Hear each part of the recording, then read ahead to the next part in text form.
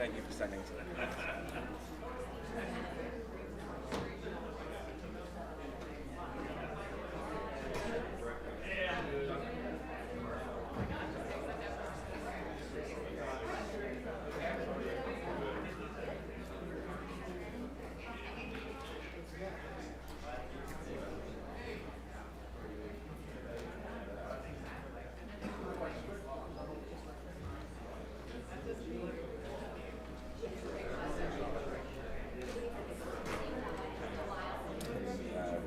Barbara Lee just asked Emma Wyden today. Just another gift.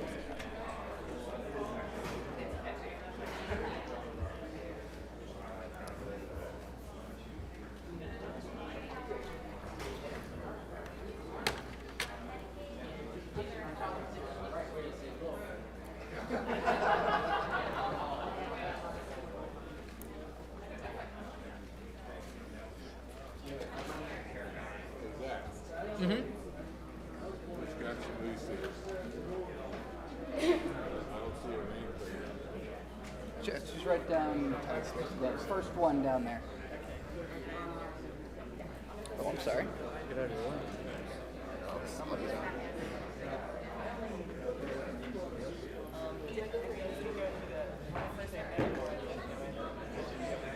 I think it's okay. I'll just check. If not, you can go outside and go back into bed.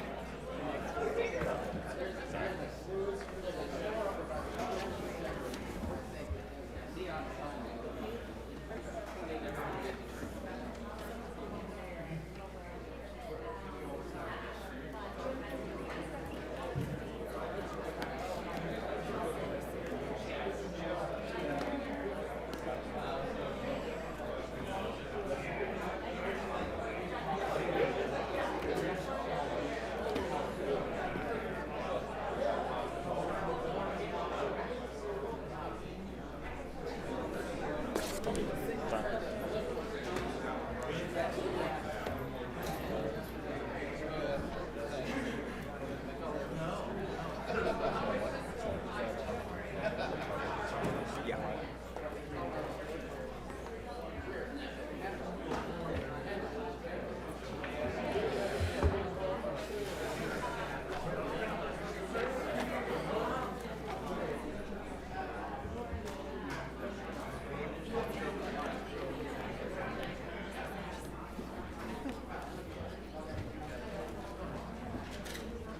Mr. Higgins.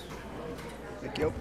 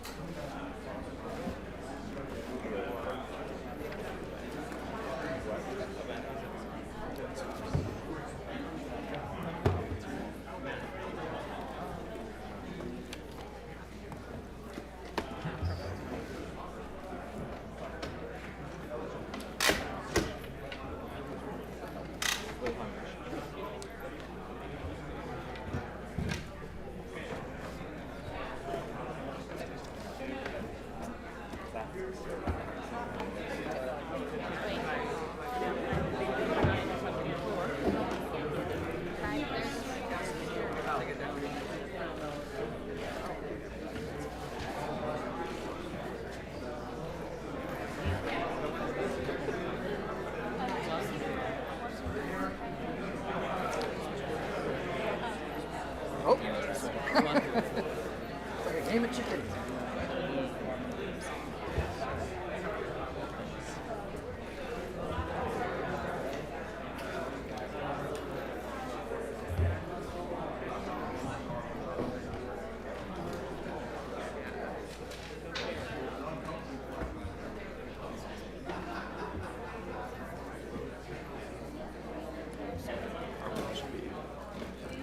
No.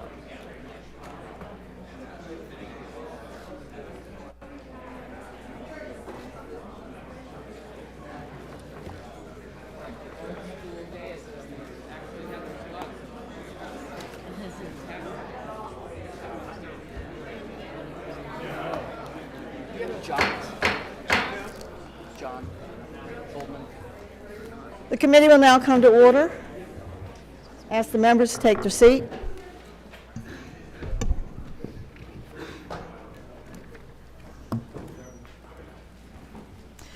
Today, we meet to report the recommendations submitted to the Budget Committee pursuant to reconciliation instructions set forth in Title II of S-Con Res. 3, the concurrent resolution on the budget for the fiscal year 2017.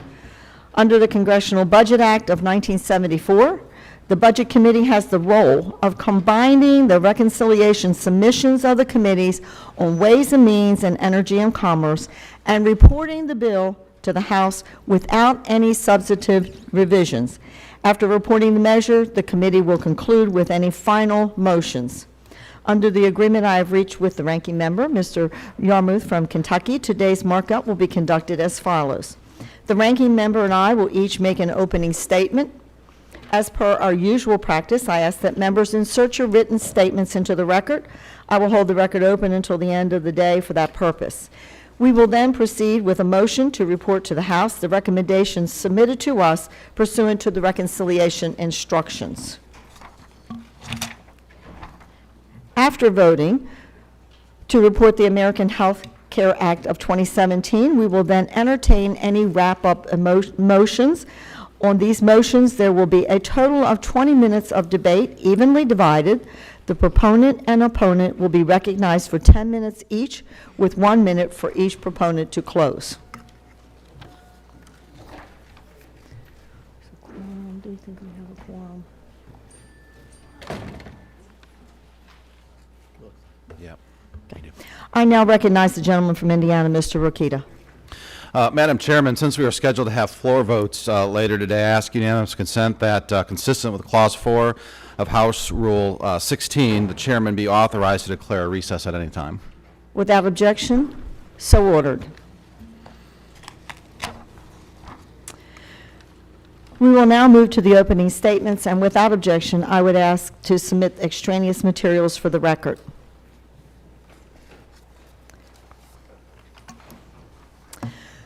Good morning, and welcome to this markup at the House Budget Committee.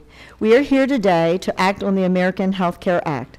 This bill seeks to address one of the most fundamental policy challenges that we face: how to reduce the cost of health care and give all Americans access to quality care.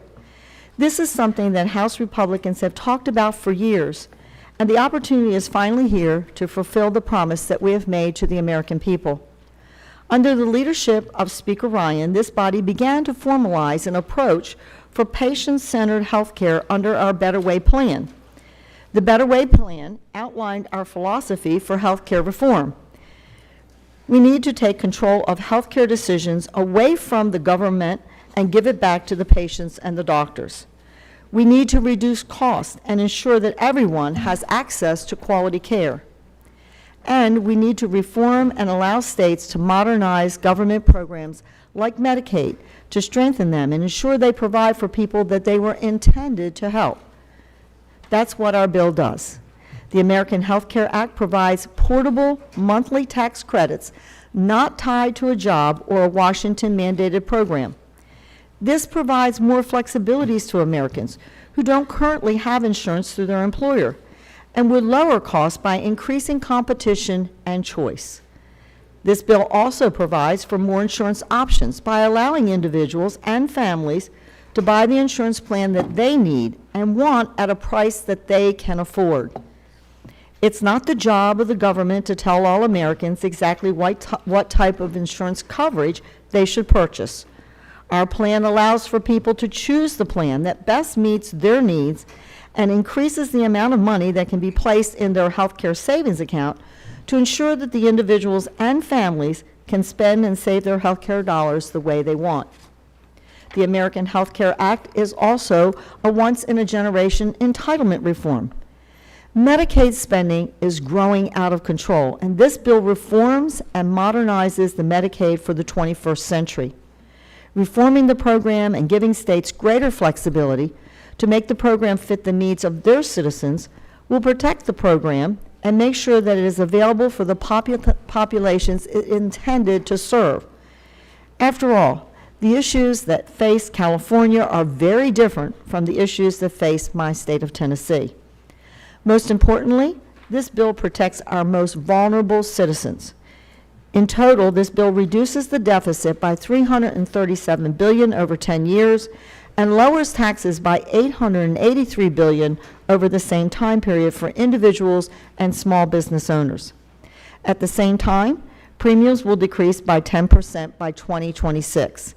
And this legislation is a conservative vision for free market, patient-centered health care. It dismantles the Obamacare's mandates and taxes. It puts healthcare decisions back in the hands of patients and doctors where they belong. And as a nurse, I know how important this is. This is the conservative healthcare vision that we've been talking about for years. And it is our response to the outcry from our own constituents to rescue them from Obamacare. To my Republican colleagues who have doubts today, I encourage you, don't cut off the discussion. Stay in this effort and help us with this proposal, advancing it to the committees and pushing further for conservative reforms. Members who desire to see this bill improved have every right to make their voices heard, and we are united in our goal to repeal Obamacare and replace it with a patient-centered health care. Right now, Obamacare is imploding. We were promised premiums that would decrease by $2,500, and instead, average family premiums in the employer market soared by $4,300. We were promised that health care costs would go down. Instead, deductibles have skyrocketed. And we were promised we could keep our doctor and our health insurance plans. And instead, millions of Americans have lost their insurance and the doctors that they liked. In short, the Affordable Care Act was neither affordable nor did it provide the quality of care that American people deserve. But we also have to remember that problems with Obamacare are not merely numbers on a page. I've been a nurse for more than 45 years, and I saw the impact in the 1990s of a government-run single-payer system that we had in Tennessee as a pilot program called TennCare. I saw costs rise and quality of care fall.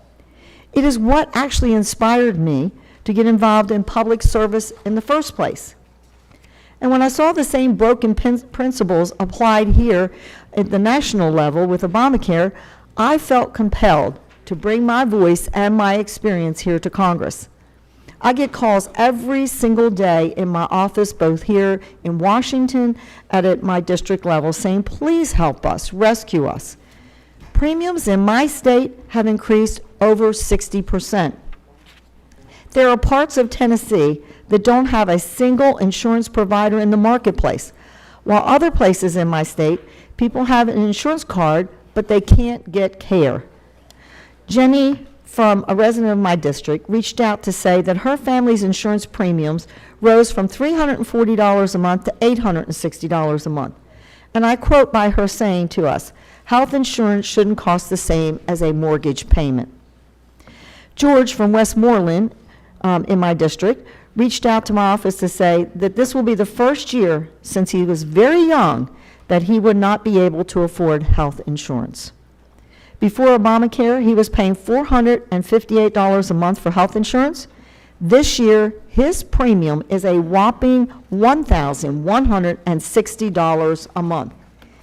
He said, and I quote, please do something, anything to work and help this situation.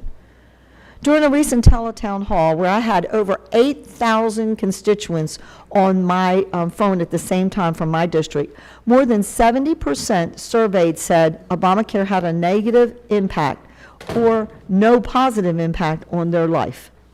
These are real stories and real people who have been negatively impacted by Obamacare. These stories are the reason that I am drawn to public service in the first place. We have a chance to truly fix these problems that are ailing our healthcare system, and I cannot sit idly by and let this opportunity pass. We made a promise to the American people to repeal this law and replace it with something that is patient-centered healthcare reforms where Americans can have the insurance that they want at a price they can afford. And this bill is a good first step. But it's not all that we're doing. My good friend and former chairman of this committee, Dr. Tom Price, now the secretary at HHS, has already begun the process of rolling back some of the burdensome regulations and federal requirements that were entered by Obamacare.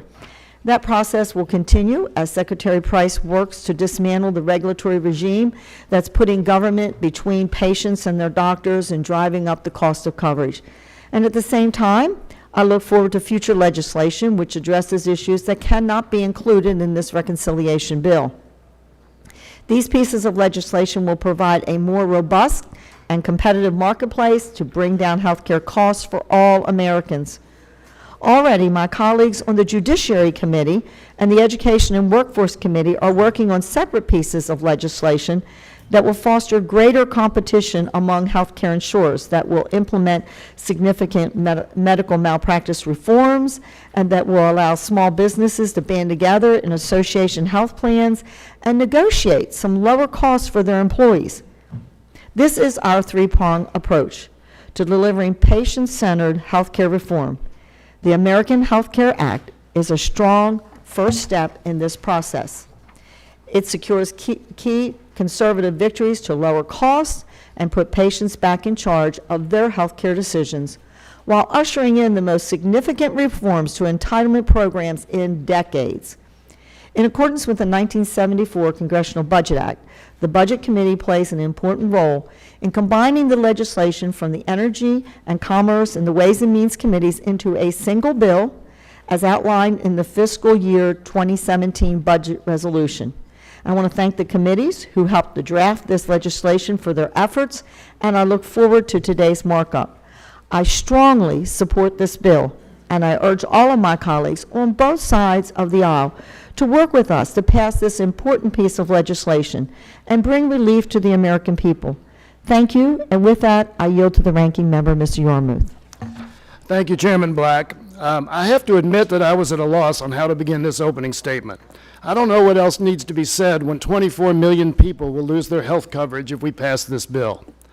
I know the Republicans spin about CBO estimates being unreliable. My colleagues can claim whatever they want. The fact remains that this bill cuts hundreds of billions of dollars from Medicaid. That's indisputable. The cuts grow larger every year, amounting to 25% of the entire Medicaid program in 2026, and they get deeper and deeper every year after that. You can't cut Medicaid that severely without dramatically cutting coverage and care. And let's be clear about who would lose that coverage and care. It's parents struggling to get by on poverty-level wages, seniors in nursing homes, children, and people who are too disabled to work. So let's be honest, this is not a health care bill. It is an ideological document, a fantasy about freedom and choice in a market that doesn't exist. But what is real about this bill is painfully real. It gives $600 billion in tax cuts to corporations and the wealthy, paid for in the worst possible way by jeopardizing the health and well-being of American families. It takes life-saving health care from those in need to give tax cuts to the rich, with devastating consequences for families all across the country. This is Robin Hood in reverse, but far worse. Speaker Ryan loves to talk about giving people the freedom and choice to decide whether to have health insurance or not, and giving insurance companies the freedom and choice to cherry-pick young, healthy enrollees and sell them cheap, stripped-down health plans. That would work if young people also had the freedom to choose whether to get cancer or not, or get in a serious accident or not, which they obviously don't. But that doesn't stop Speaker Ryan from pretending that this bill will create some magical health care free market that exists nowhere in the world. It's a fantasy land where young people don't get sick, and apparently they don't grow old either, so they don't have to worry about being priced out of the market, as this bill does. That's nonsense, and that's why CBO doesn't project more people will be insured under this bill. CBO says exactly the opposite, that the number of people without insurance will nearly double. I think that's all you need to know if you're wondering why this bill is being rushed to the floor. Remember, it was introduced last Monday, marked up in the Energy and Commerce and Ways and Means Committees 2 days later. It's now before our committee and will be on the House floor as soon as Republican leadership can get it there. There have been no congressional hearings on this legislation, not a single hearing on legislation that impacts the health care of nearly every American family. If I were them, I wouldn't want to talk about this bill either. I certainly wouldn't want to defend it. But the American people deserve to know what's in it, so let's run through the facts. 14 million Americans will lose coverage next year. That number rises to 24 million people by 2026. And in fact, it rises to 21 million in 2020. So consider that. In just 3 years, the entire gains under the Affordable Care Act will be wiped out. These people will live in fear that they are always one serious illness or car accident away from bankruptcy. The nonpartisan Congressional Budget Office estimates premiums in the individual market will jump by 15 to 20% in 2018 and 2019. Yes, by the end of the decade, premiums will be 10% less than current law. But the main reason for that drop is largely because older people will be priced out of the market, which I hope no one would want to brag about. For example, a 64-year-old making less than $27,000 a year currently pays $1,700 a year for coverage under the Affordable Care Act. Under this bill, that same person's premiums skyrocket to more than $14,000 a year. So he or she would have to spend more than half of their income to get coverage. That's not progress, that's a crisis. But it gets worse. For pretty much everyone in the individual market, other costs, including deductibles, will be higher. For lower income individuals, out-of-pocket costs will be significantly higher. This bill increases financial risk for consumers. It eliminates the requirement that insurers provide policies of certain actuarial values, which means these companies can sell plans that offer much less financial protection. Plus, it takes $170 billion from the Medicare Trust Fund, shortening the life of that program by 3 years. It does all that, cutting coverage for millions of Americans, increasing costs, and reducing care for millions more to give millionaires a $50,000 tax cut every year and a $144 billion tax cut to insurance companies and a $25 billion tax cut to the pharmaceutical industry and a special tax cut to subsidize the compensation of health insurance executives, who often make $10 million or more a year. It's a pretty remarkable document, particularly when you think about what was promised to the American people. President Trump repeatedly said that the Republican replacement bill would preserve existing coverage, that everybody would have insurance, and it would be less expensive and much better. It's going to be great. He also pledged that Medicare and Medicaid would not be cut. None of that is in this bill. In fact, the exact opposite of every one of those promises Trump made to the American people is what's in this bill. Secretary of Health and Human Services Tom Price stated that more people will be covered than are covered right now, and nobody will be worse off financially.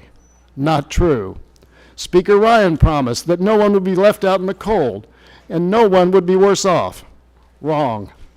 Republican Conference Chairwoman Kathy McMorris Rodgers pledged no one who has coverage because of Obamacare today will lose that coverage. Wrong again. You won't find any of those promises kept in this bill. Promises made by the President of the United States, the Secretary of Health and Human Services, the Speaker of the House, and other members of House congressional leadership. And let's remember, this bill is their first step. The Republican strategy, a strategy they have publicly stated, is to take away the Affordable Care Act's guarantees that services like maternity care, mental health, substance abuse services, and others will be covered. Ultimately, this bill, future legislation, and expected efforts to end consumer protections through regulation will put insurance companies back in charge, allowing them to once again decide who lives and dies. I strongly oppose this bill, and I am not alone in that opposition. It is opposed by America's hospitals, doctors, nurses, the AARP, the American Cancer Society, the American Diabetes Association, the National Disability Rights Network, governors from both sides of the aisle, and more of our Republican colleagues in the House. This bill is not what the American people want. They have made that clear by showing up by the thousands at town halls across the country. We can improve the Affordable Care Act, and we should. So I urge my Republican colleagues to vote no on this bill and work with us to ensure every family has access to quality, affordable health care. The American people deserve no less. Thank you, and I yield back. Thank you, Mr. Yarmouth. Following our practice, I ask unanimous consent that members have until the end of the day to submit their statements for the record. Without objection, so ordered. We will now proceed with reporting the American Health Care Act of 2017 to the House, and I want to remind the members that the motions will come after the conclusion of the vote on this procedure. I ask unanimous consent that the first reading be dispensed with. The clerk will now report the title of the measure to be reported. A bill to provide for reconciliation pursuant to Title II of the concurrent resolution on the budget for fiscal year 2017. Section 310 of the Congressional Budget Act of the 1974 requires the Budget Committee to report the reconciliation bill to the House without any substantive revisions. Motions to amend the bill will not be entertained. I now recognize the gentleman from Indiana, Mr. Rokita, for a motion to order the reconciliation bill reported. Thank you, Madam Chairman. I move the Committee on the Budget order reported the American Health Care Act of 2017 with the recommendation that the bill do pass. The question is on ordering the American Health Care Bill of 2017 to be reported favorably to the House. All those in favor signify by saying aye. Aye. Those opposed, no. No. In the opinion of the chair, the ayes have it.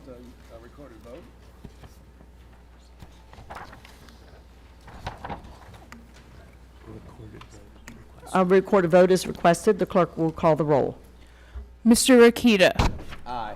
Mr. Rokita, aye. Mr. Diaz-Balart. Mr. Diaz-Balart, aye. Mr. Cole. Mr. McClintock. Mr. McClintock, aye. Mr. Woodall. Mr. Woodall, aye. Mr. Sanford. Mr. Womack. Aye. Mr. Womack, aye. Mr. Bratt. No. Mr. Bratt, no. Mr. Grothman. Mr. Grothman, aye. Mr. Palmer. Mr. Palmer, no. Mr. Westerman. Mr. Westerman, aye. Mr. Renacci. Mr. Renacci, aye. Mr. Johnson. Mr. Johnson, aye. Mr. Smith. Mr. Smith, aye. Mr. Lewis. Mr. Lewis, aye. Mr. Bergman. Mr. Bergman, aye. Mr. Faso. Mr. Faso, aye. Mr. Smucker. Mr. Smucker, aye. Mr. Gates. Mr. Gates, aye. Mr. Arrington. Mr. Arrington, aye. Mr. Ferguson. Mr. Ferguson, aye. Mr. Yarmouth.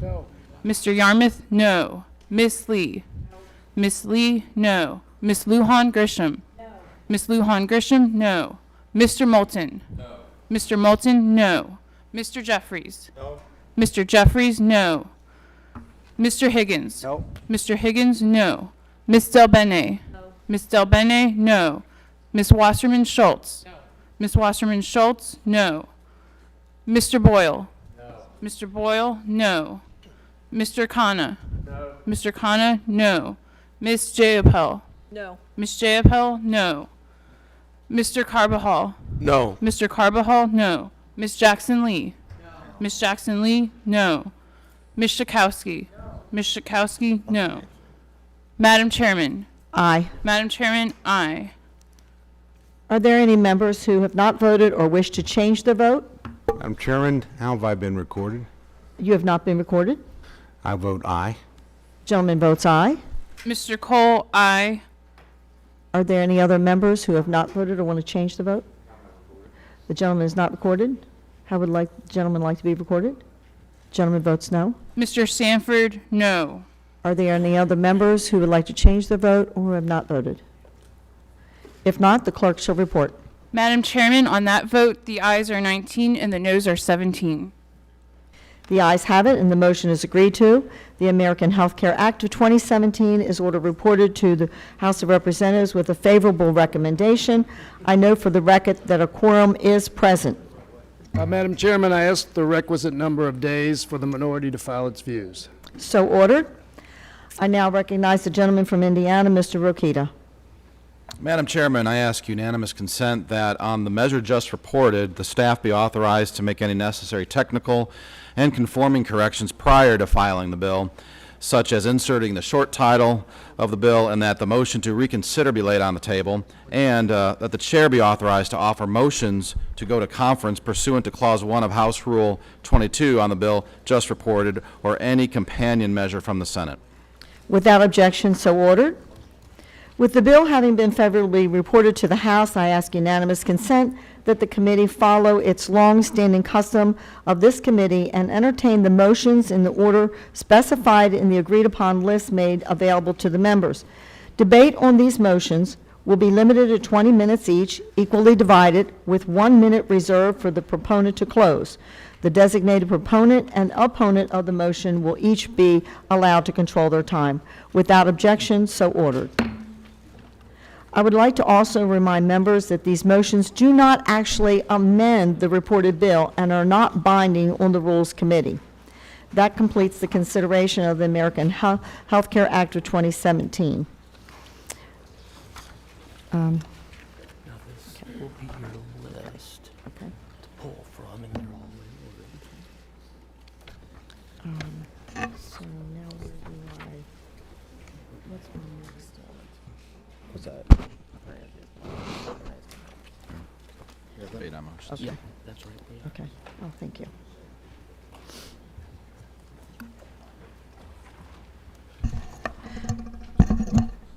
Mr. Boyle. Tonight's the first person. Yeah, okay, Mr. Boyle, okay, okay. I now recognize Mr. Boyle for the purpose of a motion. Thank you. Madam Chairman, I have a motion at the desk. The clerk will read the motion.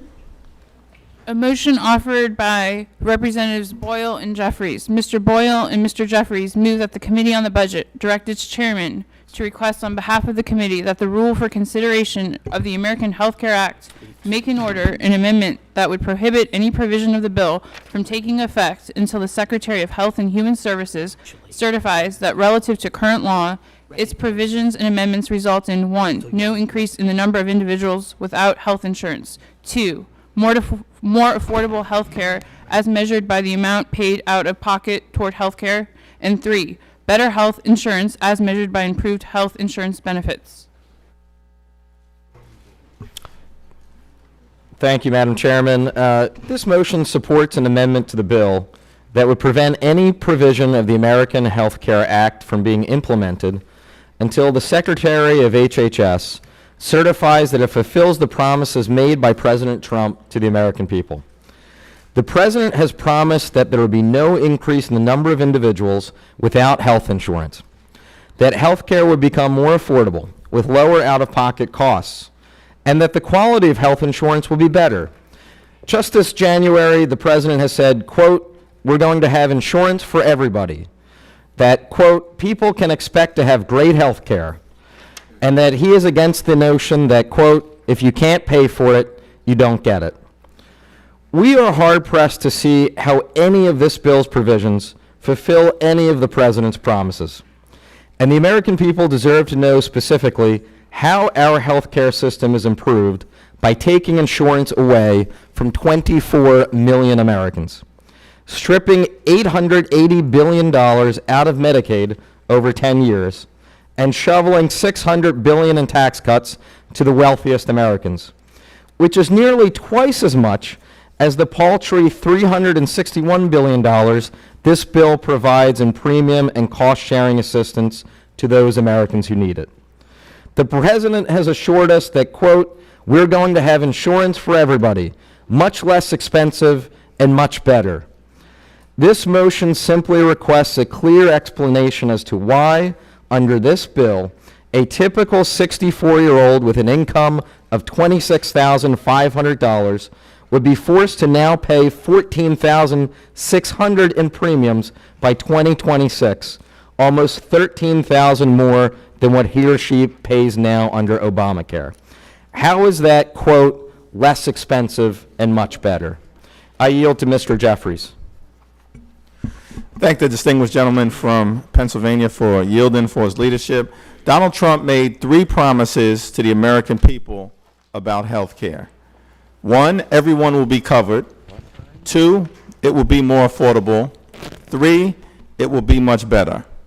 Trump Care breaks all 3 promises. It's a fraud. It's a sham. It's a charade.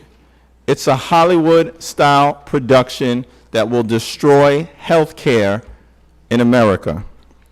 First, Trump Care will directly lead to millions of Americans losing their insurance. According to the CBO, within the next year, 14 million additional Americans will be without health care coverage. Within the next 10 years, 24 million hardworking Americans will lose health insurance altogether. The president assured Americans that affordability will not be the reason they lose their coverage. Yet, Trump Care takes dead aim at the poor, the sick, and the elderly. CBO estimates 14 million people will lose access to Medicaid within the next 10 years.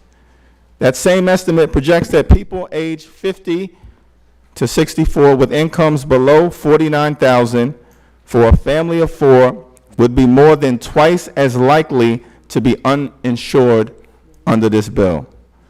Trump Care also guaranteed a decrease in out-of-pocket costs.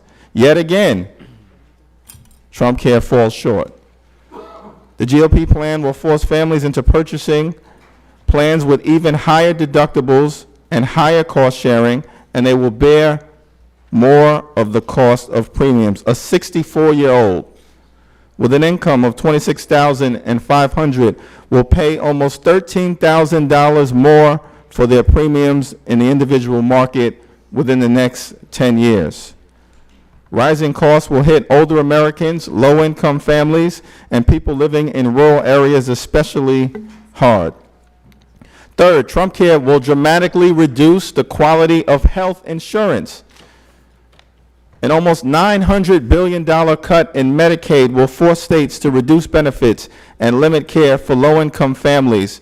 It will be especially harmful for seniors in nursing homes and children with disabilities who rely on Medicaid. This bill will also allow insurers to offer plans that will provide significantly less protection, exposing enrollees to greater financial risk.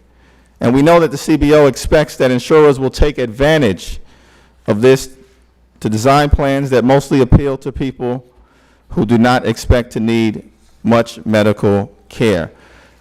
The scripture in Matthew 25, verses 35 says, "For I was hungry, you gave me something to eat. I was thirsty, you gave me something to drink. I was a stranger, and you took me in. I was naked, and you clothed me. I was sick, and you looked after me." Trump Care fails on all scores. I yield back. Thank you. I now yield 1 minute to the ranking member of our committee, the gentleman from the Commonwealth of Kentucky, Mr. Yarmouth. Thank Mr. Boyle for yielding. And just to elaborate a little bit on what's already been said, one of the key elements of this proposal, and I think one of the most damaging one, is the guarantees of the coverage that we provided in the Affordable Care Act. And as I stated in my opening statement, this bill would allow insurance companies to sell coverage without mental health coverage, in spite of the fact that we have an enormous opiate and drug addiction problem in this country. It would allow insurance companies to reduce the actuarial value, so a very, very small portion of the actual out-of-pocket costs of care would be the responsibility of the insured and not the insurance company. And in many other ways, increasing the exposure of the people covered under these policies.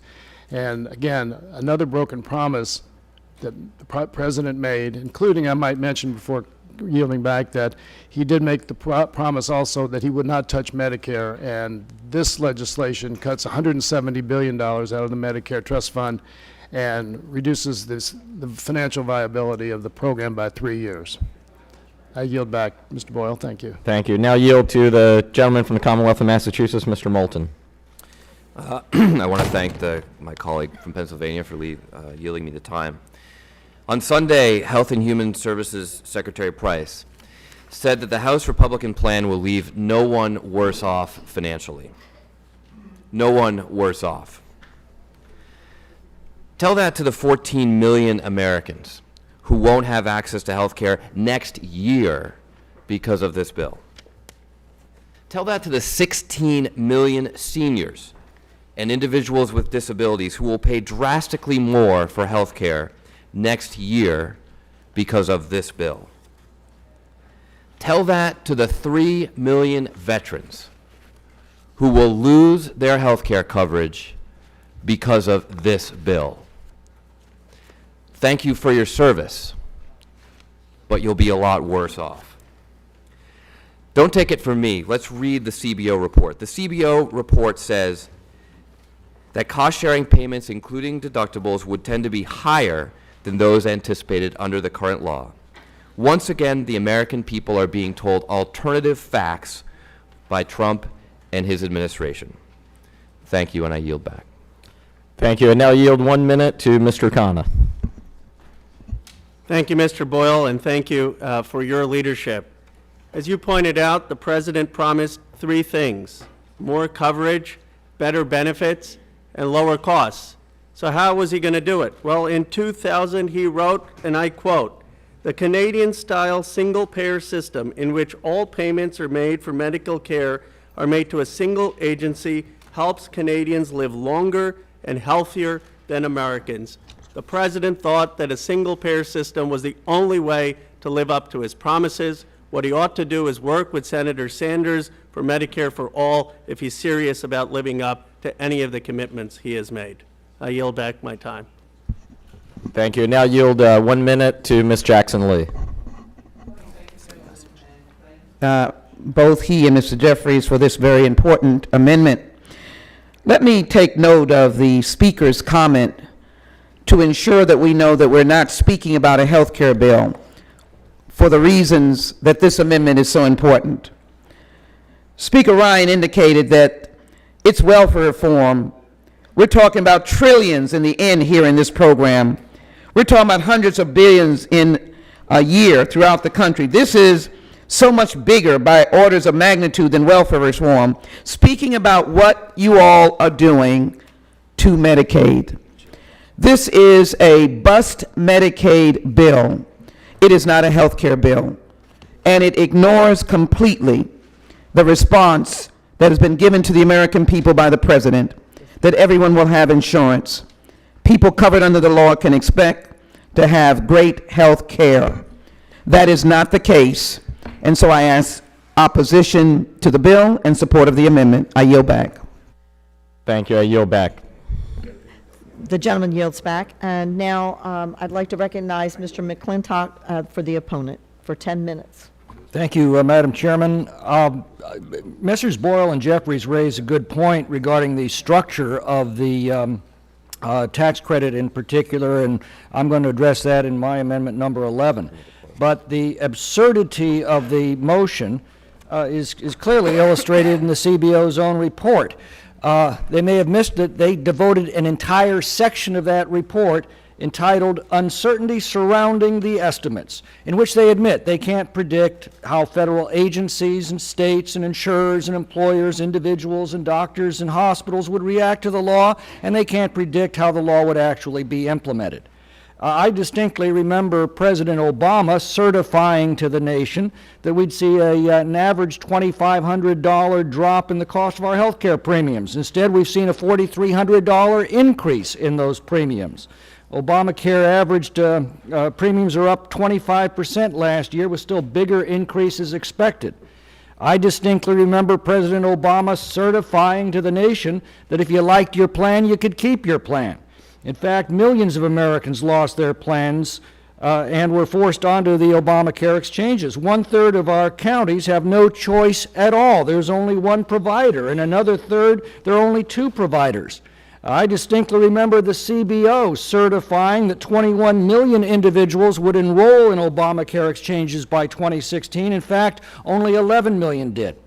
You know, I don't believe that President Obama deliberately lied about this. As Yogi Berra famously said, predictions are difficult, especially when they involve the future. The fact is, complex governmental interventions in the marketplace create a wide variety of unintended and often perverse consequences.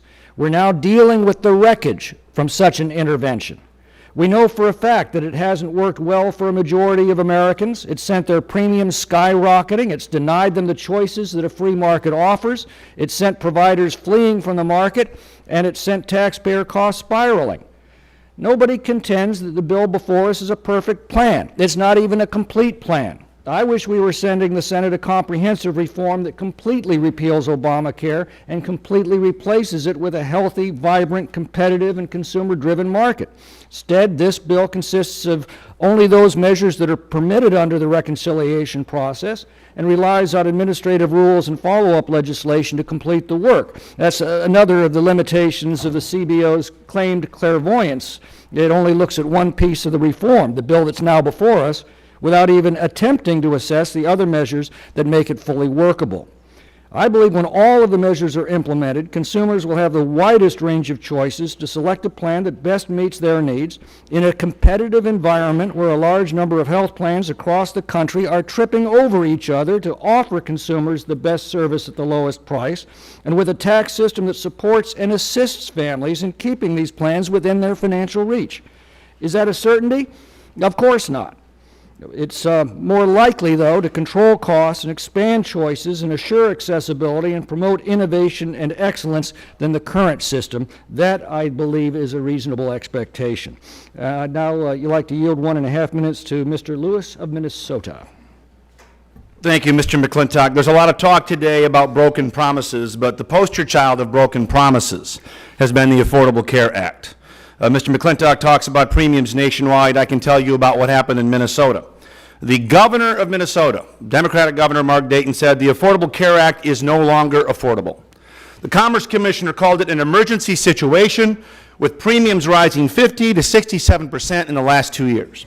When Blue Cross Blue Shield dropped out of the Minnesota market, 100,000 Minnesotans were left without a plan, even though the president had promised you could keep your doctor, keep your plan. This is a debacle, and everybody in Minnesota knows it's a debacle. The exchanges are shot. In fact, the state of Minnesota had to pass a $310 million emergency legislation just to keep the exchange and the people buying on it marginally afloat. That's the crisis we're in. Not to address this to the best of our ability would be a derelict of not only our promises, but our duty as a body. I yield back to Mr. McClintock. I now yield 1.5 minutes to Mr. Faso of New York. I thank my colleague, and I appreciate the motion that is made by my colleagues on the other side. Unfortunately, this motion is really just an aspirational proposal. It doesn't offer any specifics. It just says what they would like and what they would wish.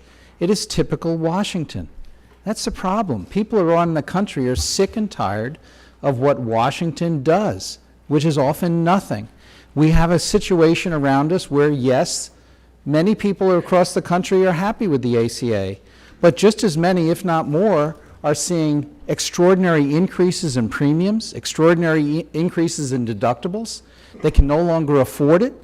They may have insurance in some instances, but they don't have something that's affordable, that they can buy, and that they can use for themselves and their families.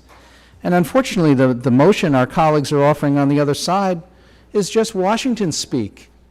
It doesn't even make a suggestion as to what the chair is supposed to do if she went to the Rules Committee. If you wanted to change the tax credits, of advanced refundable tax credits. One of the great things about the proposal in front of us is that we're finally starting to treat people who don't have employer-provided health insurance equalizing the tax treatment for those. There are 160, 170 million people across the country that have employer-provided health insurance. It's not taxable to them. But if you're the $45,000 household, husband and wife with 2 kids, you get no tax preference at all if your employer doesn't provide insurance. This legislation addresses that. Now, our colleagues on the other side don't think it's sufficient enough, don't think it's substantial. Why aren't you suggesting to the chair that she address that with the Rules Committee?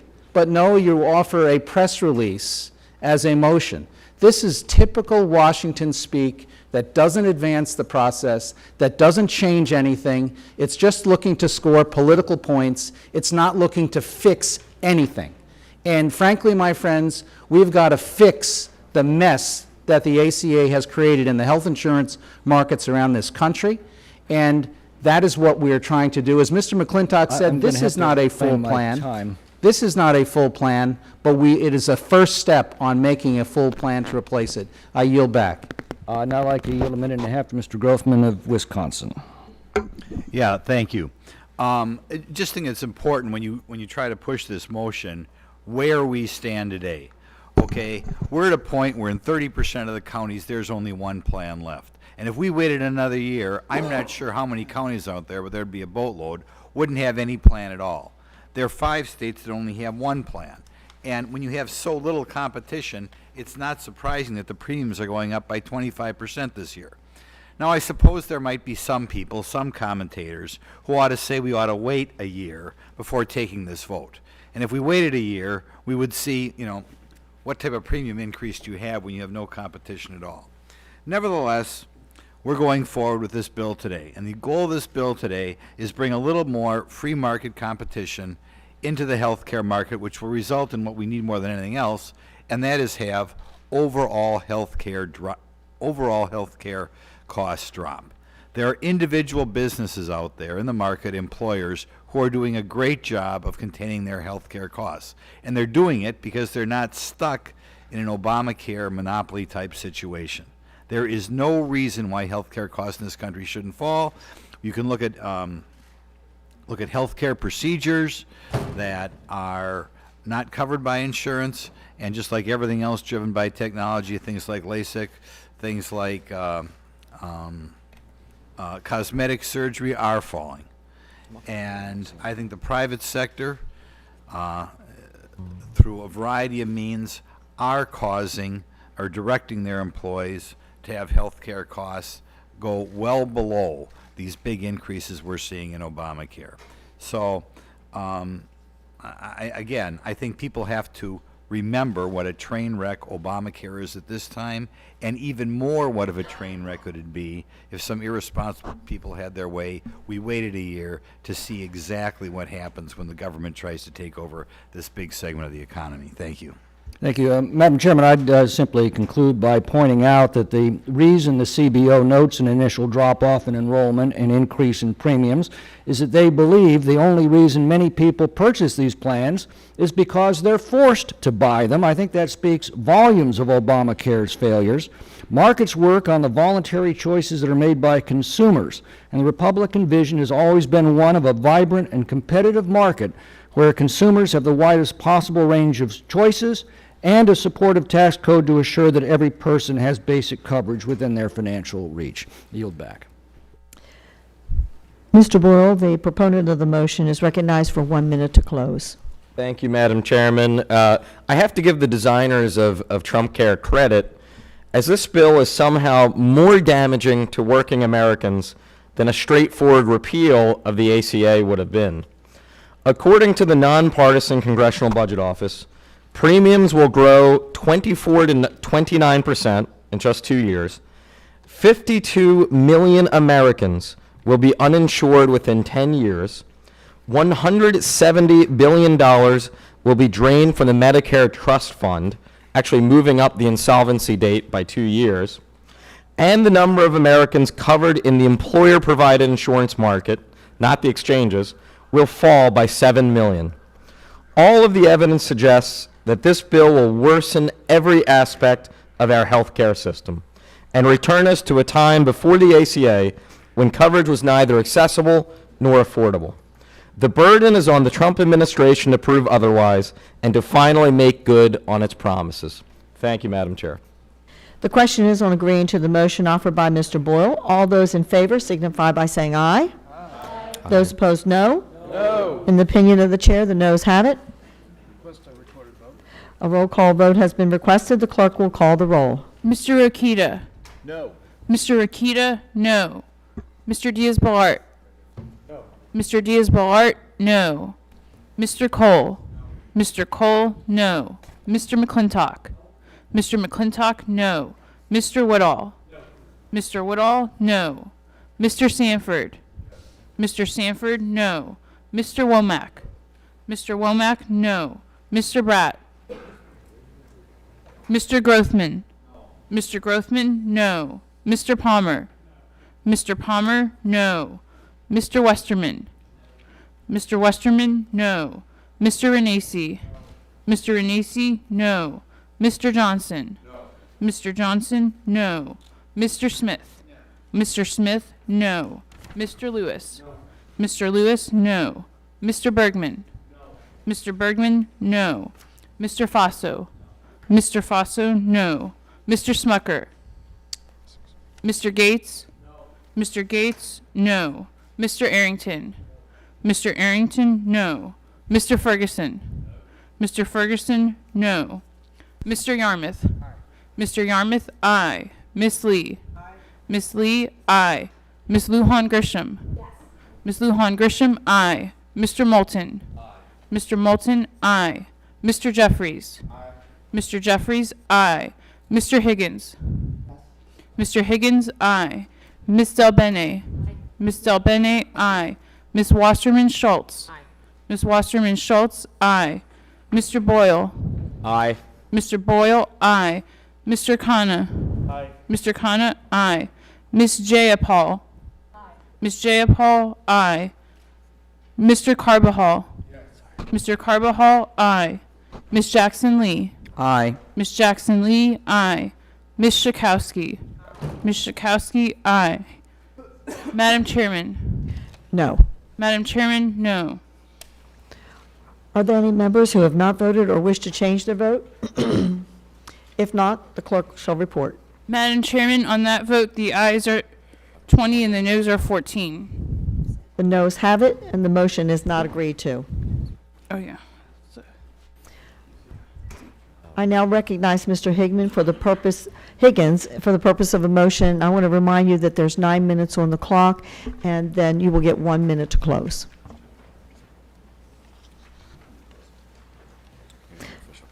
Madam Chair, I have a motion at the desk. The clerk will read the motion. A motion offered by Representatives Higgins and Kahana. Mr. Higgins and Mr. Kahana move that the Committee on the Budget direct its chairman to request on behalf of the committee that the rule for consideration of the American Health Care Act make and order an amendment that would, 1, strike all provisions in the bill that reduce the number of Americans with health insurance coverage, increase costs, or reduce benefits to or reduce the number of Americans with health insurance cover, increase costs, reduce benefits for poor and middle-class households, and 2, strike tax breaks in the bill for the wealthy, health insurance companies, and their executives, and pharmaceutical companies. Mr. Higgins is recognized for a total of 10 minutes with 1 minute reserved to close. Thank you, Madam Chair.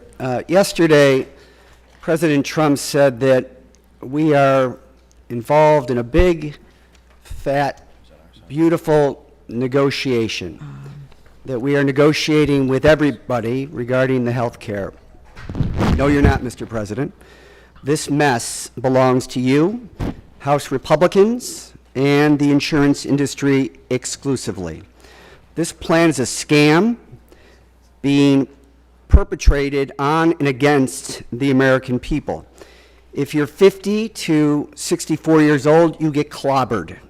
In fact, according to the Republican-led Congressional Budget Office, if you're 64, you make $26,000 a year, your health insurance bill will increase under your plan by more than $12,000, from $1,700 a year to $14,000. By the way, I would remind my colleagues, you should know that the White House scored this bill as well. And there's a reason why you don't know about that. Well, let me get to the big and fat of the president's characterization. United Healthcare is one of the largest healthcare providers in America, private insurance company.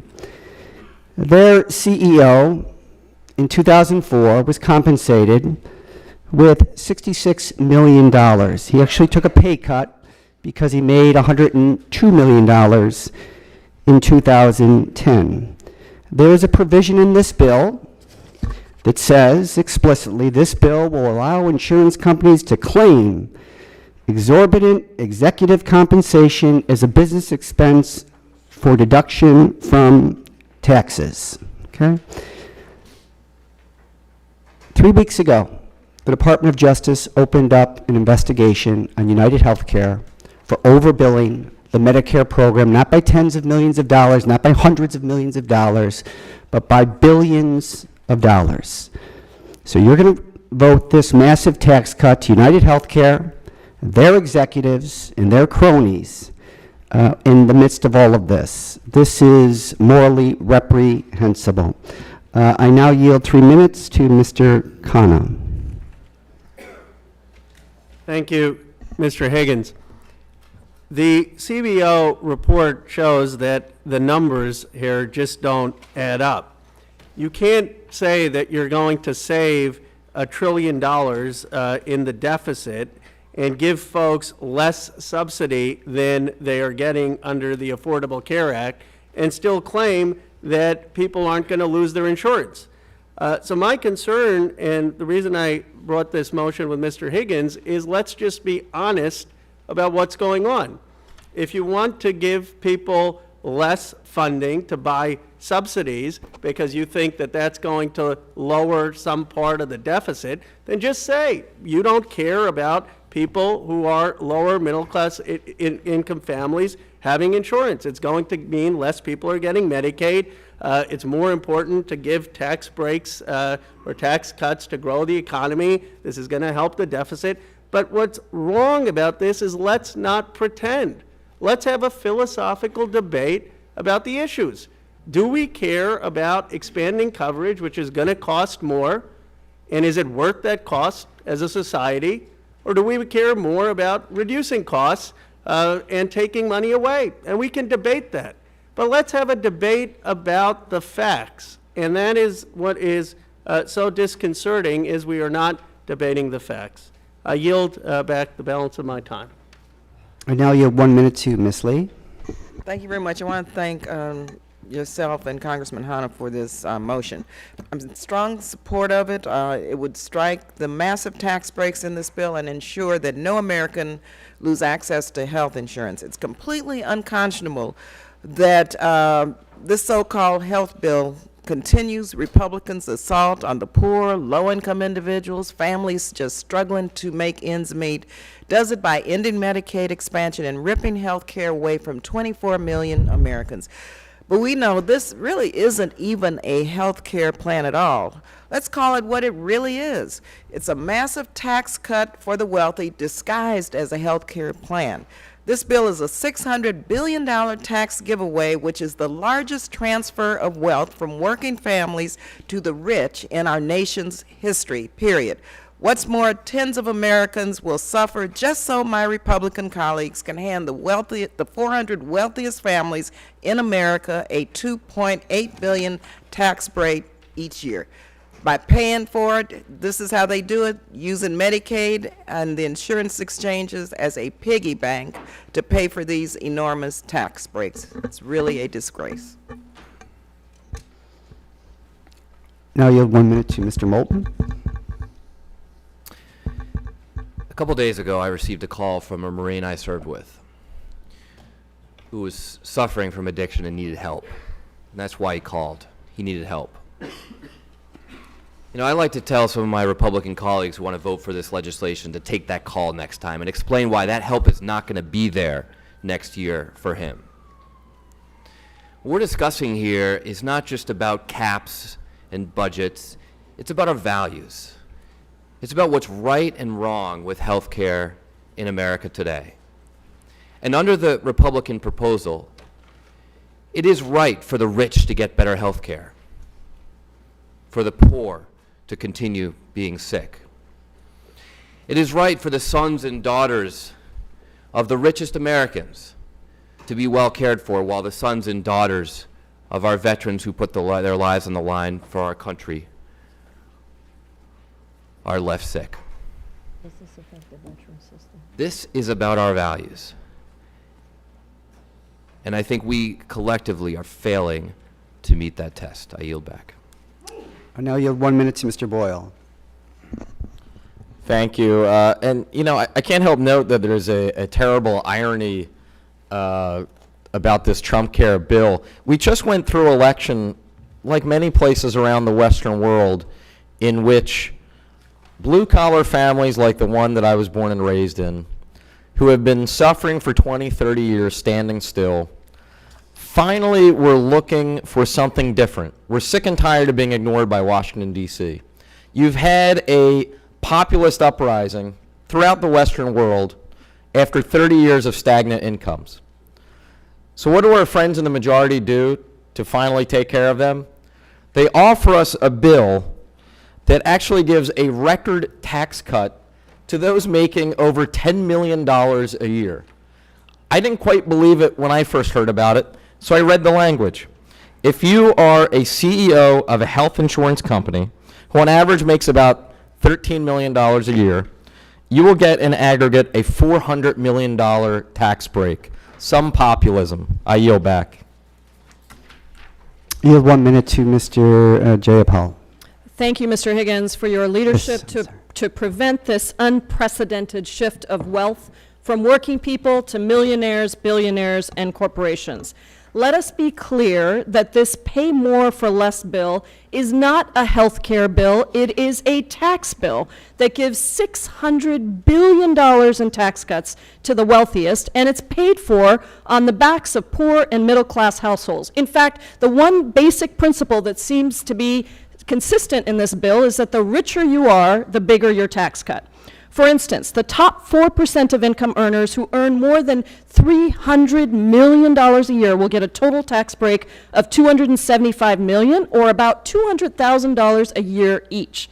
Meanwhile, working families see their benefits cut and their premiums rise. Madam Chairman, this is America. We don't begrudge people good fortune, but this bill is pure greed. The rich get richer while 24 million people are stripped of health care. That is simply not right. I yield back. Thank you, Madam Chair. I yield back. I now recognize the opponent of the motion, Mr. Smith from Missouri, for 10 minutes. Thank you, Chairman Black. I clearly oppose this motion because it is our responsibility to limit the size and scope of the federal government, and that's what this bill does. We must advance this conservative solution to get control of spending and save our country from economic despair. When the folks on the other side of the aisle talk about taking away from the poor, you're talking about taking away from the people I represent. I know the working poor. I know the lower middle class looks like, because I represent the 14th most economically distressed congressional district in the country. That is out of 436 districts. In my district, the median household income, not of an individual, the household income is right at $40,000 a year. About 20% of the people live below the poverty line. According to Kaiser estimates, less than 3.4% of the people in my congressional district enrolled in Obamacare through healthcare.gov. That's less than 26,000 people in Southeast and South Central Missouri. Those people, the 3.4%, were forced to participate in Obamacare. And in 26 of the 30 counties that we have in our congressional district, how many choices did they have? One. One choice. I'll tell you what Obamacare gave us. Obamacare gave us in Southeast and South Central Missouri very few options. It took away our doctors. President Obama promised you can keep your doctor. We lost our doctors. He promised that we could keep our health care plans. 4.7 million people lost their health care plans under Obamacare. We lost our freedoms. But you know what Obamacare gave us? Obamacare gave us tax increases on the poor and the middle class. Obamacare taxed wheelchairs. So don't stand there on that side of the aisle and say that poor people don't use wheelchairs. Obamacare taxed the poor and the middle class. Actually, the majority was on the middle class. It was over $1 trillion of taxes, 21 different tax increases. You can say your talking points, but if you're telling me that poor does not use medical equipment, you're wrong. You're wrong, and you tax that. You tax drugs. You tax numerous items. What this bill does, it repeals over $800 billion worth of taxes you all pushed. That's on the backs of the poor and the middle class. In Trump Care, we are not taking away their health care. We're not raising their taxes. We're actually giving them more options by stabilizing the market. Our bill doesn't hurt the middle class like Obamacare. It cuts $800 billion in taxes that they currently face because of Obamacare. Our bill doesn't pull the rug out from underneath the middle class. CBO said that after we restore the freedom for people to buy health insurance, if they want it, 14 million people will choose not to buy it. It will be their choice, once again, no longer a mandate from Washington, D.C. Madam Chair, I'd like to yield 2 minutes to Mr. Grothman. Thank you. The problem I have with this motion is that I think it's just fundamentally dishonest about who is paying for this plan, who is getting the benefit of this plan. It falls back on the rhetoric that somehow we are benefiting the rich and unfairly picking on the poor. Under our plan, we continue, perhaps more than some of us like, a very generous Medicaid program, and we have tax credits. And those tax credits are refundable tax credits. I kind of, in a way, don't even like to put the word tax in there. It's misleading, because really what it is it's a gift to the government towards your health insurance. Now, where does the money come from the tax credits, and where does the money come from Medicaid? Okay. We know in this country, and so you understand, I'm not some Mr. Big apology for the rich. Later this session, we're going to talk about tax reform, and they're going to find out I think we ought to be aiming more of the tax reform at the middle class than the original plan. But we have to be honest here. The top 3% of the tax returns pay for about 50% of our government right now, which is to say the top 3% are going to pay for these tax credits, and the top 3% is going to pay for our generous Medicaid program. Okay? Meanwhile, on the other end of things, you can be a married couple, have a couple of kids, you can make almost $40,000 a year and pay no tax at all. Meanwhile, our tax credits are phasing out when you begin to make $75,000 a year. Now, that's wildly wealthy. I wish everybody in this country could make $75,000 a year, but there are a lot of working middle-class guys making $75 grand a year, and they're not going to, and their benefit is going to be phased out, okay? And when they get up around $90,000, $100,000, $120,000 a year, they're going to get no benefit at all. So what's happening under this plan is you are purely having the wealthy pay for the benefits, and I don't even like to call them poor, but people without much money are the ones who are going to be getting something without kicking anything in. I mean, that's just what's going on. And to say something otherwise is just fundamentally dishonest as far as what's going on here. This is, like many plans, something in which you don't have to work at all, hypothetically, to get these tax credits. So that's not the wealthy. You can be making no money at all and get these tax credits. And on the other hand, if you are making, say, a single person making $120,000, $130 grand a year, you are paying for these benefits and not getting any benefit back. So that's fine, It's a plan I voted for out today, but to say that we are having the wealthy somehow get some big benefit on our medical system, and we're taking advantage of the so-called poor, that's just exact opposite of what's going on here. Thank you, Mr. Grothman. I yield a minute and a half to Mr. Bergman. I want to thank the gentleman for yielding time for me to speak on this motion offered by my colleagues across the aisle. It's fitting that we're here today discussing concerns with health care policy that would reduce the number of Americans with health insurance, policy that would raise costs for Americans, or policy that could potentially reduce benefits in any way.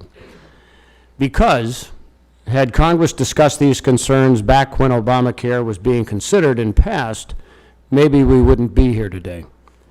The reality is that Obamacare, the very legislation most of my colleagues on the other side here today supported, has increased cost, reduced access for millions of Americans, and left the American taxpayer on the hook for this unsustainable health care law.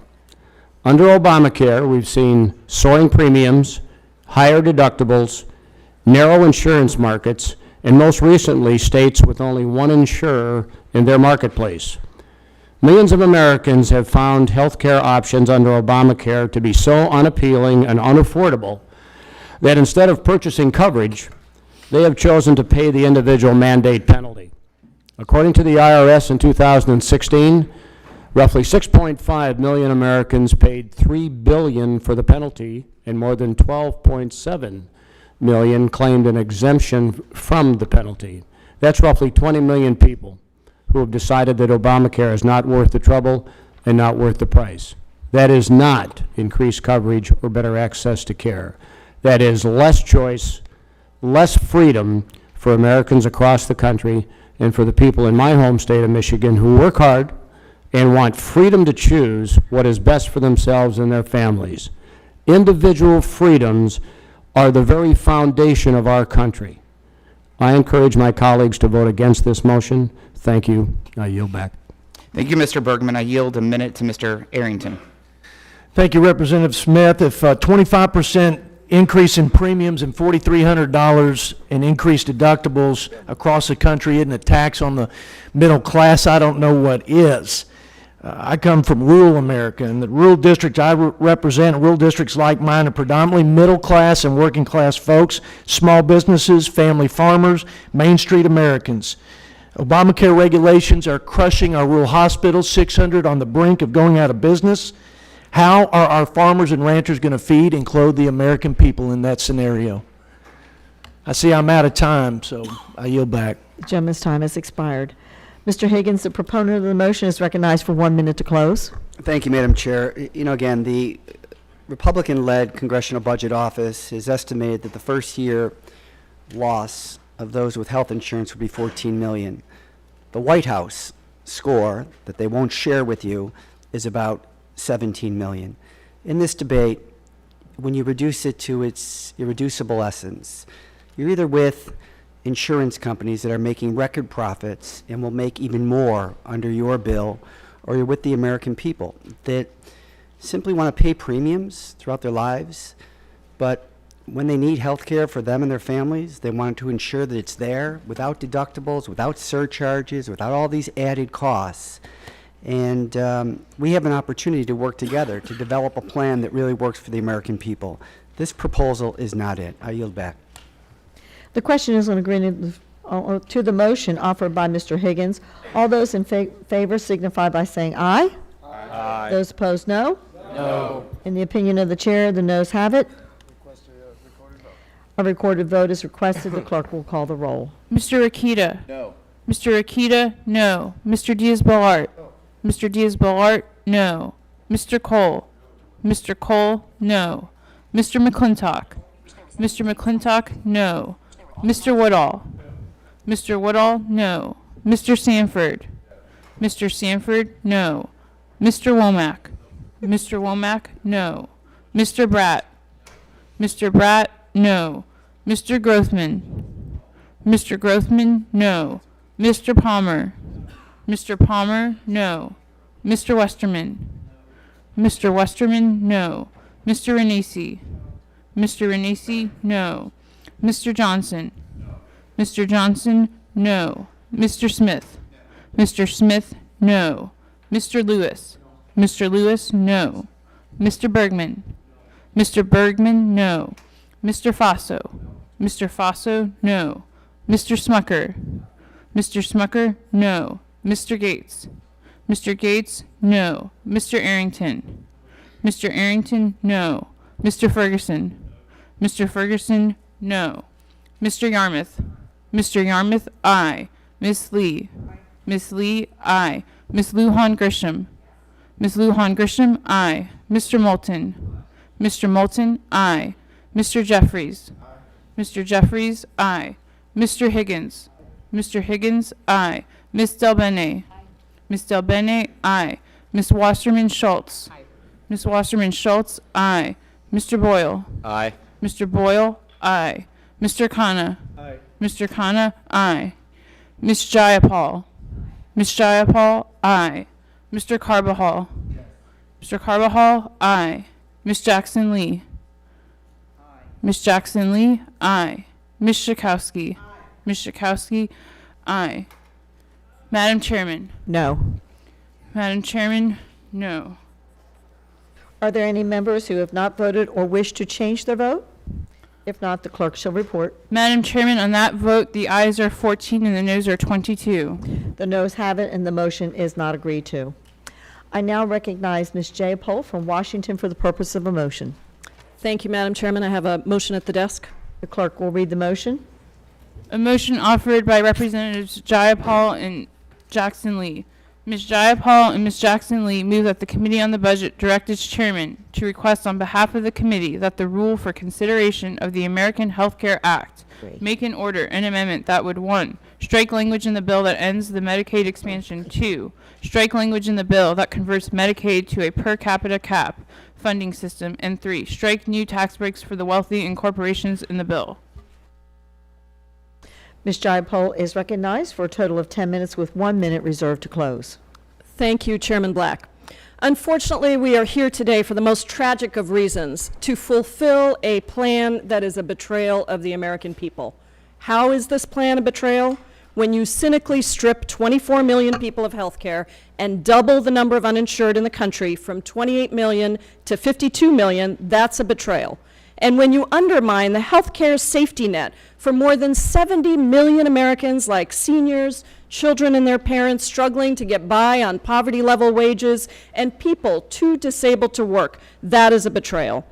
Last night on CNN, I listened to Secretary Tom Price try to counter angry rural doctors, retired teachers, and cancer survivors who know that this bill is a betrayal. And when asked by Dana Bash if he could promise that no 50 to 64-year-old would see their costs increase, Secretary Price could not answer. This motion to instruct would turn back the misguided attempt to strip $880 billion from Medicaid from 14 million Americans in 31 states across the country. The reality is that even Republican governors from states like Michigan, Ohio, and Nevada agree that Medicaid expansion has been a huge benefit to real people in their states. In my home state of Washington, Medicaid expansion has helped over 600,000 people and cut the number of uninsured in half to just 5.8%. Stripping Medicaid also affects over 1 million people who suffer from substance abuse disorders like opioids and are finally getting much needed treatment.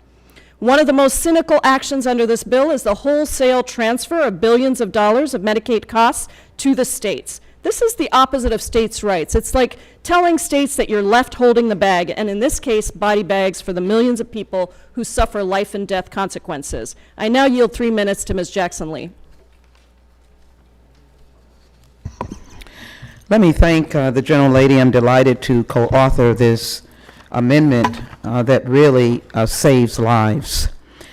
The mess that my colleagues seem to talk about are really the lives of Americans who are elderly, who are blind, who are children, many of them veterans and hardworking persons, their families.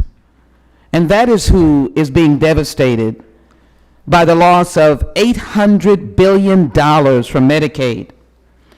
It is the lady in Arkansas. And by the way, I notice that there is no one here on this committee from Kentucky. But it is a lady from Arkansas who asked Senator, The ranking member. I was looking to my colleagues on the other side of the aisle, Mr. Chairman. You're on the right side of the issue. Thank you. I've heard you eloquently. This lady posed a question to Senator Cotton. My husband, who worked, who struggled, is suffering from congestive heart failure, open heart surgeries, dementia, Alzheimer's. They have insurance. $29 a month under Obamacare, $39 for this hardworking woman. She invited, of course, the senator to her home. This is important because this bill is pay more for less. This is nothing but a devolution and an ending of Medicare. The Speaker of the House said, that is why I'm so excited about it, about ending Medicaid. This is why I think people need to see the forest through the trees. We are defederalizing an entitlement block, granting it back to the states and capping the growth. That's never been done before. They are blowing up Medicaid. You are throwing people to the street. And as the scriptures have been quoted, where is the Good Samaritan? This bill will impact negatively 31 states who have the expanded Medicaid that have been able to help people. It will give a huge tax cut to pharmaceuticals at $25 billion. It is the greatest transfer of wealth to the 1% of this nation, richest. And it ends the opportunity for the nursing home resident of my constituent who, because she did not have health care, did not take her medicine. And when she did not take her medicine, she is now in a nursing home with a stroke, where she is without her faculties, and heart disease. The Medicaid of Obamacare pays for her. And so my conclusion is 73 million people in America get their insurance, their health care insurance, from Medicaid. You are killing it and denying it. You are taking away the lifeline. You are not hearing the stories. I ask my colleagues to support the John Paul Jackson Lee amendment. I yield back. Thank you. I now yield 1 minute to Ms. Luan Grisham from New Mexico. Thank you very much to my colleague from Washington. I'm trying to get mine. There we go. So I too am joining in that $880 billion out of Medicaid not only destroys families, but it destroys economies. Our Republican governor, Governor Martinez, expanded Medicaid. We had the highest uninsured rates, or one of the highest uninsured rates in the country. Now we are seeing our uninsured rates hovering right about 10 or 11% in this economy. We've lost 7,700 mining jobs, 1,700 utility sector jobs, and a third of our oil rigs have left. That means that Affordable Care Act bought 6,100 jobs. We have the worst unemployment rate in the country. This $880 billion represents 900,000 people in New Mexico getting health care. That's hospitals, doctors, practices, clinics. It's nearly half our population. It devastates rural and frontier states and makes them less important and less equal in this debate. With that, I yield back. Thank you. I now yield 1 minute to Mr. Jeffries from New York. This bill is a direct attack on the poor, the sick, and the elderly. Once again, House Republicans are cutting taxes for the wealthy and the well-off and jamming up working families by devastating Medicaid. Trump Care is not really a health care bill. It's a giveaway to the rich and the shameless. This bill provides a $275 billion tax cut to millionaires and billionaires. Health insurance CEOs and executives get a $400 million tax cut. The top 400 earners in this country will get an annual tax cut of $700 million per year. Yes, the great Yankee catcher Yogi Berra should be quoted. He once said, "It's like deja vu all over again. Thank you. I now yield 1 minute to Mr. Higgins. Thank you, Madam Chair. You know, again, I think that when you look at healthcare with the Medicare program, with the Medicaid program, with the VA, you've got about 155 million people. The federal government needs to view itself as a major purchaser of healthcare and use the leverage of those numbers to drive down the costs of healthcare generally and prescription drugs in particular. You see that that age group between 50 and 64 takes a major hit in this bill. Allow them to buy in to Medicare, and they will reduce those costs to about $7,600 a year. I yield back. Thank you. I now yield to Ms. Del Bene for the remainder. Thank you. This bill would absolutely decimate the Medicaid program, ripping away health care from 600,000 people in my state of Washington.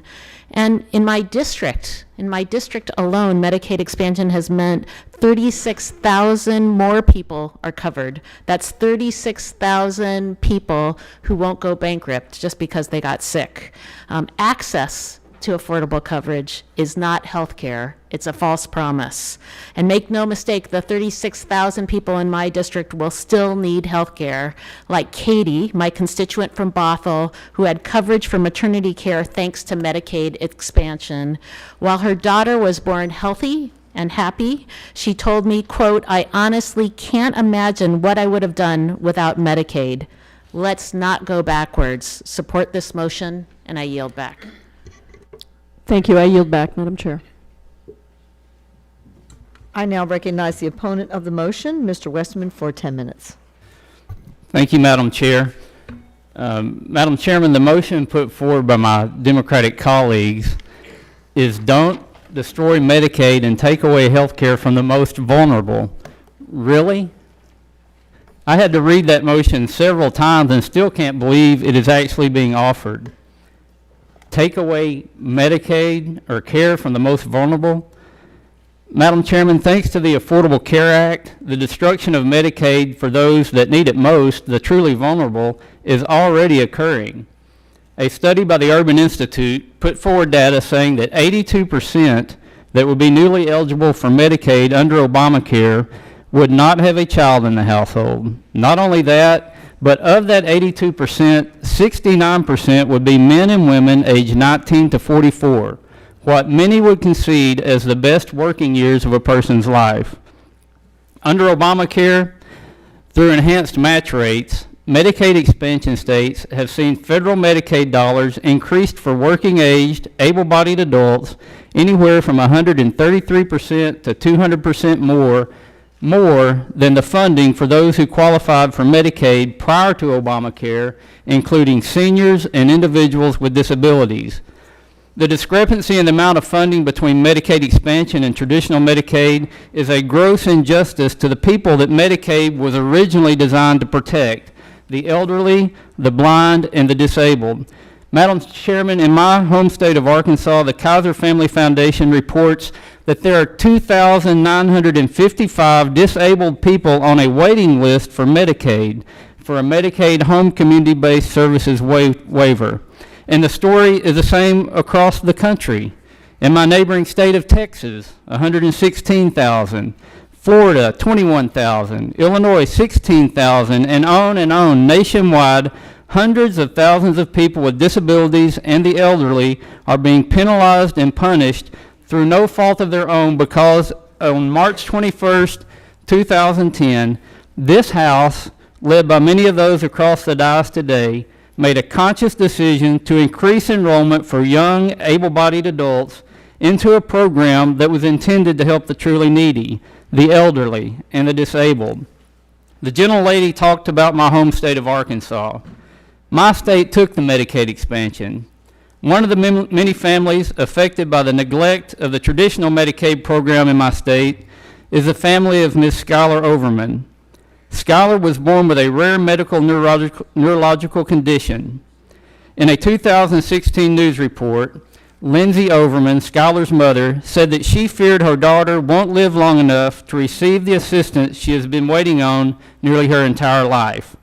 Skylar's condition causes her to have multiple seizures a day, and her faithful mother is her full-time caretaker.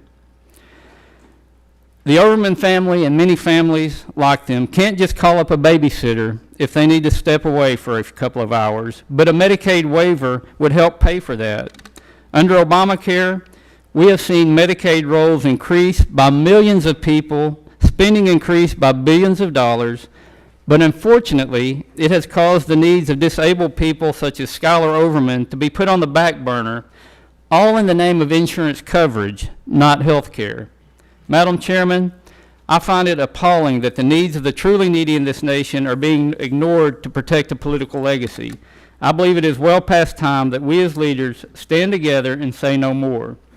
It is time that we return the Medicaid program back to the purpose for which it was created, and that is to help the elderly and disabled. I ask my colleagues in joining me in untying the hands of our nation's governors so that they have the ability to take the federally provided money through Medicaid dollars and assist their citizens the best way they know how. I urge my colleagues on both sides of the aisle to stand for those who truly need our help and oppose this amendment. I would like to now recognize Mr. Rokita for 3¼ minutes. I thank the gentleman for yielding. You know, as the federal government has imposed more and more red tape and regulations, and states have cut payments to healthcare providers, low-income patients, many of whom live in medically underserved areas, have less and less access to quality care.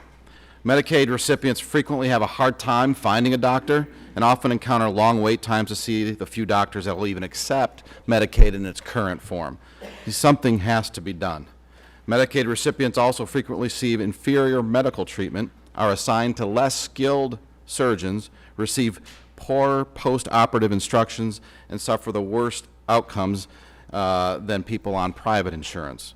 A 2007 study by Jay Shen and Elmer Washington found that Medicaid enrollees had longer hospital stays and were charged more for hospital visits than either uninsured patients or those in private insurance. Uninsured patients have shorter hospital stays than those who are forced to take this broken Medicaid system and promise.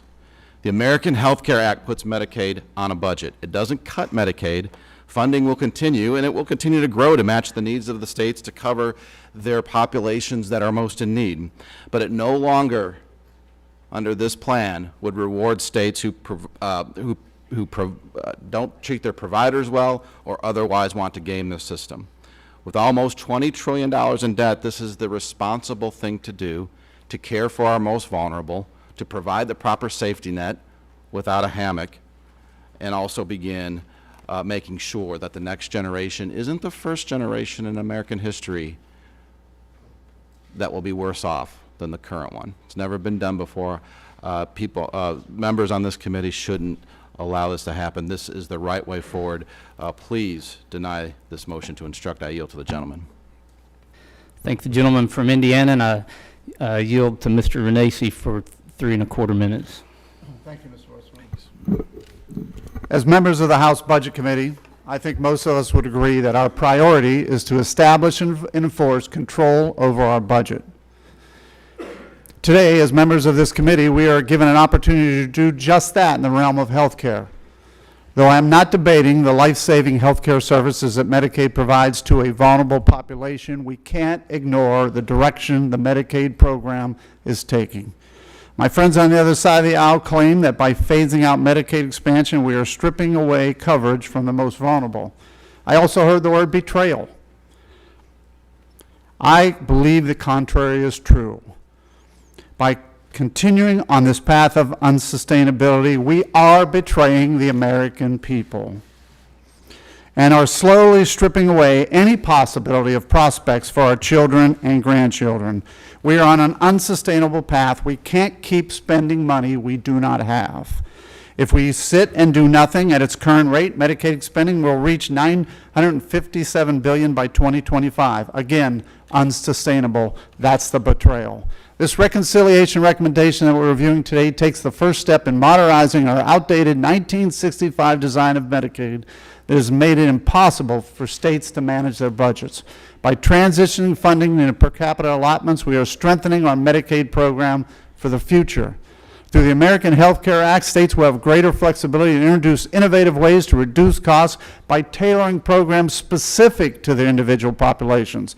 In addition, the AHCA empowers states through a patient and state stability fund with $100 billion to further assist states to cover low-income populations. By making these common sense reforms, we will finally be able to bend the cost curve that has crippled our budget for too long. Look, if you haven't already got it, my point is, we are on an unsustainable path. We are the Budget Committee. In less than 10 years, we will be looking at a $1 trillion spending and counting in federal Medicaid dollars. This unsustainable path jeopardizes the ability of the federal and state governments to provide that assistance to our most vulnerable patients who rely on this program. The AHCA empowers us to be better stewards of our taxpayer dollars. It is the same thing American families have to do every day. Spend within their means. It's the same thing small businesses have to do every day. Spend within their means. Do we need to take care of our most vulnerable? Yes, we do. Today, tomorrow, and in the future by spending within our means. But the answer is being a better steward of taxpayer dollars and just not close our eyes to the fact that the current program is unsustainable. And I yield back. I thank the gentleman, Madam Chairman, to provide the best care to the most vulnerable. We not only need to deny this motion, we need to fully repeal the Affordable Care Act through this bill and future actions, and we need to enhance this bill to give states the flexibility to provide for their own. With that, I yield back. The gentleman yields back. Ms. Jayapal, the proponent of the motion, is recognized for 1 minute to close. Thank you, Madam Chair. Let me just summarize by saying that cutting Medicaid, $880 billion in Medicaid spending is irresponsible. And you don't just have to listen to me. How about listening to Republican governors across our country? Let me just quote two. Governor Sandoval from Nevada: expanding Medicaid made health care accessible to many Nevadans who had never had coverage options before. Governor Snyder from Michigan: we have over 600,000 Michiganders, and we have a lot of positive data, both in terms of healthier behaviors and better outcomes helping people. Madam Chairman, the facts are clear. Medicaid expansion provides health care insurance to those who otherwise could not afford it and would remain uninsured. It makes coverage affordable for 16 million seniors and people with disabilities across the nation. And Medicaid is the primary payer for long-term care and many millions of seniors. In fact, the only real long-term care option. I urge my colleagues on both sides of the aisle to support this important motion, and I yield back the balance of my time. The question is on agreeing to the motion offered by Ms. Jayapal. All those in favor signify by saying aye. Aye. Those opposed? No. In the opinion of the chair, the noes have it. A recorded vote is requested. The clerk will call the roll. Mr. Akita? No. Mr. Akita? No. Mr. Diaz-Balart? Mr. Diaz-Balart? No. Mr. Cole? Mr. Cole? No. Mr. McClintock? Mr. McClintock? No. Mr. Woodall? Mr. Woodall? No. Mr. Sanford? Mr. Sanford? No. Mr. Womack? Mr. Womack? No. Mr. Bratt? Mr. Bratt? No. Mr. Grothman? Mr. Grothman? No. Mr. Palmer? Mr. Palmer? No. Mr. Westerman? Mr. Westerman? No. Mr. Anasi? Mr. Anasi? No. Mr. Johnson? Mr. Johnson? No. Mr. Smith? Mr. Smith? No. Mr. Lewis? Mr. Lewis? No. Mr. Bergman? Mr. Bergman? No. Mr. Faso? Mr. Faso? No. Mr. Smucker? Mr. Smucker? No. Mr. Gates? Mr. Gates? No. Mr. Arrington? Mr. Arrington? No. Mr. Ferguson? Mr. Ferguson? No. Mr. Yarmouth? Mr. Yarmouth? Aye. Miss Lee? Miss Lee? Aye. Miss Lujan Grisham? Miss Lujan Grisham? Aye. Mr. Moulton? Mr. Moulton? Aye. Mr. Jeffries? Mr. Jeffries? Aye. Mr. Higgins? Mr. Higgins? Aye. Miss Del Bene? Miss Del Bene? Aye. Ms. Wasserman Schultz. Ms. Wasserman Schultz, aye. Mr. Boyle. Aye. Mr. Boyle, aye. Mr. Khanna. Mr. Khanna, aye. Ms. Jayapal. Ms. Jayapal, aye. Mr. Carbajal. Mr. Carbajal, aye. Ms. Jackson Lee. Ms. Jackson Lee, aye. Ms. Schakowsky. Ms. Schakowsky, aye. Madam Chairman. No. Madam Chairman, no. Are there any members who have not voted or wish to change the vote? If not, the clerk shall report. Madam Chairman, on that vote, the ayes are 14 and the noes are 22. The noes have it, and the motion is not agreed to. I now recognize Mr. Moulton from Massachusetts for the purpose of a motion. Madam Chairman, I have a motion at the desk. The clerk will report the motion. A motion offered by Representatives Moulton and Yarmouth. Mr. Moulton and Mr. Yarmouth move that the Committee on the Budget direct its chairman to request on behalf of the committee that the rule for consideration of the American Health Care Act make and order an amendment that would, 1, strike all provisions of the bill that either alone or in combination will increase total out-of-pocket costs for health care paid by individuals who are not millionaires or will increase the number of individuals without health insurance, and 2, strike new tax breaks for the wealthy and corporations in the bill. Mr. Moulton is recognized for a total of 10 minutes with 1 minute reserved to close. Thank you, Madam Chairman.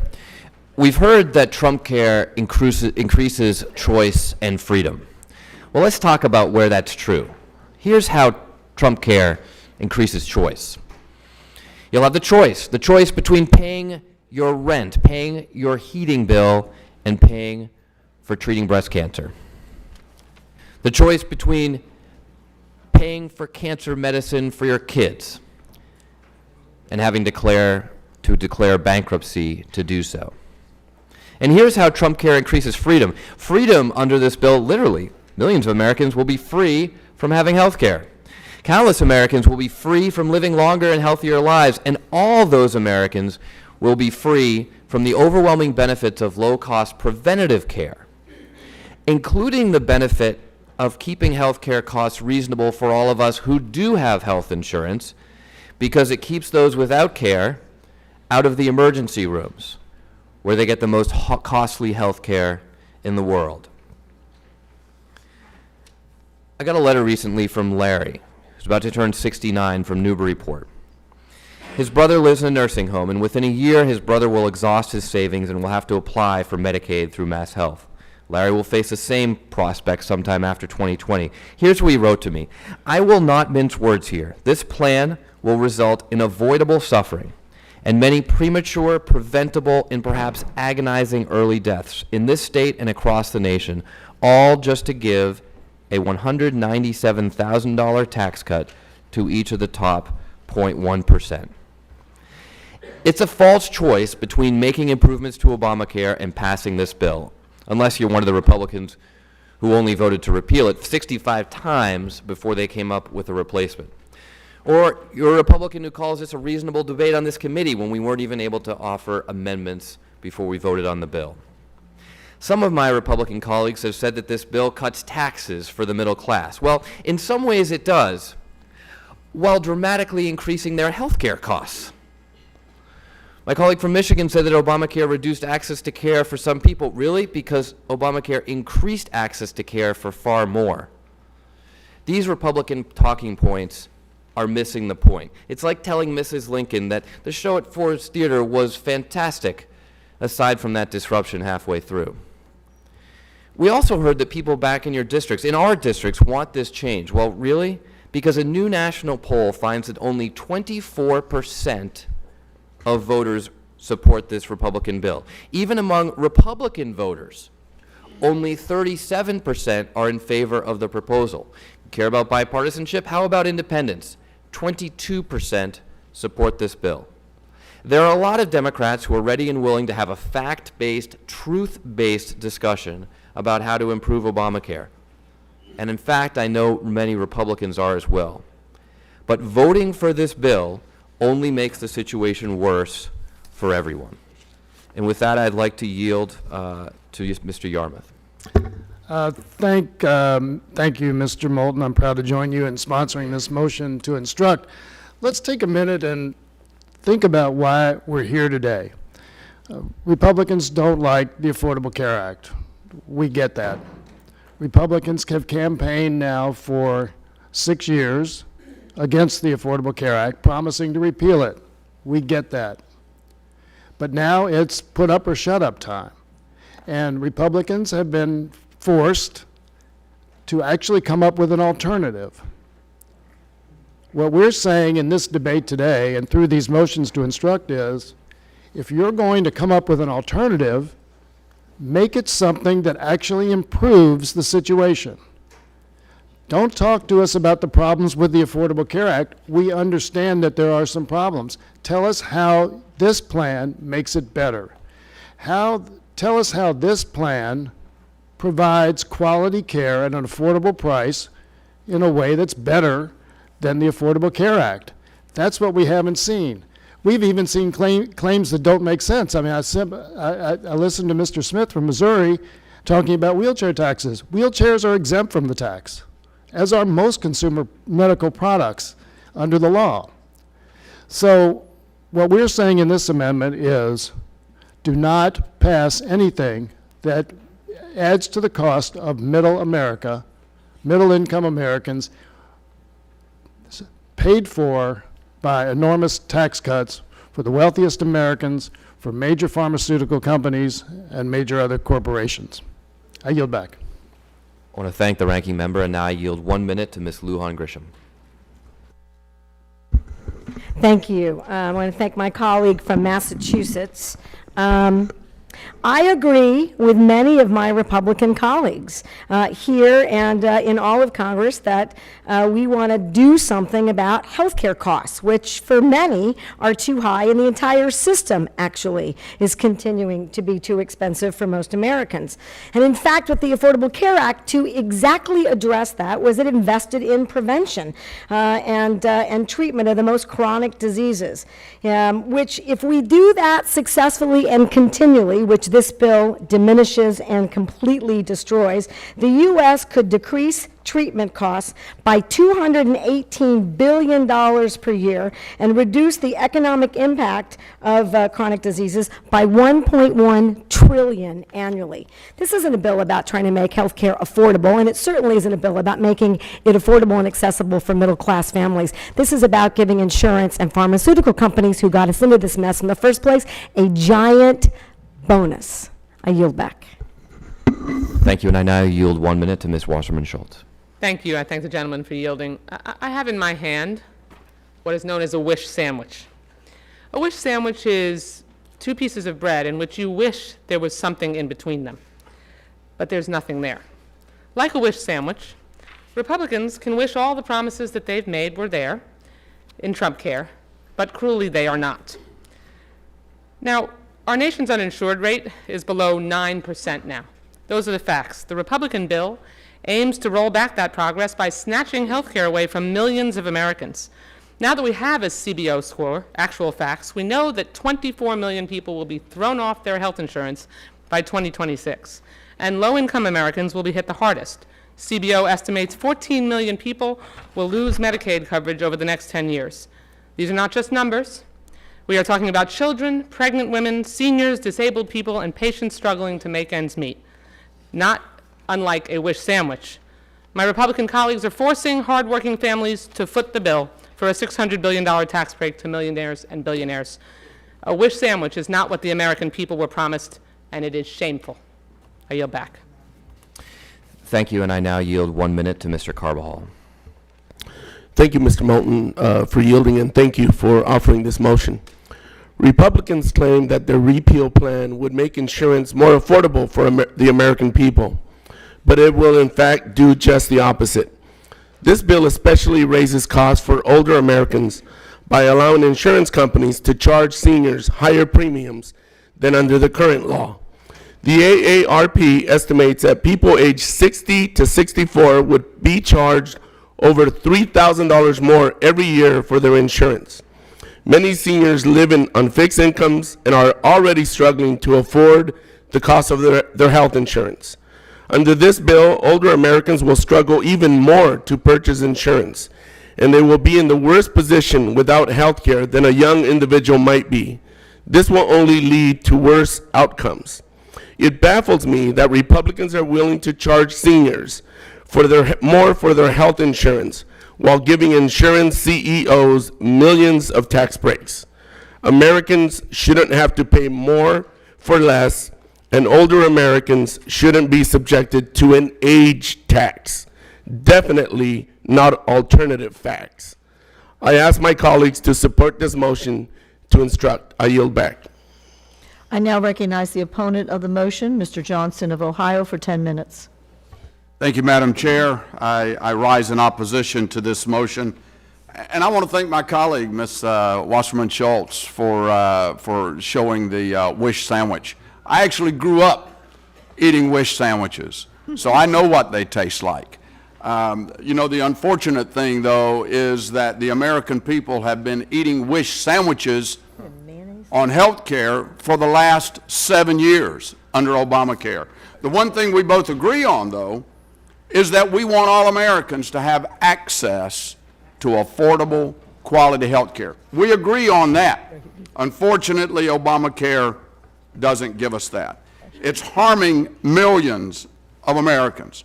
Health care costs are skyrocketing, patients' choices are dwindling, and millions are forced to pay a penalty or buy health insurance that they don't want.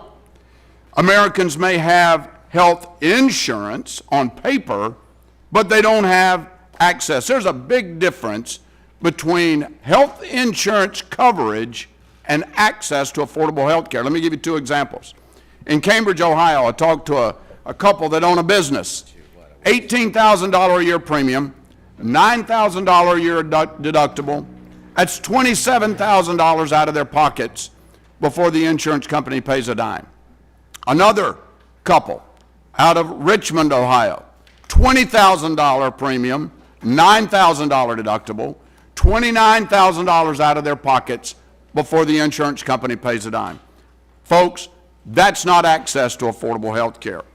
Instead of expanding the number of individuals with health insurance by making coverage more affordable, we know that Obamacare penalizes Americans who do not buy a health care plan, often because they can't afford to.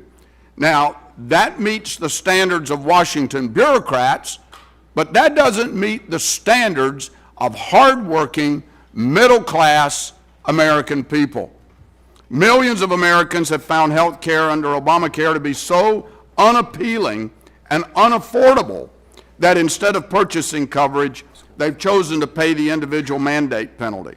According to the IRS in 2016, roughly 6.5 million Americans paid $3 billion for the penalty, and more than 12.7 million claimed an exemption from the penalty.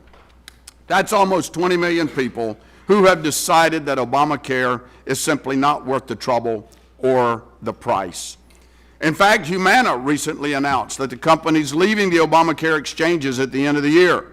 It's reported that Humana's membership has declined by 69% since last year, and the company is seeing further signs of an unbalanced risk pool. The company's withdrawal will have a big impact in states like Tennessee, as Humana is the only exchange insurer in several of the counties. Unlike Obamacare, our plan doesn't impose a top-down government mandate to force individuals into any health care plan. Instead, it'll empower patients to make the right health care decisions for themselves and their families. Given the freedom afforded to individuals and families to choose the plan that best fits their needs under our plan, it shouldn't be a surprise that CBO projects individuals will exercise that freedom. CBO confirms that most of the drop in coverage is attributed to the repeal of the individual mandate, because people are no longer forced to purchase government-mandated coverage. In 2018, for example, while we transition from Obamacare to patient-centered reforms, 6 million people will stop using Medicaid and choose to purchase a plan that works for them and that they can afford. Presumably, people are making decisions based on their best interest. Now, why is that a bad thing? Additionally, our plan strengthens Medicaid, a critical lifeline for millions of Americans. And you know something? It's a good thing to focus Medicaid on those who need it most: women, children, the elderly, seniors, and those with disabilities. And let those who choose to transition off of Medicaid move to a plan of their own choosing. Madam Chair, at this time I'd like to yield some time to my colleague from Texas, Mr. Arrington. Thank you, Mr. Johnson. A lot of folks in West Texas wish Obamacare would just go away, and I'm proud and excited and delighted to have the opportunity to make their wish come true. I'm looking at the motion here. Do not make middle-class Americans pay more. More than what? More than 25% increase on their premiums? More than $4,300? An increase in their deductibles? Folks, that's a huge tax on the middle class. Obamacare has forced millions of middle-class individuals to pay the penalty rather than sign up for insurance. Insurance, not care, that they don't need and can't afford. As a result, over 20 million people paid the fine or got an exemption rather than sign up for Obamacare. Twice the number of people who enrolled in Obamacare. All the while, 12 million other, mostly middle-class individuals and families suffered with increasing deductibles, increasing premiums, trapped, forced into unaffordable care. As I said before, rural districts like mine are made up of small businesses and family farms and Main Street Americans. Obamacare and the crushing $58 billion in regulations have decimated rural community hospitals. CBO projected that because of government mandates, we would lose millions of small business jobs. That's West Texas. That's rural America. That's a tax on the middle class. I yield back to my colleague. I thank the gentleman for yielding back. I now yield 2 minutes to Mr. Ferguson, my colleague from Georgia. Thank you, Mr. Johnson.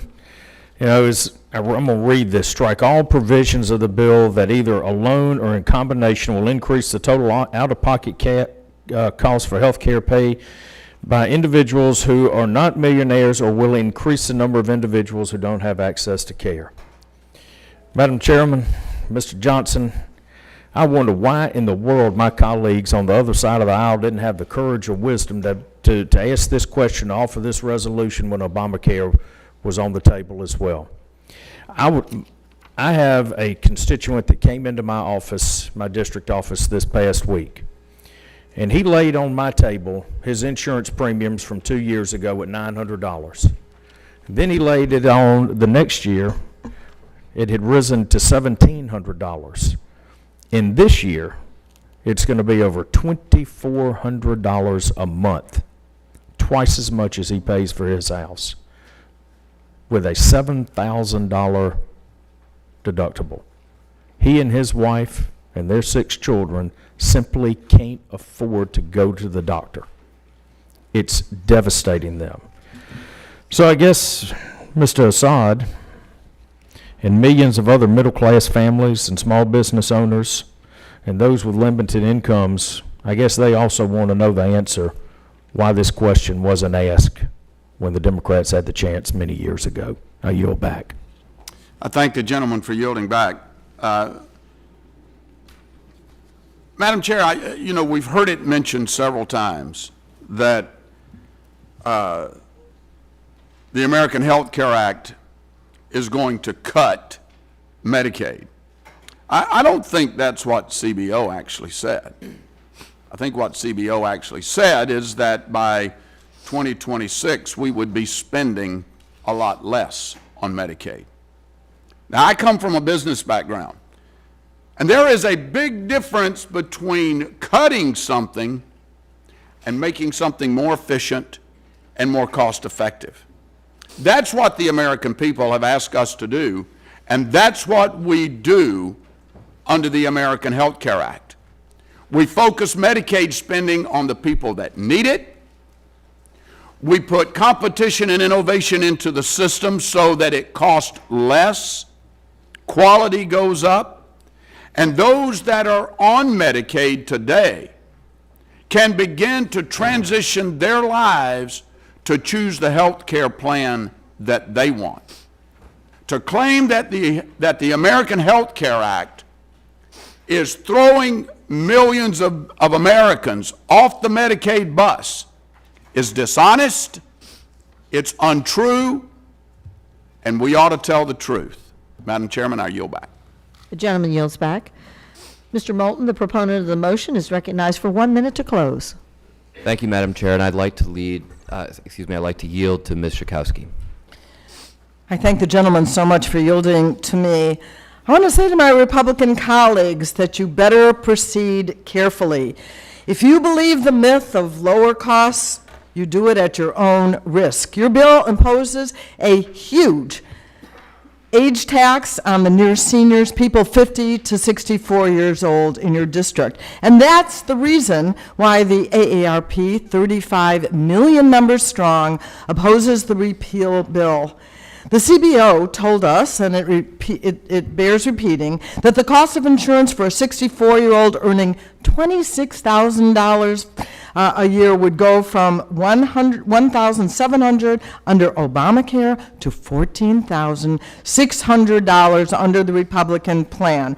These exorbitant premiums will leave millions of older Americans unable to afford their insurance, and by 2026, the uninsured rate for Americans 50 to 64 earning less than $30,000 would more than double to 30%, according to the CBO. And here's the headline in a New York Times article: "No magic in how GOP plan lowers premiums. The gentlelady's time It pushes out older people. If that's what you want to do it at your own risk." The gentlelady's time has expired.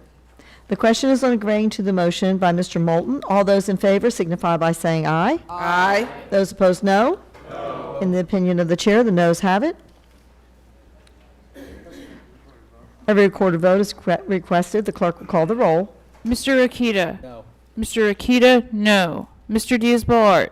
Mr. Diaz-Balart? No. Mr. Cole? Mr. Cole? No. Mr. McClintock? Mr. McClintock? No. Mr. Woodall? Mr. Woodall? No. Mr. Sanford? Mr. Sanford? No. Mr. Womack? Mr. Womack? No. Mr. Bratt? Mr. Grothman?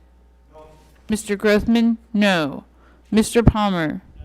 Mr. Palmer? No. Mr. Westerman? Mr. Westerman? No. Mr. Renacci? Mr. Renacci? No. Mr. Johnson? Mr. Johnson? No. Mr. Smith? Mr. Smith? No. Mr. Lewis? Mr. Lewis? No. Mr. Bergman? Mr. Bergman? No. Mr. Faso? Mr. Faso? No. Mr. Smucker? Mr. Smucker? No. Mr. Gates? Mr. Gates? No. Mr. Arrington? Mr. Arrington? No. Mr. Ferguson? Mr. Ferguson? No. Mr. Yarmouth? Mr. Yarmouth? Aye. Miss Lee? Miss Lee? Aye. Miss Lujan Grisham? Miss Lujan Grisham? Aye. Mr. Moulton? Mr. Moulton? Aye. Mr. Jeffries? Mr. Jeffries? Aye. Mr. Higgins? Mr. Higgins? Aye. Ms. Delbene? Ms. Delbene? Aye. Ms. Wasserman Schultz? Ms. Wasserman Schultz? Aye. Mr. Boyle? Mr. Kahana? Mr. Khanna? Aye. Ms. Jayapal? Ms. Jayapal? Aye. Mr. Carbajal? Mr. Carbajal? Aye. Ms. Jackson Lee? Ms. Jackson Lee? Aye. Ms. Schakowsky? Ms. Schakowsky? Aye. Madam Chairman? No. Madam Chairman? No. Are there any members who have not voted or wish to change their vote? If not, the clerk shall report. Madam Chairman, on that vote, the ayes are 13 and the noes are 21. The noes have it, and the motion is not agreed to. I now recognize Ms. Lee from California for the purpose of a motion. Thank you very much. Madam Chair, I have a motion at the desk. The clerk will read the motion. A motion offered by Representatives Lee and Schakowsky. Ms. Lee and Ms. Schakowsky move that the Committee on the Budget direct its chairman to request on behalf of the committee that the rule for consideration of the American Health Care Act make an order, an amendment, that would strike language from the bill that prohibits mandatory funding for Planned Parenthood clinics for 1 year. I now recognize the proponent of the bill, Ms. Lee, for 10 minutes with 1 minute reserved to close. Thank you, Madam Chair. My motion to instruct is really very simple. It would strike language from the Republican bill that prohibits mandatory funding for Planned Parenthood for 1 year. Here we are again with a bill that attacks women and women's access to comprehensive health care. By defunding Planned Parenthood for 1 year, this disastrous bill leaves millions of women out in the cold. Shamefully, this bill would prevent millions of women from accessing critical health care services such as cancer and STI screenings and contraceptive care. Even worse, more than 390,000 women would lose access, and up to 650,000 women could face reduced access to preventive health care. Defunding Planned Parenthood is not just dangerous to the health of millions of individuals, but it would also hurt our nation's economic security. According to the Congressional Budget Office, defunding Planned Parenthood would increase the federal deficit by $106 million over the next 10 years. And what's worse, CBO found that defunding Planned Parenthood would lead to more unintended pregnancies, not less. We know that Planned Parenthood is one of the nation's leading providers of high-quality, affordable health care for women and their families. In 2014 alone, Planned Parenthood provided critical health care services to 2.5 million patients, more than 360,000 breast cancer exams, and 270,000 Pap tests. In my home state alone, California, Planned Parenthood served 776 women in 2014, 89% of which were women on Medicaid. Denying access to health providers such as Planned Parenthood will hurt women who need these services the most, low-income women and women of color. Now, I don't know if these are intended or unintended consequences. Regardless, this is what you are doing in this bill. Now, I would like to yield 3 minutes to Ms. Schakowsky, who is a co-sponsor also of this motion. Thank you. Thank you so much. I'm really proud to offer this motion with my colleague, Congresswoman Lee. Here we go again. And last week we spent quite some time at 2 in the morning in the Energy and Commerce Committee discussing whether the provision in the Republican repeal bill actually targets just Planned Parenthood. But CBO cleared this up for us when it stated that in no uncertain terms, quote, only Planned Parenthood Federation of America and its affiliates and clinics would be affected. The witch hunt goes on. This is in direct contradiction, by the way, with what the majority told us at our markup in the Energy and Commerce Committee. It begs the question, why are Republicans trying to pretend that this is anything other than defunding Planned Parenthood? Republicans claim that community health centers can just make up the difference, despite study after study, and the community health centers themselves saying otherwise. Over half of Planned Parenthood health centers are in health professional shortage areas, rural or medically underserved areas. These are places that desperately need more care providers, and yet Republicans are trying to make it harder for women in these areas to access care. And we're talking about a lot of women. 1 in 5 women use Planned Parenthood for their primary health care, for cancer screenings, for HIV and STD testings, and yes, men also use Planned Parenthood clinics. The CBO projects that about 15% of people living in those areas would lose coverage, would lose access to care. And there is no evidence that community health centers could take on all the Planned Parenthood patients or even provide the same level of reproductive health services. Teen pregnancy and abortion rates are at historic lows. Defunding Planned Parenthood and other reproductive health providers would take away the very services that have lowered those rates. I find it ironic that Republicans claim that they want to increase choice for people and allow them to make their own health decisions and choose their own providers. Apparently, that doesn't apply to women. So let me be clear, the Republican plot to defund Planned Parenthood is nothing more than a direct attack on women, and that's why I strongly urge support for this motion, so we can finally remove this harmful provision from the Republican repeal bill. American women are watching, and trust me, they are not just Democratic women, but women of all stripes and political parties. And I yield back. Thank you. Now I'd like to yield 1 minute to Mr. Jeffries. Thank you. Just when we thought the war on women was over, this outrageous bill comes to the rescue. I really don't think and don't understand the clinical obsession that many of my colleagues have with Planned Parenthood. It's unhealthy and it's unconscionable.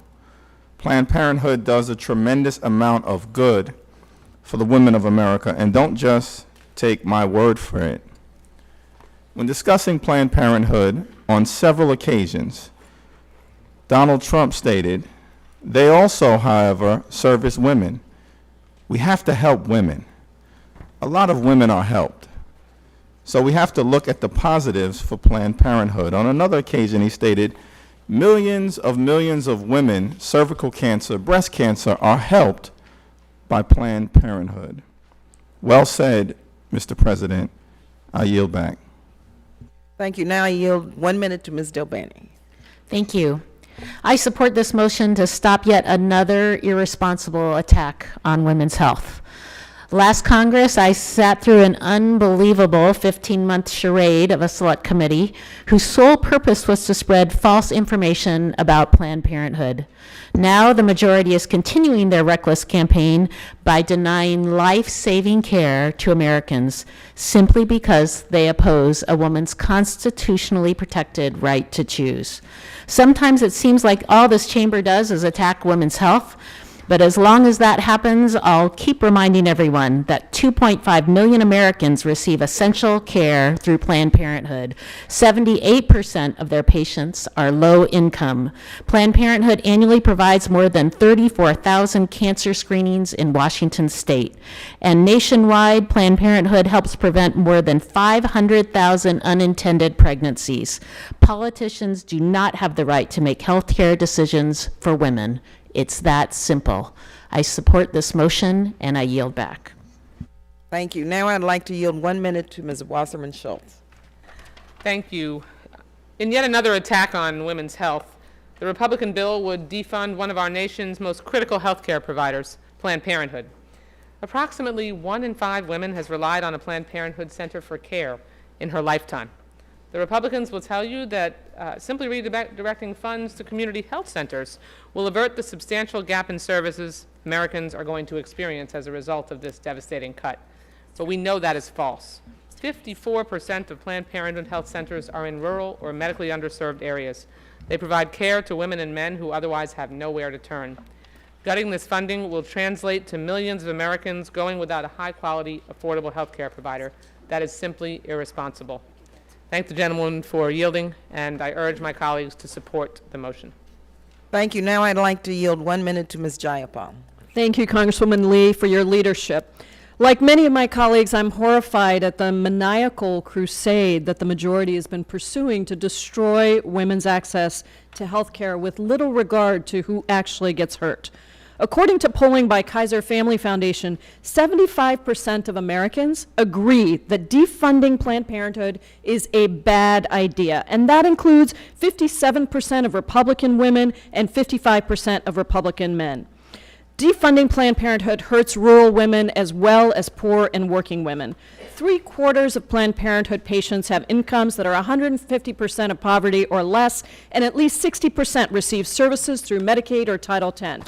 And more than half of Planned Parenthood centers, as Representative Wasserman Schultz said, are located in medically underserved areas like rural communities. The CBO projection is that 15% of those people would lose access to care. The gentlelady's time has expired. I urge my colleagues to support this motion, and I yield back. I now recognize myself as the opponent of this motion for 10 minutes. Let me begin by saying that I've been a nurse for over 45 years, and so this is a subject matter which I know about personally from caring for women and being a woman myself. We want to make sure that women have access to health care services and preventative care that they need, while also ensuring that our federal tax dollars are not going to an organization that performs elective abortions like Planned Parenthood. The Republican proposal does not take money away. Let me just say that again. It does not take money away. Instead, it redirects these funds to community health centers. These are nonprofit, community-based clinics that provide comprehensive, yes, comprehensive care. I'm talking about centers that are able to diagnose and treat conditions. And they are in underserved areas with high levels of poverty and infant mortality. There are more than 9,000 community health centers, facilities across this country. In 2015, community health centers provided health care services to more than 20 million Americans, nearly 60% of which were female. In comparison, Planned Parenthood served fewer than 3 million in 2015. Let me go back and say that again. The community health centers served 20 million, while Planned Parenthood served 3 million. Though Planned Parenthood advocates regularly claim that women receive mammograms at its facilities, none of these organizations, 650 of these facilities, actually offer mammograms. In contrast, community health centers are major providers of mammograms, particularly to women who are Hispanic, African American, Medicaid recipients, and uninsured. These centers have the ability to provide comprehensive women's health care services, not just diagnosis, but also treatment. I also want to bring up a report, and this is not a report that comes from Republicans. This report actually comes from Planned Parenthood themselves. Let's take a look at their own report. This is their own language. And this comes from their 2016 report. We haven't received their 2017 yet. Contraceptive services have dropped by nearly 18% just in 1 year and are down by 20% since 2010. So the claim that women get their contraceptives from there, their services have dropped by 18%. Cancer screening and prevention services have dropped by 27% in just 1 year and by 57% since 2010. Overall total services dropped by 11% in just 1 year and are down 14% since 2010. Yet, the recorded number of abortions are 23,999, basically unchanged from the prior year. So, if we talk about those preventative services that women need, we can see that those services are down while their abortion services are maintained at the same level. On an issue of highly charged as abortion, where the American people are deeply divided, we should make every effort to ensure that their taxpayer dollars do not go to the nation's largest single provider of abortions.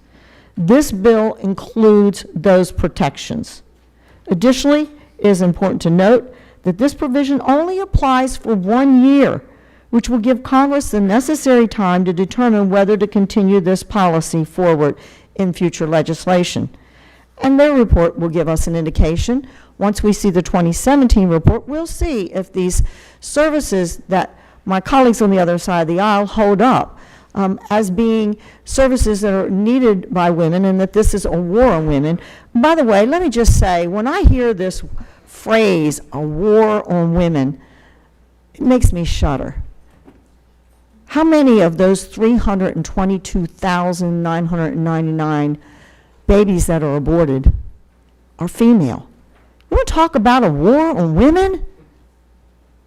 How many of those little girls will never be able to grow up and know about being their fullest potential? That's the true war on women, let's be honest.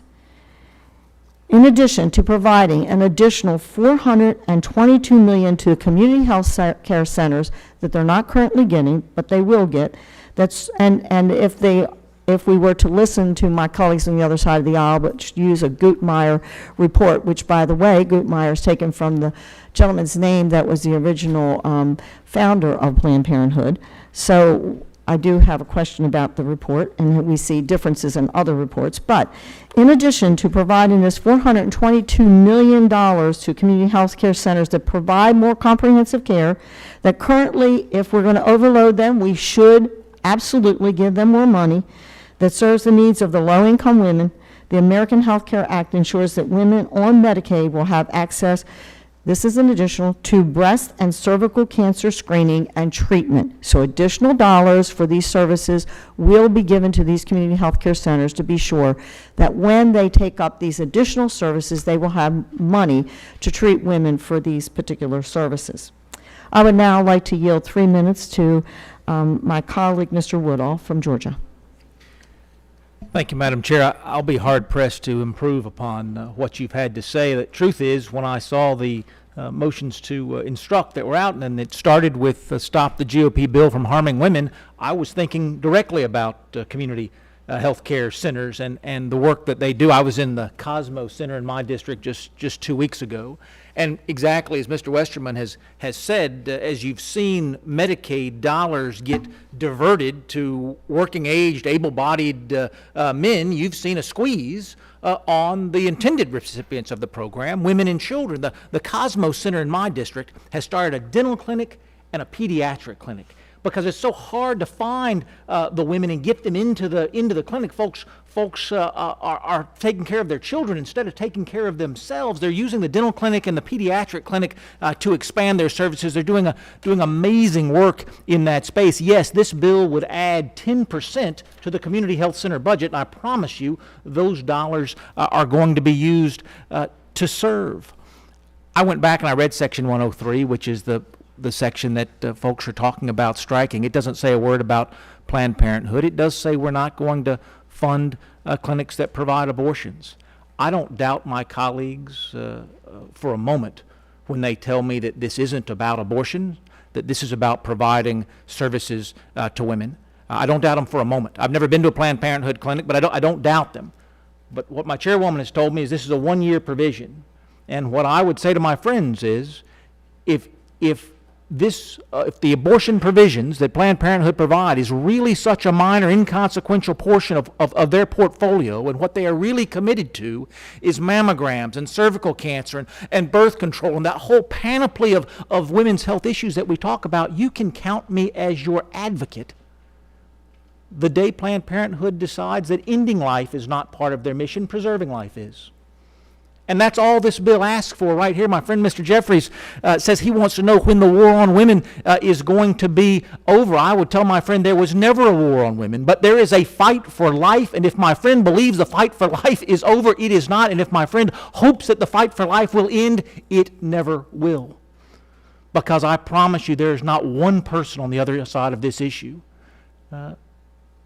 who cares more than any member on this side of the table. Not one. We're talking about abortion. We're talking about life. We're not talking about women's health care services. The moment my friends concede that abortion does not need to be a part of their portfolio, they can count me in support. But today, Madam Chair, I oppose this motion to instruct, and I yield back. I now yield the balance of the time to Mr. Arrington. Madam Chairman, I'm not here to relitigate Roe v. Wade as much as I'd like to. I just don't want my tax dollars to go to places and people that provide abortion. And the vast majority of Americans agree and oppose using federal funds for abortion. This sentiment is reflected in the bipartisan Hyde Amendment that we pass every year, barring federal dollars from being used for abortions. The American Health Care Act is merely enforcing the spirit and intent of the Hyde Amendment. To say that only 3% of Planned Parenthood services go to abortion is to diminish the fact that they're the largest abortion provider in the country.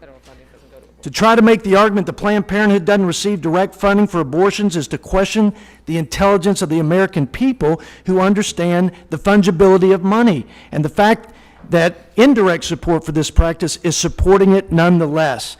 To suggest this bill harms women is a hollow argument.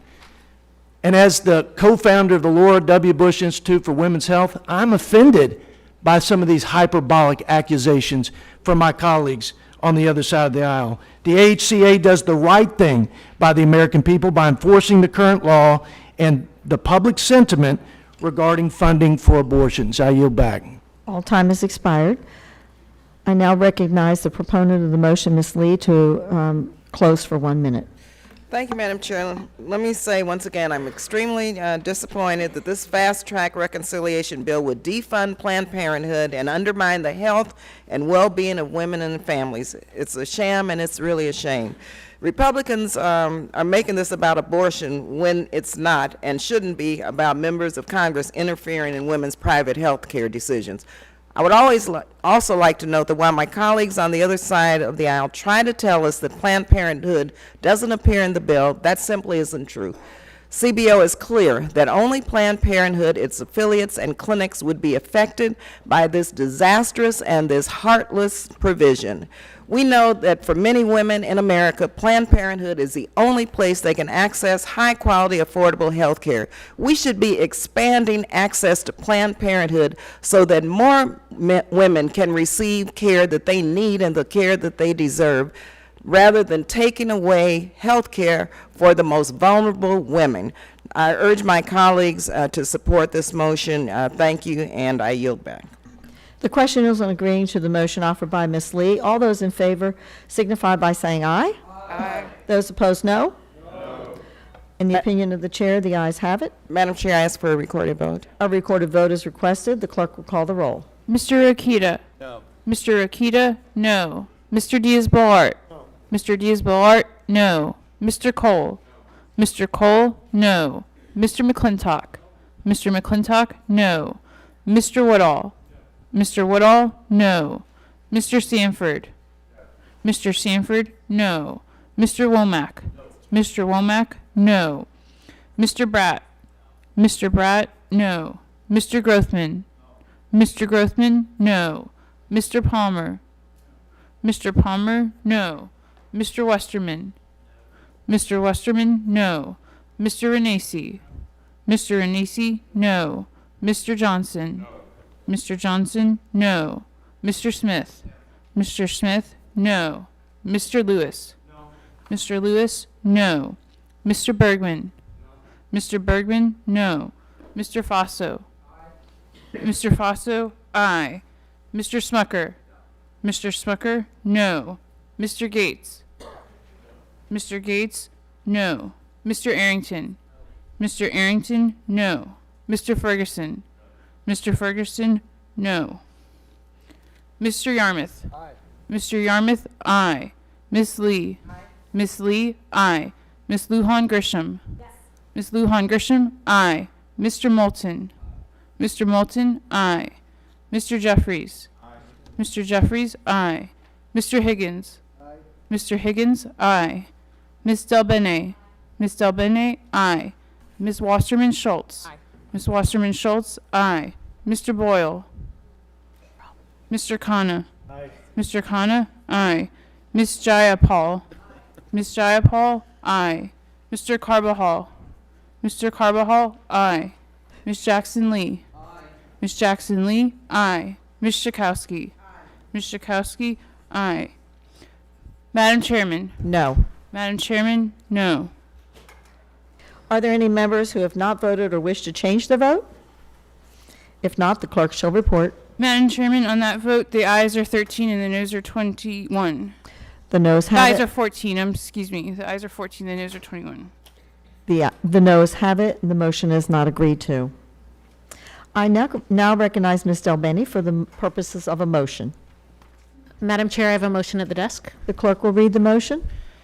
A motion offered by Representatives Delbene and Wasserman Schultz. Ms. Delbene and Ms. Wasserman Schultz move that the Committee on the Budget direct its chairman to request on behalf of the committee that the rule for consideration of the American Health Care Act of 2017 make an order an amendment that would strike language that accelerates the insolvency of the Medicare Hospital Insurance Trust Fund by 3 years by repealing the additional Medicare tax on high-income workers.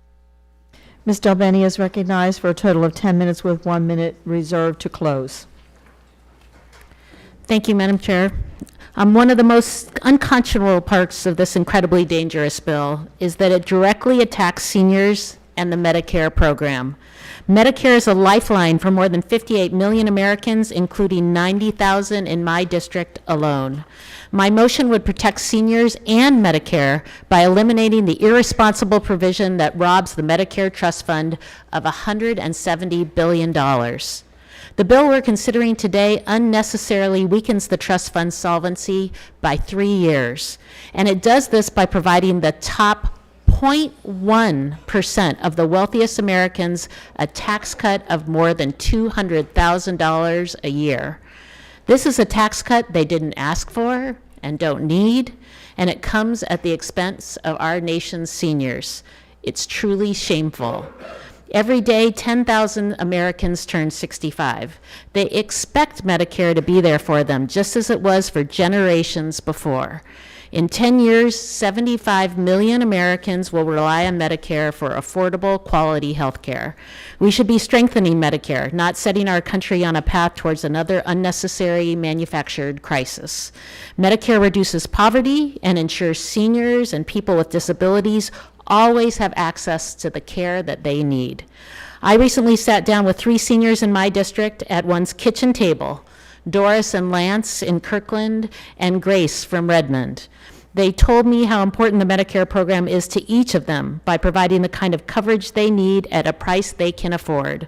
If this bill goes forward with this provision intact, robbing the Medicare Trust Fund and damaging the program's future, it's Doris, Lance, Grace, and so many others like them that will be harmed. We should not be passing a bill that does nothing to improve anyone's life, and especially not a bill that ultimately forces seniors to pay more for their care. It's hard to believe we're even here having this debate. I now yield 3 minutes to Ms. Wasserman Schultz. I thank the gentlewoman for yielding, because this is simple. We should be strengthening Medicare for our seniors and disabled workers, not weakening it. With that common sense in mind, our motion aims to strip away the Trump Care provision that would take $170 billion out of the Medicare Trust Fund and shorten its life by 3 years. That is in stark contrast to the Affordable Care Act, which extended the life of the Medicare Trust Fund by 11 years. Today, 58 million seniors and Americans with disabilities depend on Medicare for their health care, including more than 4 million in my home state of Florida. And that number is not getting smaller. As our nation's population gets older over the next 10 years, that number will increase to more than 75 million people. That means we soon will have greater need for the program and fewer resources to support it. With this bill, Republicans plan to give the top 0.1% of Americans a tax break of more than $200,000 a year, all on the backs of our seniors. For instance, a 64-year-old with an income of $26,500 in the individual market will pay $12,900 more in their premiums every year. And to be clear, this bill starts to prey on the elderly even before they become seniors, when they are in their 50s. In the words of the AARP Executive Vice President Nancy Lamond, quote, "Before people even reach retirement age, big insurance companies could be allowed to charge them an age tax that adds up to thousands of dollars more per year. Not only is that cruel, but it is also unsustainable." Under Trump Care, older Americans would be charged 5 times more than younger people, increasing costs for those already on a fixed income who can least afford it. And though we now have a nonpartisan analysis confirming that Trump Care will deliver higher costs, less care, and more pain to millions of Americans who are already struggling to get by, the majority remains as committed as ever to ramming this bill down our throats. According to the nonpartisan Congressional Budget Office, the Trump Care bill would yank insurance coverage from 14 million people next year. The longer-term projections are even grimmer, with as many as 24 million people projected to lose coverage by 2026. Now, our Republican colleagues are already trying to discredit this nonpartisan analysis, but let's face it, no matter how you slice it, the numbers would be appalling in terms of their toll on human health. And I also note the irony that the nonpartisan Congressional Budget Office is led by a director who was appointed by Speaker Paul Ryan and former Congressman Tom Price, who is now the Secretary of Health and Human Services. It certainly seems that you can ask anyone except the Republicans obsessed with repealing the Affordable Care Act no matter the cost, and they'll tell you that this bill hurts our seniors and the very people President Trump promised he would protect. We cannot allow Trump Care's prescription to make America sick again. Thank you. I yield back the balance of my time. Now I yield 1 minute to the gentleman from California, Mr. Khanna. Thank you. I just want to echo Ms. Wasserman Schultz and his comments about what these cuts are doing. I highly recommend Dr. Woolhander and Dr. Himmelstein's paper in the Annals of Internal Medicine. They point out that Medicare is the most efficient program that exists. It's a 2.2% overhead. What we ought to be doing is extending Medicare, not weakening it. And this provision, this bill, would weaken Medicare and potentially bankrupt Medicare by 2028. So I am strongly supportive of this motion. I yield back my time. Thank you. And now I yield 1 minute to Mr. Carbajal. Thank you for yielding, Congresswoman Delbene, and thank you for offering this important motion. Approximately 127,000 seniors and persons with disabilities in California's 24th Congressional District count on Medicare to provide affordable, quality health care. That number will only increase as our nation's population gets older. We should be strengthening Medicare, not weakening it. This bill takes a staggering $170 billion out of the Medicare Trust Fund and shortens its lifespan by 3 years. This will result in more seniors living in poverty. It does this while giving the top 0.1% of Americans, those with an annual income of $3.9 million or more, let me repeat that, $3.9 million or more, a tax cut of more than $200,000 per year. This provision threatens our nation's most vulnerable citizens, and for that reason, I ask my colleagues to support this motion to instruct. Thank you. I yield back. Thank you. And now I yield to Ms. Sikowski. I thank the gentlewoman for yielding. Candidate Trump bragged, actually more than once, during the campaign and after he's been elected. This is what he said during the campaign, that, quote, he's the first and only potential GOP candidate to state there will be no cuts to Social Security, Medicare, and Medicaid, unquote. And he's done that to great applause of his audience. But the truth is that the promise will be broken if this bill ever becomes law. It would reduce the solvency by 3 years of Medicare, snatching $117 billion from the Medicare Trust Fund to give the richest Americans a tax break. This bill allows insurers to charge older Americans thousands more for insurance, increase costs to Medicare, reduce funding for the Medicare Trust Fund, and it's clear how House Republicans intend to treat senior citizens. And it actually opens the door for more Republican proposals, reopening the donut hole, taking away free preventive care, turning Medicare into a voucher program, which is something that the Speaker of the House has promoted, along with actually the HHS Secretary, now Secretary. And seniors across the country are paying close attention and have every reason to worry. Again, these are reliable voters. They pay attention to their costs for health care, and I would urge all of my colleagues to support this motion. I yield back. Thank you. Again, it is critically important that we support Medicare. I urge my colleagues to support this motion, and I yield back. I now recognize the opponent of the motion, Mr. Rikita from Indiana, for 10 minutes. Well, I thank Madam Chairman for recognizing me. You know, every time I meet with constituents in Indiana, I hear about the crushing burden that taxes that are included in Obamacare have on businesses and families. So if we're going to repeal this insidious law, and thankfully we are, doesn't it make sense to repeal the terrible taxes that went with it? Obamacare has imposed upon us Americans 21 new taxes costing more than $1 trillion, many of which have impacted lower middle class Americans. In addition to hitting these families with increased taxes, Obamacare also hit the same lower middle class families by cutting Medicare providers and services, using those savings for yet new and more government programs under Obamacare. It just continues to fascinate me that any time the left gets an idea to help people, quote unquote, they go to a new government program and they pay for it by taxing us even more, with absolutely no regard for the jobs that will be lost. If a company is getting taxed more, private or public, they have less money to hire someone with. And if they keep the person in the job, they may go out of business altogether because of these taxes. Or if they don't do one of the two, or in combination of one of the two, the consumer ends up paying a higher price for the good or service provided by these companies. Ironically, the same consumers that the left proposes to try to help. Now, one egregious tax in particular is targeted seniors. It's driving up the cost of prescription drugs by increasing taxes on drug companies. Now, who better to pay for your leftist plan than a profit-making company like a drug company, right? That's what the left thinks. Since 2011, nearly $17 billion has been collected from branded prescription drug manufacturers, leading to higher and higher prices on those who have no choice to pay the cost, like our seniors. And according to the Congressional Budget Office, this tax is expected to raise $27 billion over the 10-year period.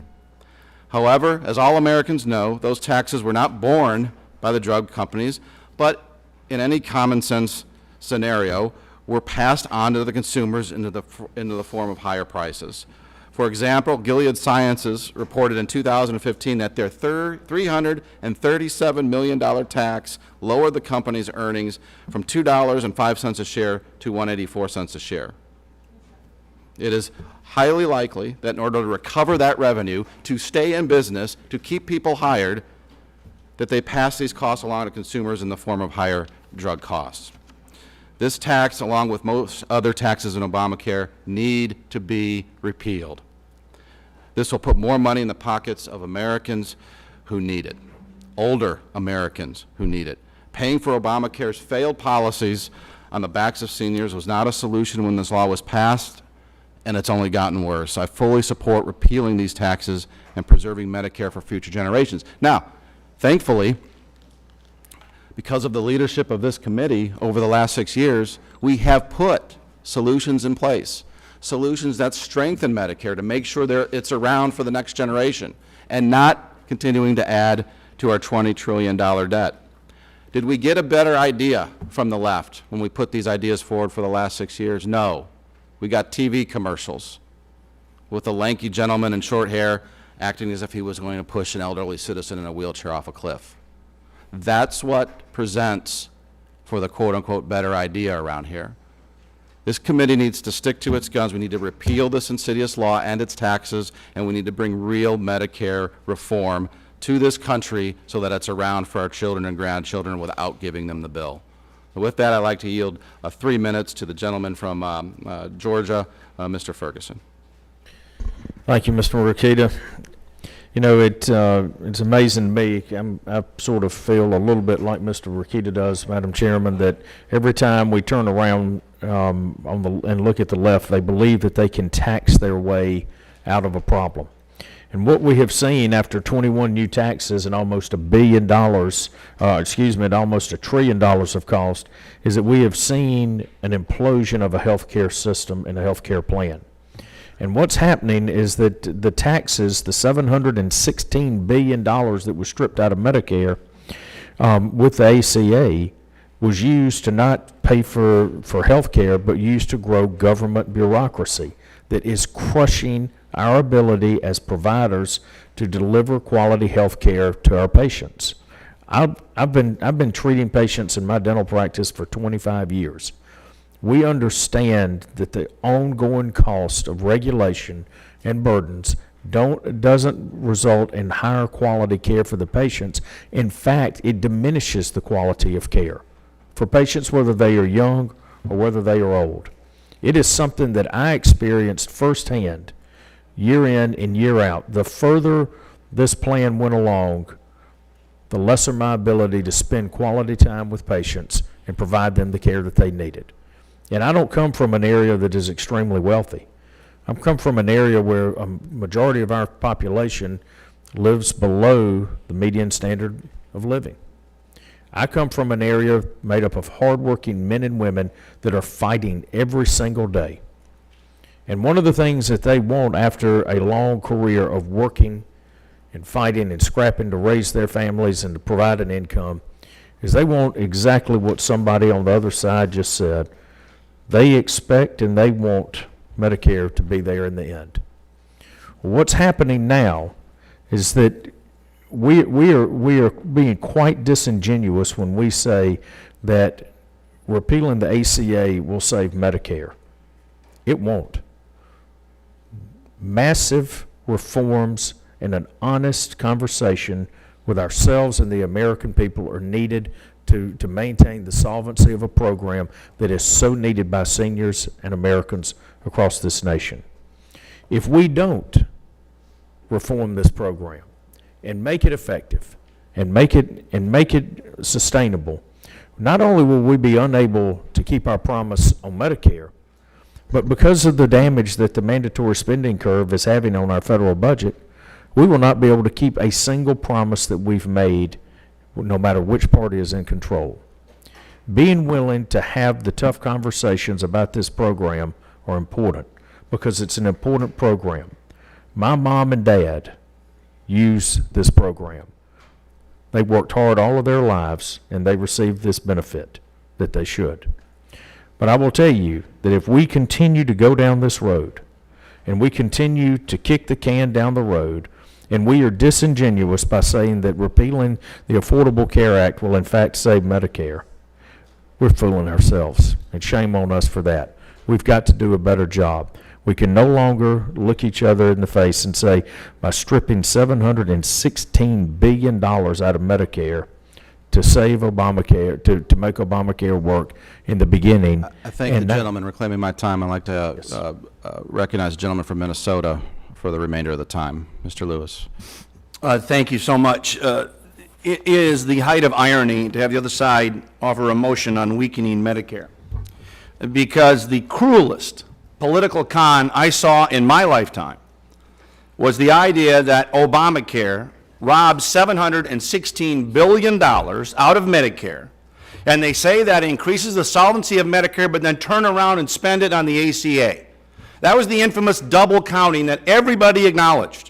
The total dishonest accounting. We're going to take $716 billion out of provider payments that will increase the solvency of the program. Oh, but then we're going to spend it on the ACA. Ever wonder why we've got a $20 trillion national debt? We can't count. But the dishonesty of the accounting is one thing. How they so-called increase the solvency is another, by reducing provider payments. Now, it's not to insurance executives. It's to hospitals, to doctors, to nurses. And you know what that amounts to? Fewer benefits, less access, and in fact, this week, in the local paper in Minneapolis, St. Paul, I will read you verbatim. Mayo Clinic's chief executive made a startling announcement in a recent speech to employees. The Rochester-based health system will give preference to patients with private insurance over those with lower-paying Medicaid or Medicare coverage if they seek care at the same time and have comparable conditions. Now, that is de facto rationing. What they're saying is when you get reimbursed at 50 to 60 to 70% of market rates, guess what? We're not interested in your business. That's what the Affordable Care Act, and that's what the other side did to Medicare beneficiaries. And now they're talking about weakening Medicare? Are you kidding me? We've got two choices to save Medicare.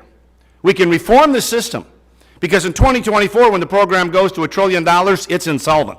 We all know that. So we can reform it by offering a new plan, a plan that the 1999 Bro-Thomas Commission maybe recommended, some form of premium subsidies. Or we can continue with the other side by cutting provider payments and having doctors and clinics and hospitals opt out of care for Medicare beneficiaries. That The gentleman's time has expired. Ms. Delbene, the proponent of the motion, is recognized for 1 minute to close. Thank you. The way to ensure our healthcare system is working is to build off of the reforms we've already made and make improvements, like allowing Medicare to negotiate drug prices. This bill does the exact opposite. Older Americans want to see Medicare strengthened and preserved for generations, not attacked. And it's just another broken promise from this president who repeatedly committed not to cut Medicare. This motion would restore that promise, scrapping a provision that directly attacks seniors and people with disabilities for no other reason than to give a tax cut to the wealthiest Americans. Whether you're a Democrat or a Republican, it makes no difference right now. This bill makes no sense, and we all know it. Certainly not for seniors and not for those with disabilities. So for Lance, for Doris, for Grace, and millions around the country just like them, I urge my colleagues to support this motion, and I yield back. The question is on agreeing to the motion offered by Ms. Delbenny. All those in favor signify by saying aye. Aye. Those opposed, no. In the opinion of the chair, the noes have it. A recorded vote is requested. The clerk will call the roll. Mr. Rokita? No. Mr. Rokita? No. Mr. Diaz-Balart? No. Mr. Diaz-Balart? No. Mr. Cole? No. Mr. Cole? No. Mr. McClintock? No. Mr. McClintock? No. Mr. Woodall? No. Mr. Woodall? No. Mr. Sanford? No. Mr. Sanford? No. Mr. Womack? Mr. Womack? No. Mr. Bratt? Mr. Grothman? No. Mr. Grothman? No. Mr. Palmer? No. Mr. Palmer? No. Mr. Westerman? No. Mr. Westerman? No. Mr. Renacci? Mr. Renacci? No. Mr. Johnson? No. Mr. Johnson? No. Mr. Smith? No. Mr. Smith? No. Mr. Lewis? No. Mr. Lewis? No. Mr. Bergman? No. Mr. Bergman? No. Mr. Faso? Mr. Faso? No. Mr. Smucker? Mr. Smucker? No. Mr. Gates? Mr. Gates? No. Mr. Arrington? Mr. Arrington? No. Mr. Ferguson? Mr. Ferguson? No. Mr. Yarmouth? Mr. Yarmouth? Aye. Miss Lee? Miss Lee? Aye. Miss Lujan Grisham? Miss Lujan Grisham? Aye. Mr. Moulton? Mr. Moulton? Aye. Mr. Jeffries? Mr. Jeffries? Aye. Mr. Higgins?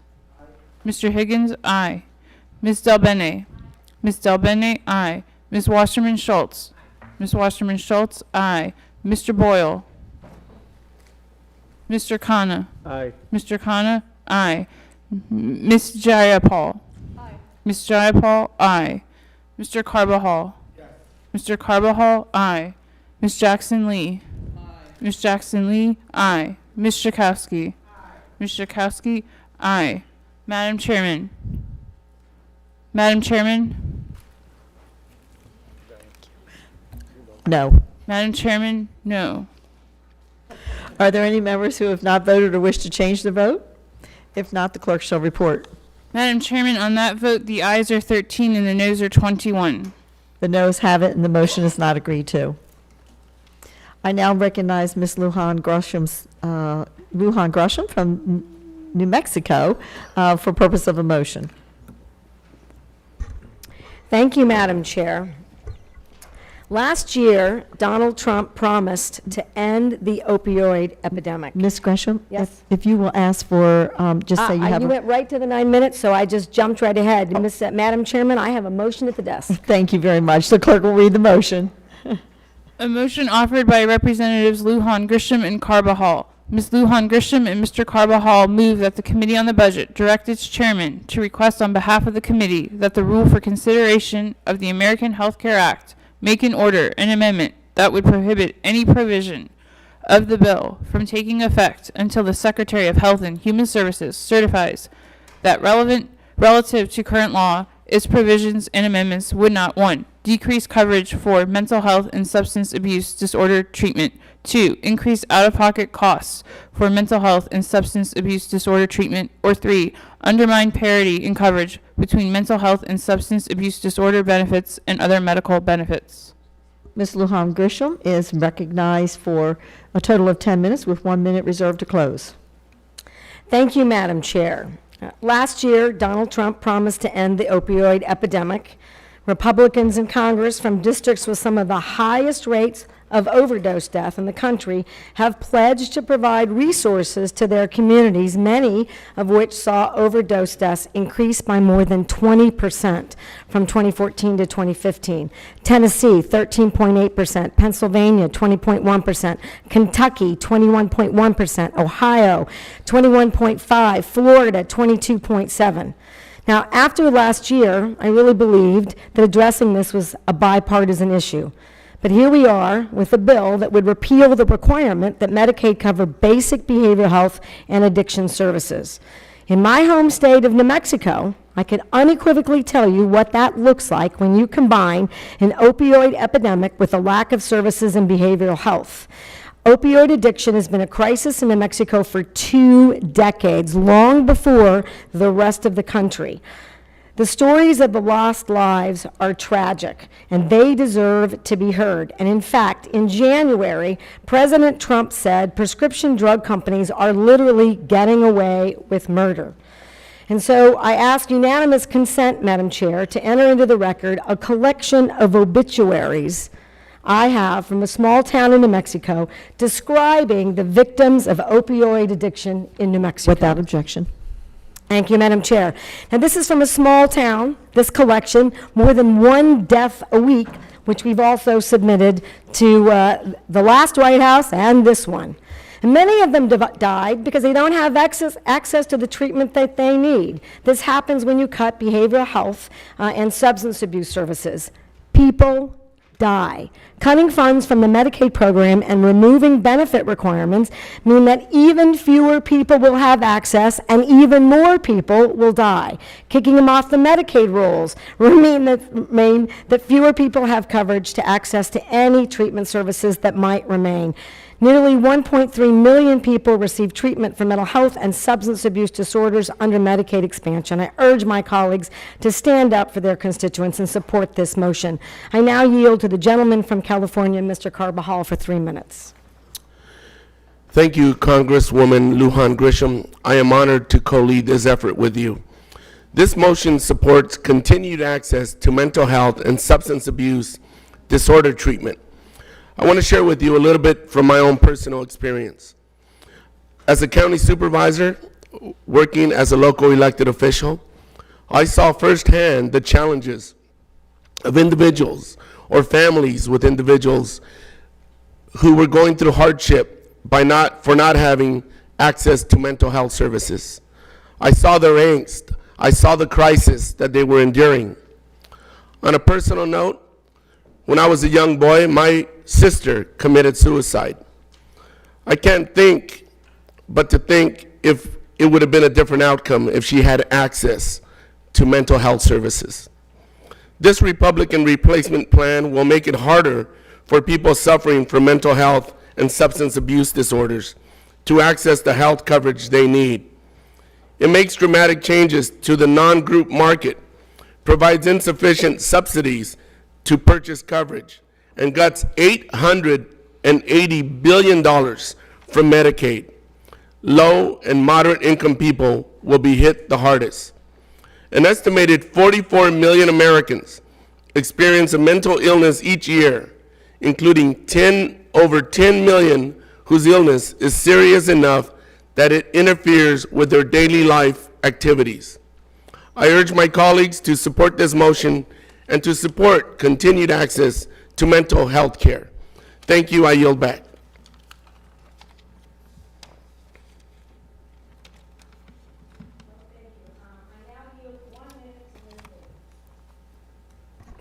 Thank you. I want to thank the gentlelady for yielding and for this motion. I'm in full support of it. And let me just say, once again, this bill shamefully repeals the Medicaid expansion, ending coverage for mental health and substance abuse disorder services for millions of Americans. Let me be clear.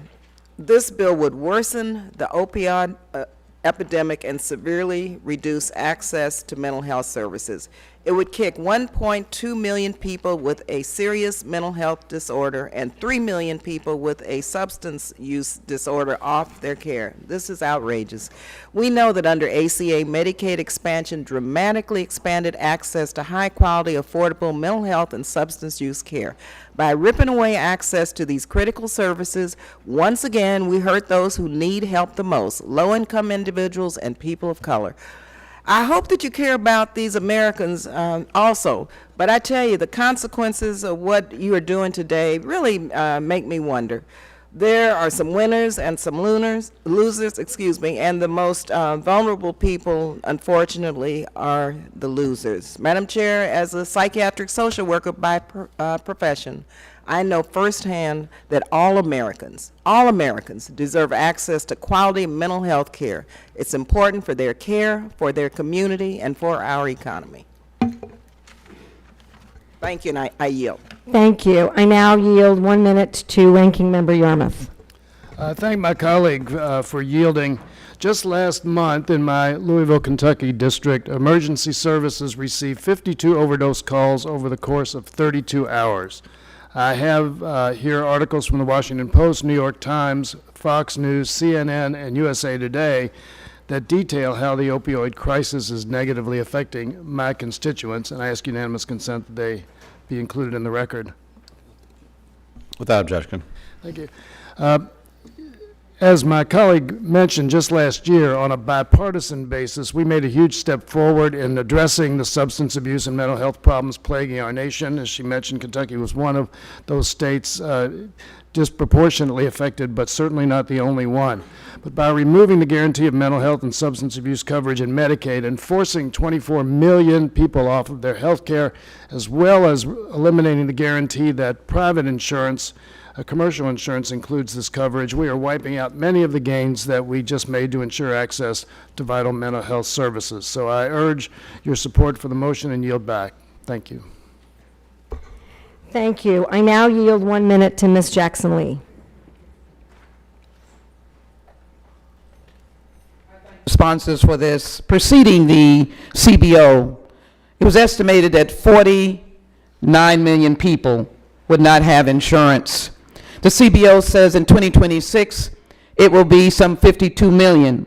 Among those are those who suffer from mental health issues. It is in reflection of the speaker's comment. Yeah, so what we don't want to do is try and encourage more Obamacare-type insurance coverage plans. Obamacare had mental health coverage for the many who are suffering from drug addiction. And as my colleague from Kentucky said, in a USA Today article, Sherry Reynolds talks about her son, Qual, who's been drug-free for 16 months. But she also talks about her stepson, Jarvis, who suffered from mental illness and killed himself in 2010 after he couldn't get medical treatment. My friends, the question is, where is our compassion? For my fellow Texans, 1,874,000 individuals got health care coverage, which included mental health coverage under the Affordable Care Act. 1,092,650 individuals purchased high-quality health insurance. By this Trump Care bill, mental health persons will suffer and they will die. I support this amendment because I don't want Americans to die. I yield back.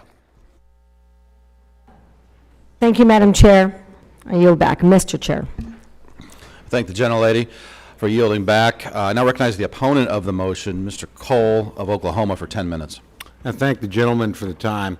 I want to begin by acknowledging what my good friend from Kentucky said. Last year we did do something in a very good way in a bipartisan sense. We spent $500 million on this problem in grants around the country. We also passed in the Cures Bill major mental health overhaul. And this year, frankly, the President's included an additional $500 million. So I think this is a problem, honestly, that we all recognize exists and that we're all willing to do something about. But when I listen to the debate today, and it's been a good debate, it's been one that I think both sides have made sincere and detailed points on. I look at it maybe a little bit differently from some of our newer members because I was here the last time we went through this debate. I was a member of Congress when Obamacare was enacted. And we were told at that time that if we passed it, costs would go lower. They haven't. We were told that we would have more choices. We don't. And we were told that if you liked your doctor and you liked your plan, you could keep them. Well, the reality is, for many people, that just wasn't the truth. In my home state, we are in a crisis situation in the Obamacare system. We have, our rates are going up 69% next year for those that pay the full rates, and we're down to a single provider for an entire state. That doesn't sound like a successful system to me. When I look at the American Health Care Act, I see several things. First, it doesn't, frankly, damage the three essential pillars of our healthcare system, which are first, employer-based healthcare. That's where most Americans get it. If anything, it pushes back this onerous Cadillac tax for 8 years, something that I think we need to get rid of altogether. We should never be taxing people for their health care plans. Second, it keeps the basic Medicaid functions intact, and it keeps Medicare for older seniors, although I agree with many of the comments made today. Both these systems are very much in need of reform. And the bill also provides a transition period for people that are actually currently getting health care through Medicaid expansion or some other form of Obamacare. The Act does a number of things, which I think we ought to talk a little bit more about what it does. First of all, it's not required.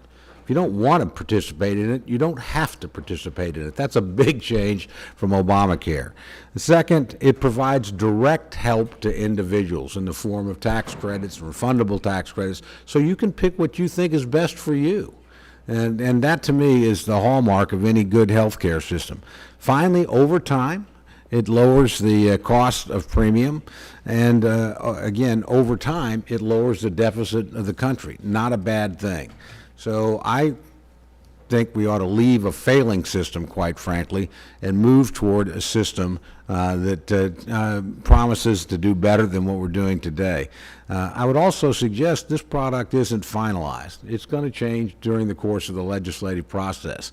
It'll change in the House. It'll certainly change in the Senate. But staying where we're at is exactly the wrong thing to do. With that, I want to yield 3 minutes to my good friend from New York, Mr. Faso. Thank you, Mr. Cole. Mr. Chairman, I appreciate the opportunity. I think that all of us recognize the need to ensure that adequate and sufficient and good mental health services are available. I think, as Mr. Cole stated, I think all of us on both sides of the aisle come to that point of view. The bottom line is that this legislation is going to give states more flexibility in terms of how they design programs. And I know that some states will emphasize one aspect of the system over others. I'm confident that in our state of New York, mental health and substance abuse will be something that will be very, very significant for the designers of our plan. But unlike the current system, where New York State, for instance, now has over 100 plan amendments pending at HHS, the states are going to be able to design programs and policies that will be efficient and effective for them.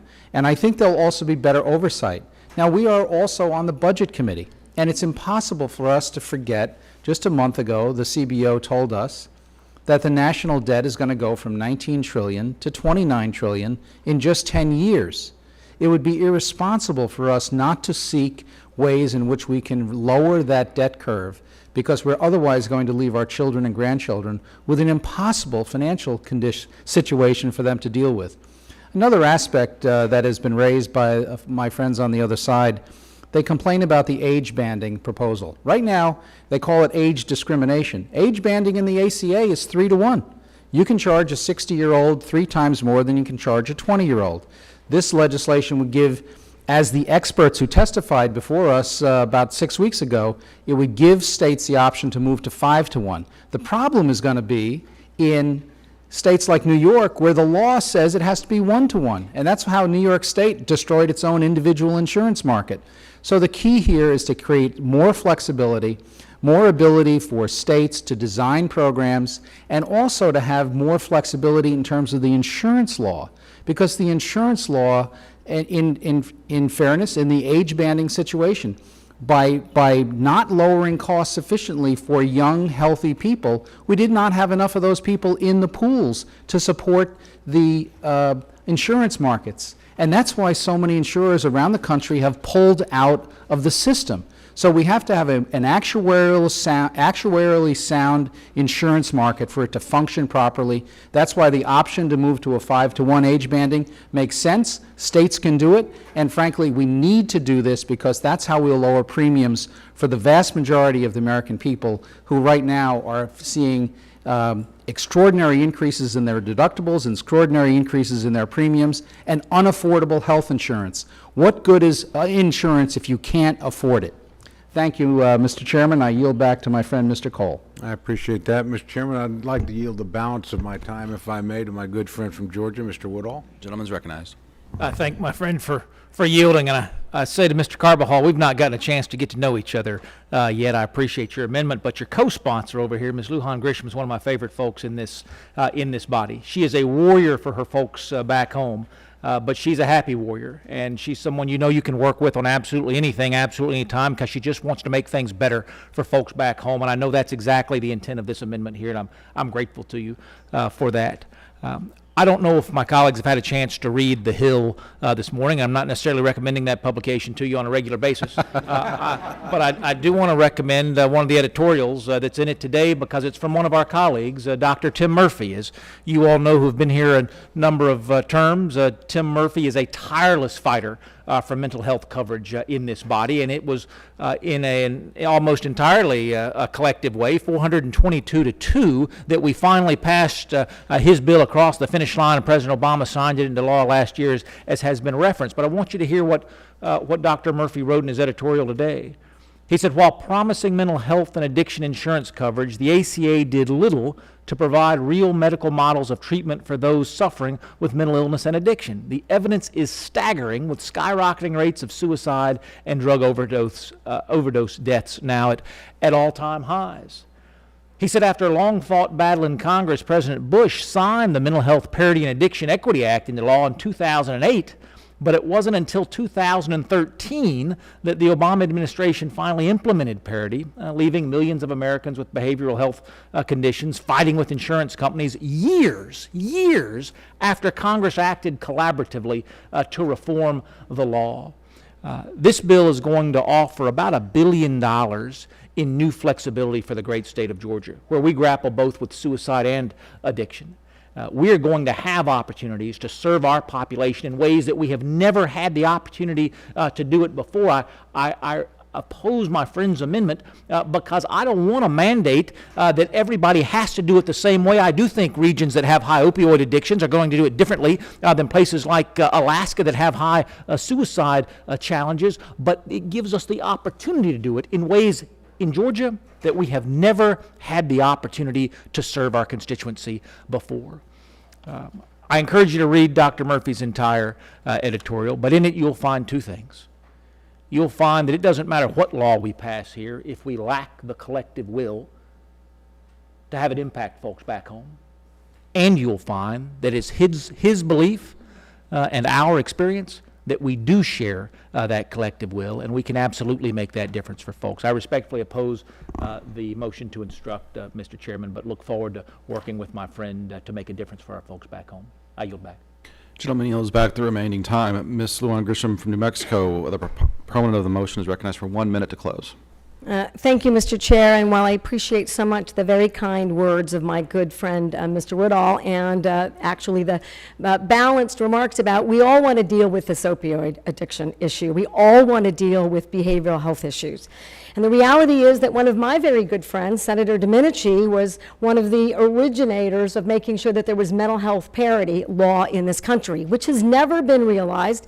So I just want to remind members there are two constants here: pharmaceutical companies and insurance companies who have no motivation to make it cost-effective or better. We're really continuing to invest in their greed. We gave them patent protection. We gave them non-negotiated prices. We let them sell our drugs that we pay for to other countries for 10 cents on the dollars, and we don't allow any reimportation back in. Everything they have asked for, this Congress has given them, including the insurance companies who are only regulated by states, and it is frankly, a negative basket of accountability.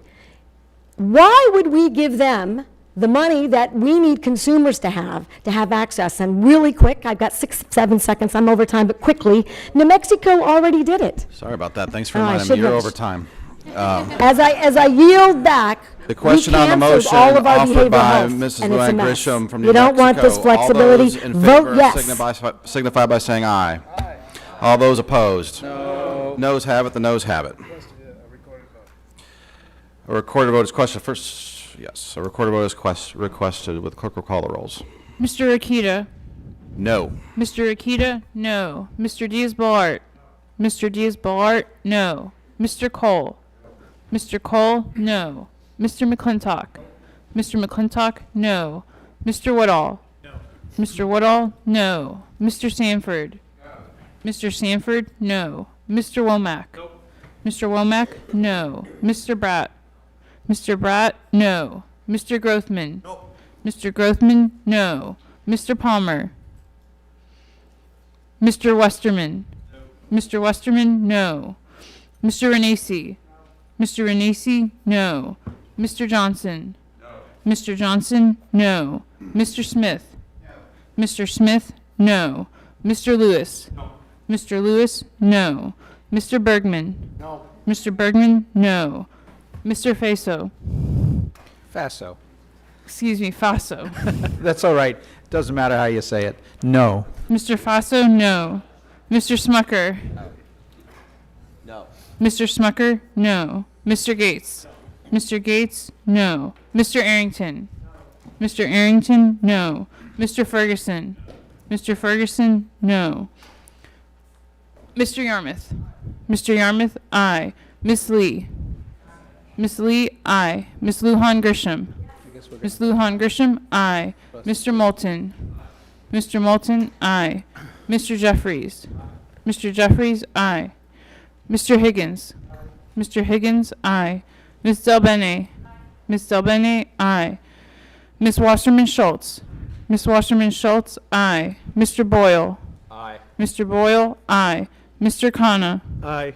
Mr. Khanna? Aye. Miss Jayapal? Miss Jayapal? Aye. Mr. Carbajal? Mr. Carbajal? Aye. Miss Jackson Lee? Miss Jackson Lee? Aye. Miss Shakowski? Miss Shakowski? Aye. Madam Chairman? Madam Chairman, no. Are there any members who have not voted or wish to change their vote? The gentleman from Alabama. How is the gentleman from Alabama recorded? Mr. Palmer is not recorded. Mr. Palmer, no. Are there any other members who are not voted or wish to change their vote? Seeing none, the clerk shall report. Mr. Chairman, on that vote, the ayes are 14 and the noes are 22. The motion does not pass. There are votes expected to be called on the floor of the House soon, so at this time, the committee will stand in recess. We will resume directly after the votes on the floor of the House.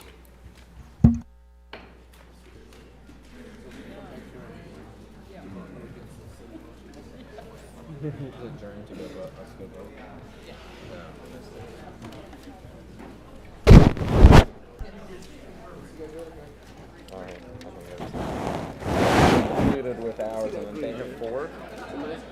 That is. Yeah, because you gotta be, because the lighter neon green is not. I'm not feeling that. You gotta be careful with shade trees.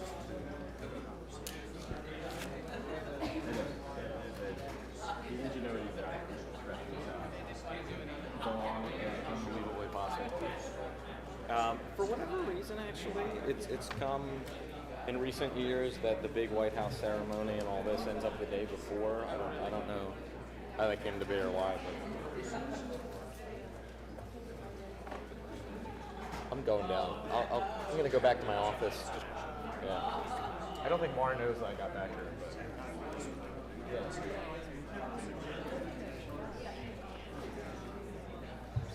Oh, jeez.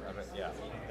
So for the 3. Yeah, I think it's just 3. Can you have her run off another? Because I wanted to give one to Peter Welch. Sure. Yeah, so just... And actually, I'm going back to the office now, so if you want to help us.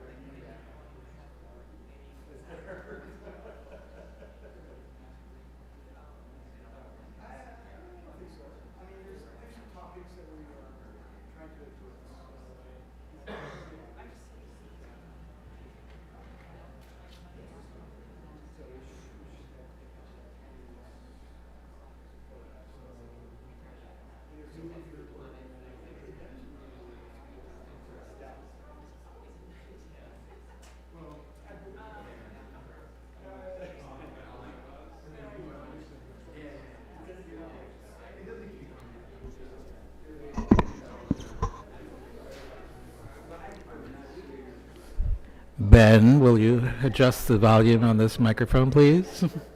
Do you know which microphone it is?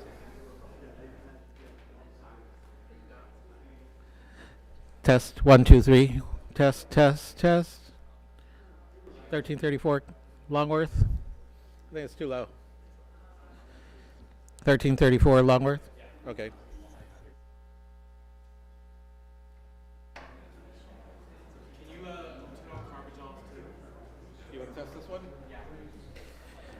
Test, test, test. This is 1334 Longworth.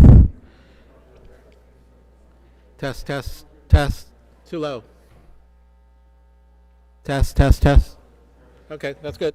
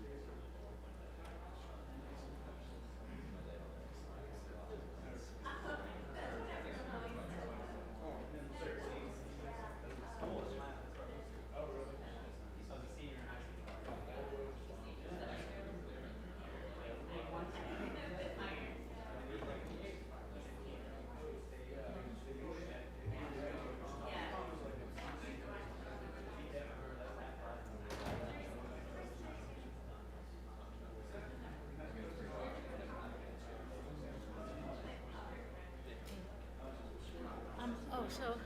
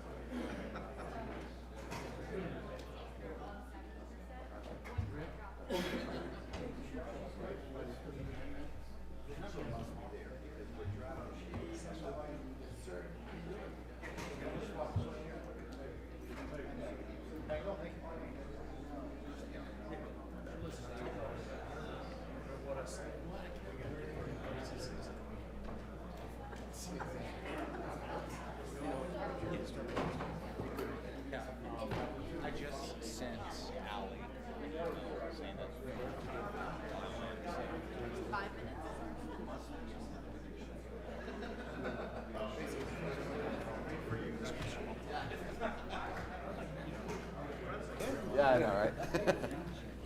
You okay? You okay if we get started, even though we've got a few members that still aren't here?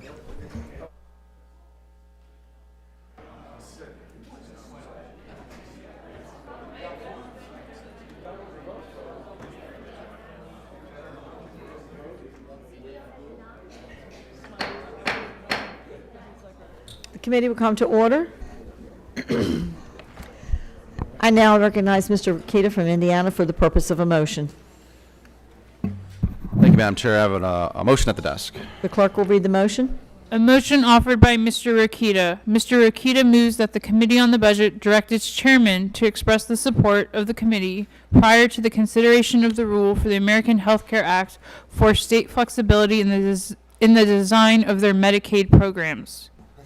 Mr. Rokita is recognized for 10 minutes with 1 minute reserved to close. I thank the chairman.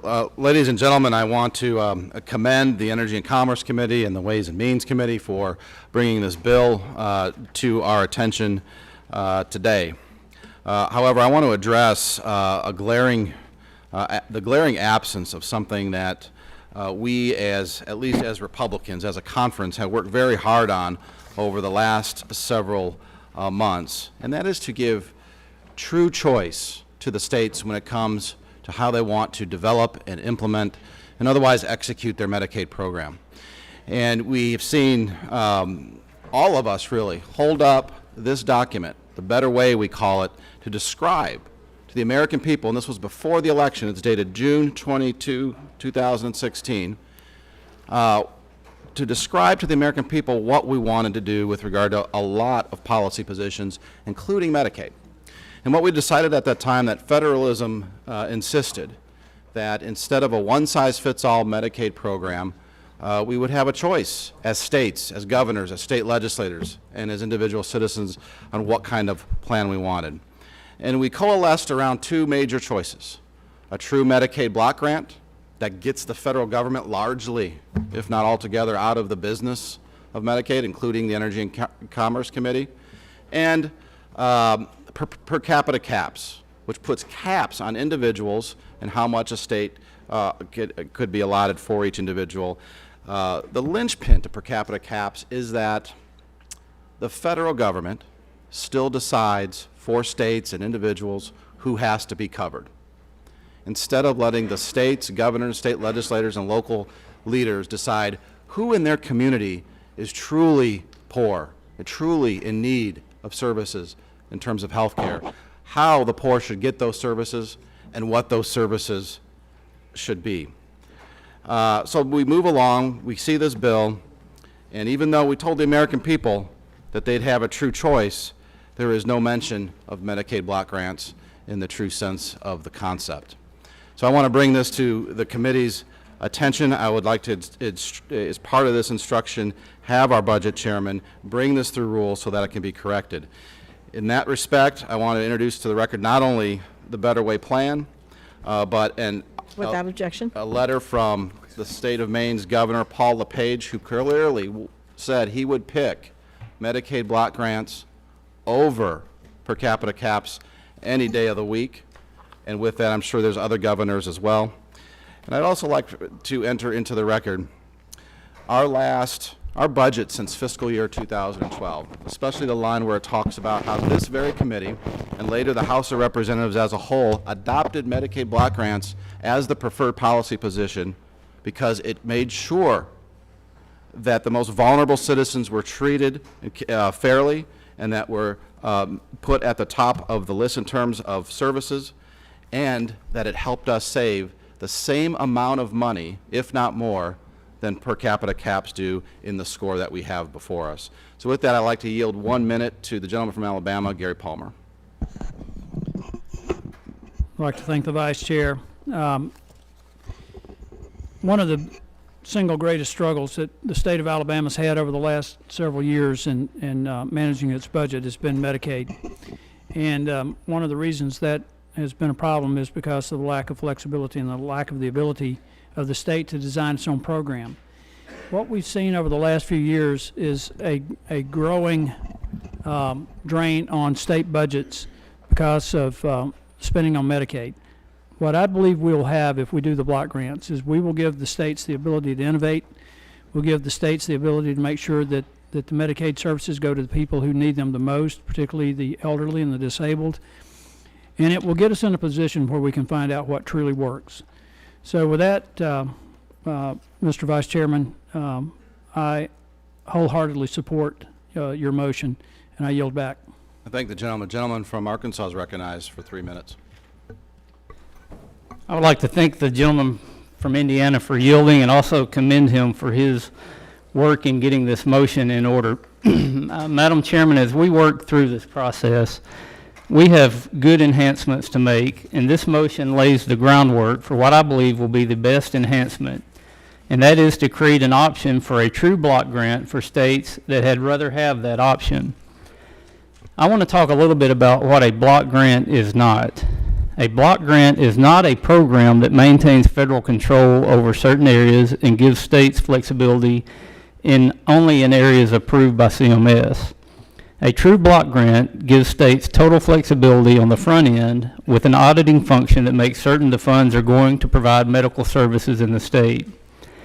Therefore, a block grant is not a global waiver. In fact, the term waiver defies the basic definition of a block grant. Waiver implies that the state has to ask permission of the federal government to do innovation in their program. A true block grant does not have fluctuating rates that change as the economy changes, even though you could build in a growth factor for inflation or population. The premise behind a true block grant is that a state assumes more responsibility in exchange for total flexibility. We've seen hints of the success of the block grant model in the TANF program that President Clinton and a Republican Congress put in place. Although not a block grant, the state of Rhode Island received a 5-year global waiver in 2009 and saw tremendous benefits in health outcomes while saving $3 billion of the $12 billion program they signed up for. In the state of Maine, the state had to go to court to get a sliver of flexibility, but as a result, they were able to create high-risk pools that helped their citizens, lowered cost, and improved health outcomes because the state had just that tiny bit of flexibility. Madam Chairman, we need to give states the true flexibility with a block grant.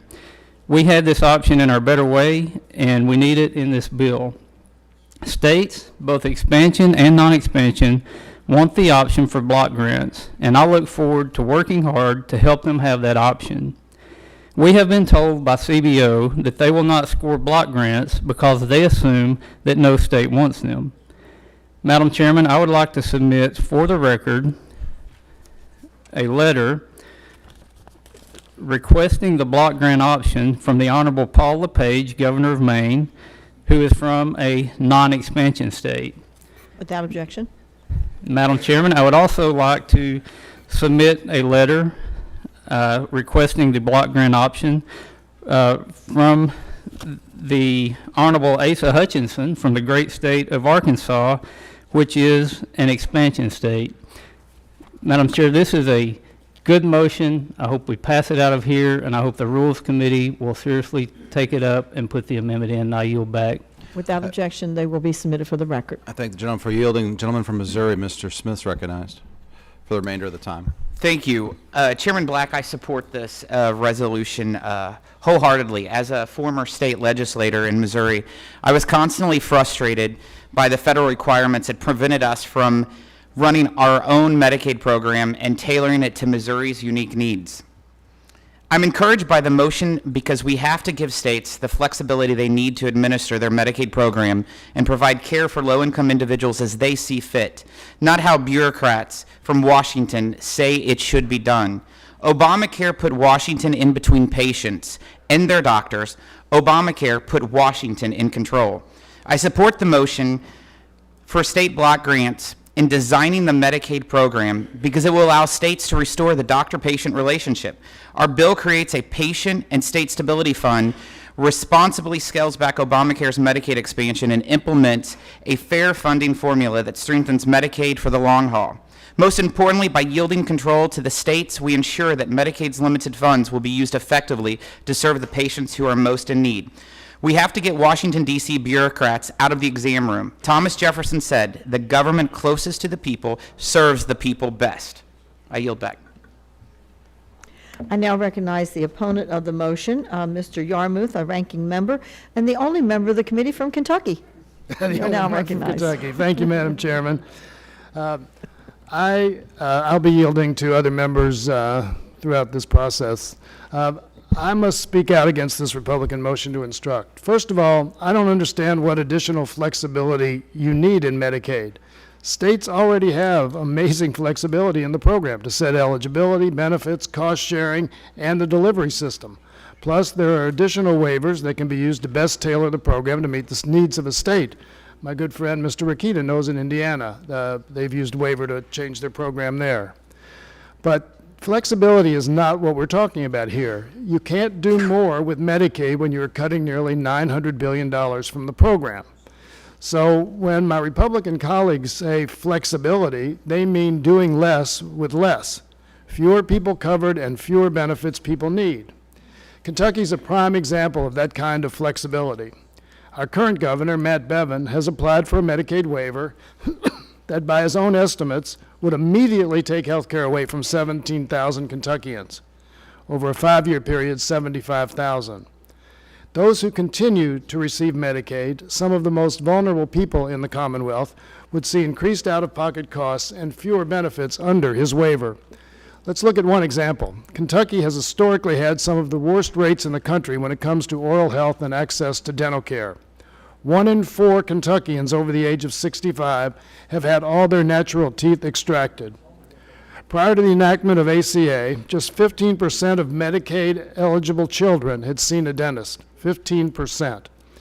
When our former governor, Steve Beshear, expanded Medicaid to more than 400,000 Kentuckians as part of the ACA, which included coverage for oral care, the rate of dental visits increased by 31% and more than doubled for children. That's real progress. And that's what we are about to lose because of a need for what my Republican friends call flexibility. Governor Bevin's waiver would cut dental coverage as a standard benefit for hundreds of thousands of Kentuckians. That's not progress, that's a public health crisis. This motion isn't about improving care through flexibility. It's about jeopardizing the health care of millions of low-income men, women, and children, and harming poor seniors and those with disabilities. I urge my colleagues to oppose this motion, and I now yield 3 minutes to Ms. Delbene. Thank you. This motion says state flexibility, when what it really means is allowing states to rip Medicaid coverage away from those who need it most. If we want state flexibility, let's let states keep Medicaid expansion. There should be no question that Medicaid expansion has dramatically expanded health coverage for middle-class Americans struggling to make ends meet. Repealing the expansion now is both dangerous and incredibly short-sighted. Apparently, the Republicans' idea of a health care plan is to destabilize the Medicaid program as a whole.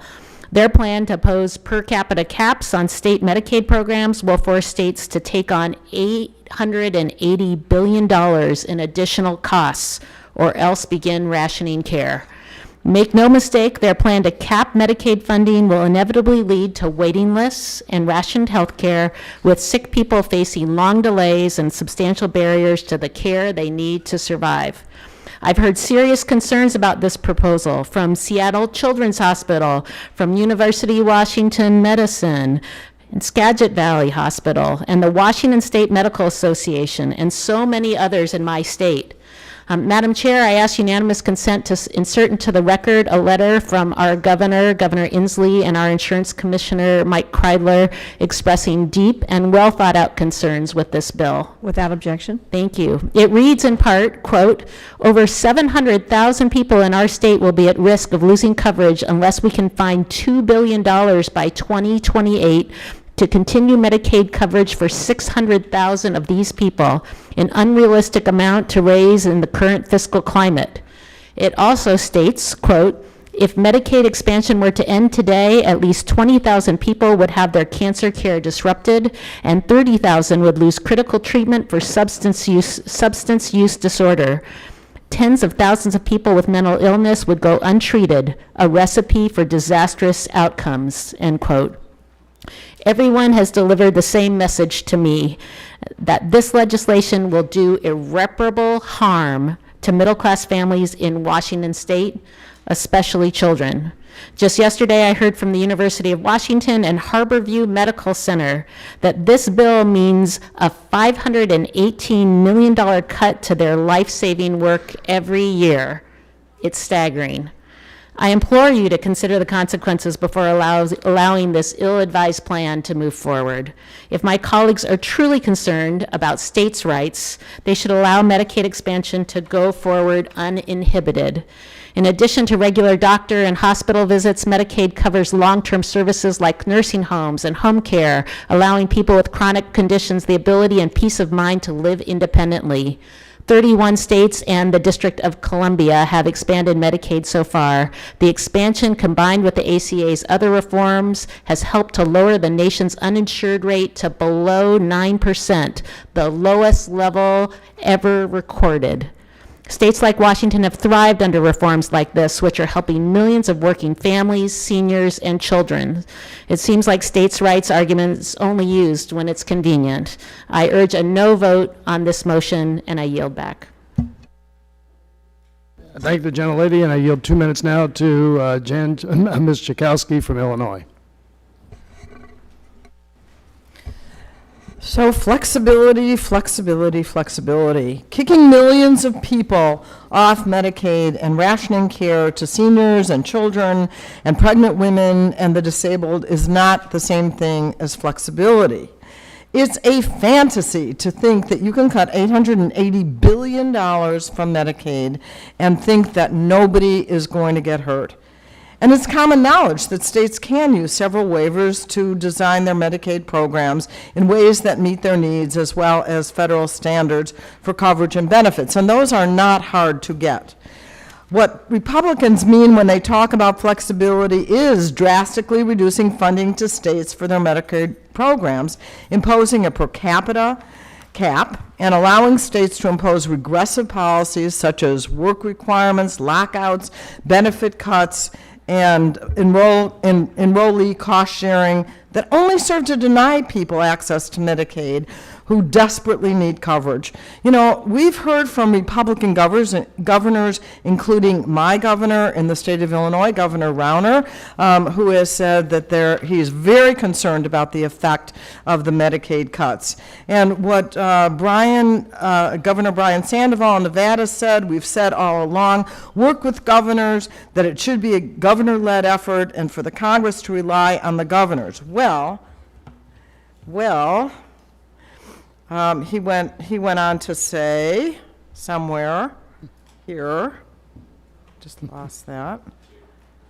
Anyway, he went on to say that nothing that the governors had recommended was actually put in place. And so, simply put, this amendment would undermine the effectiveness of Medicaid, hurt thousands and millions of people, slashing budgets, and further punishing a vulnerable population. I yield back. Thank you. I yield the remainder of our time to Ms. Wasserman Schultz of Florida. I thank the gentleman for yielding. You know, I hear my Republican colleagues asking for flexibility for states, but make no mistake, that is simply code for deep cuts and fewer people covered. Republican proposals to convert Medicaid into a per capita capped program are intended to achieve large and growing cuts to federal Medicaid spending, thus shifting costs to the states. Considering the leeway that states already have in running their Medicaid programs, under the GOP bill, the only result of flexibility will be states further limiting enrollment, cutting benefits, or forcing low-income Americans to pay more for the health services they need. Shifting hundreds of billions of dollars in Medicare costs to states will erode the progress they've made in strengthening and improving the delivery of health care services to vulnerable populations. States like my home state of Florida, with 3.7 million people who receive health care coverage through Medicaid, cannot afford the massive cuts that this budget proposes. The 3 out of 7 kids in our state who can see a doctor when they are sick and get the vaccinations and screenings they need to stay healthy thanks to Medicaid deserve better. If Republicans spent more time learning about Medicaid instead of inventing meaningless catchphrases like state flexibility, they'd know that states can already do everything outlined in this motion. States already have flexibility to design benefit plans that are best for their residents. They have flexibility on eligibility, benefits offered, and the delivery of and payment for care. There isn't one thing outlined in this motion that states cannot pursue today. Under existing flexibility standards, states have improved the quality and delivery of care. Flexibility is the only way states cover prescription drugs, physical and occupational therapy, and new preventative services that drive down the costs of care. This entire bill isn't a health care plan. It is nothing but a huge tax cut for the rich at the expense of millions of hardworking American families, including millions of children. No amount of Medicaid flexibility is going to change that. Thank you. I yield back the balance of my time. Vice Chair Rakita, the proponent of the motion, is recognized for 1 minute to close. I thank the chair lady. The reason I introduced the document entitled CBO Scores of Past Block Grant Provisions and Budget Resolutions is to show that the savings of our previously scored block grant proposals generally matches the per capita cap proposal. So there's no reason it should score a 0 like CBO and inexplicably wants it to.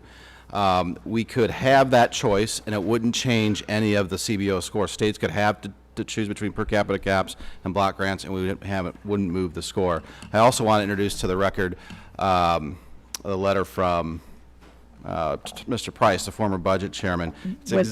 Without objection. It's Exhibit A. Thank you very much. Time has expired. I got caught by my own rules. The question is agreeing to the motion offered by Mr. Rakita. All those in favor signify by saying aye. Aye. Those opposed? No. In the opinion of the chair, the ayes have it. I'd like to record. Okay.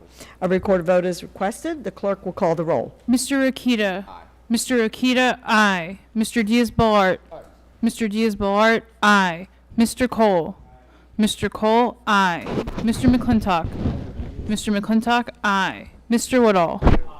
Mr. Woodall, aye. Mr. Sanford. Mr. Sanford, aye. Mr. Womack. Mr. Womack, aye. Mr. Bratt. Mr. Grothman. Aye. Mr. Grothman, aye. Mr. Palmer. Mr. Palmer, aye. Mr. Westerman. Mr. Westerman, aye. Mr. Renacci. Mr. Renacci, aye. Mr. Johnson. Mr. Johnson, aye. Mr. Smith. Mr. Smith, aye. Mr. Lewis. Mr. Lewis, aye. Mr. Bergman. Mr. Bergman, aye. Mr. Faso. Mr. Faso, aye. Mr. Smucker. Mr. Smucker, aye. Mr. Gates. Aye. Mr. Gates, aye. Mr. Arrington. Mr. Arrington, aye. Mr. Ferguson. Mr. Ferguson, aye. Mr. Yarmouth. Mr. Yarmouth, no. Miss Lee. Miss Lee, no. Ms. Lujan Grisham. Ms. Lujan Grisham, no. Mr. Moulton. Mr. Moulton, no. Mr. Jeffries. Mr. Higgins. Mr. Higgins, no. Ms. Delbene. Ms. Delbene, no. Ms. Wasserman Schultz. Ms. Wasserman Schultz, no. Mr. Boyle. Mr. Khanna. No. Mr. Khanna, no. Ms. Jayapal. No. Ms. Jayapal, no. Mr. Carbajal. Mr. Carbajal, no. Ms. Jackson Lee. No. Ms. Jackson Lee, no. Ms. Schakowsky. Ms. Schakowsky, no. Madam Chairman. Aye. Madam Chairman, aye. Are there any members who have not voted or wish to change their vote? If not, the clerk shall report. Madam Chairman, on that vote, the ayes are 21 and the nays are 12. The ayes have it, and the motion is agreed to. I now recognize Mr. Gates from Florida for the purpose of a motion. Madam Chair, I move that, do I read the motion now, Madam Chair? No, you just say I have a motion at the desk. I have a motion at the desk. The clerk will read the motion. Motion offered by Mr. Gates. Mr. Gates moves that the Committee on the Budget direct its chairman to express the support of the committee prior to the consideration of the rule for the American Health Care Act for policies that do not incentivize new Medicaid enrollment. Mr. Gates is recognized for a total of 10 minutes with 1 minute reserved to close. Thank you, Madam Chair. Incentivizing growth in the Medicaid program is fiscally irresponsible. It's inconsistent with free market principles, and it should not be reflected in this legislation. Obamacare, in its essence, is simply a redesign of the Medicaid program. In many ways, Obamacare is inappropriately named. It's better named as Obamacade, because more than 60% of those who are purported to be covered are covered through Medicaid expansion. And Medicaid has exploded under Obamacare. 1 in 4 Americans is now on Medicaid. And so what is the consequence of Medicaid explosion? It's certainly not better health care. Researchers at the University of Virginia reviewed the experiences of nearly 1 million patients undergoing 8 different types of surgical procedures. They found that Medicaid patients were twice as likely as patients with private insurance to die as a consequence of their hospital surgery. Medicaid patients who are hospitalized under current circumstances cited above are 13% more likely to die than patients who have no insurance at all. Hospital stays are 42% longer. And in the state of Oregon, where perhaps the most robust research was done, there was 0 evidence that having Medicaid coverage yielded any better healthcare outcomes. The data that I've cited makes very clear that the wish sandwich is Medicaid. We also haven't seen ER visits decrease as a function of Medicaid. A recent survey of the American College of ER Physicians notes that following Medicaid expansion in Medicaid expansion states, ER visits have actually increased. And certainly, we have not seen better access to health care. Look no further than the state of California, where they went from more than 8 million people on their Medicaid product to more than 12 million people on their Medicaid product. They couldn't raise taxes fast enough to cover all of the folks that were on Medicaid. So what did they do? They cut reimbursement rates to providers. And when that happened, providers left the market. And when providers left the market and people couldn't get health care, they ended up right back in the emergency room. And so Medicaid expansion in many ways is a cruel joke. It gives people a card that tells folks they have health insurance coverage, when in reality, access is frequently illusory. But it's not just California. In Colorado, it was nursing homes that saw reductions in reimbursement rates. Think how irresponsible that is, thinning the soup in our nursing homes as a consequence of these flawed liberal policies. In Illinois, reimbursement rates were cut to hospitals and for prescription drugs. They were limited to only 4 a month. That is rationed care.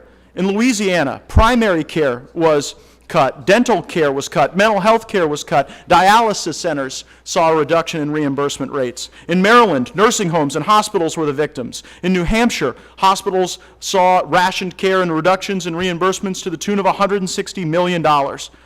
In the last motion, Democrats demonized rationed care, but it's their policies that have doubled down on rationed care, because when we overload a Medicaid system that was intended for the vulnerable with able-bodied childless adults, you do no service to the vulnerable, and ultimately, you don't yield better health care outcomes for anyone. When we promise Medicaid to people, I often think of the story of Diamante Driver. He was 12 years old. He thought he was going to get more than a wish sandwich. He thought he was going to get Medicaid and be covered. Diamante Driver had a tooth abscess. And because the Medicaid program was so overtaxed, so stressed, he couldn't get in to see physicians. He had such long waits that this 12-year-old boy died on Medicaid because we were not taking care of this vulnerable population. It's morally wrong and financially irresponsible to continue to tax this system irresponsibly. Now, some states expanded Medicaid. That's a reality we have to deal with. And I am modestly sympathetic to the arguments made by my colleagues that in expansion states, there ought to be a glide path so that we can adjust to various market forces.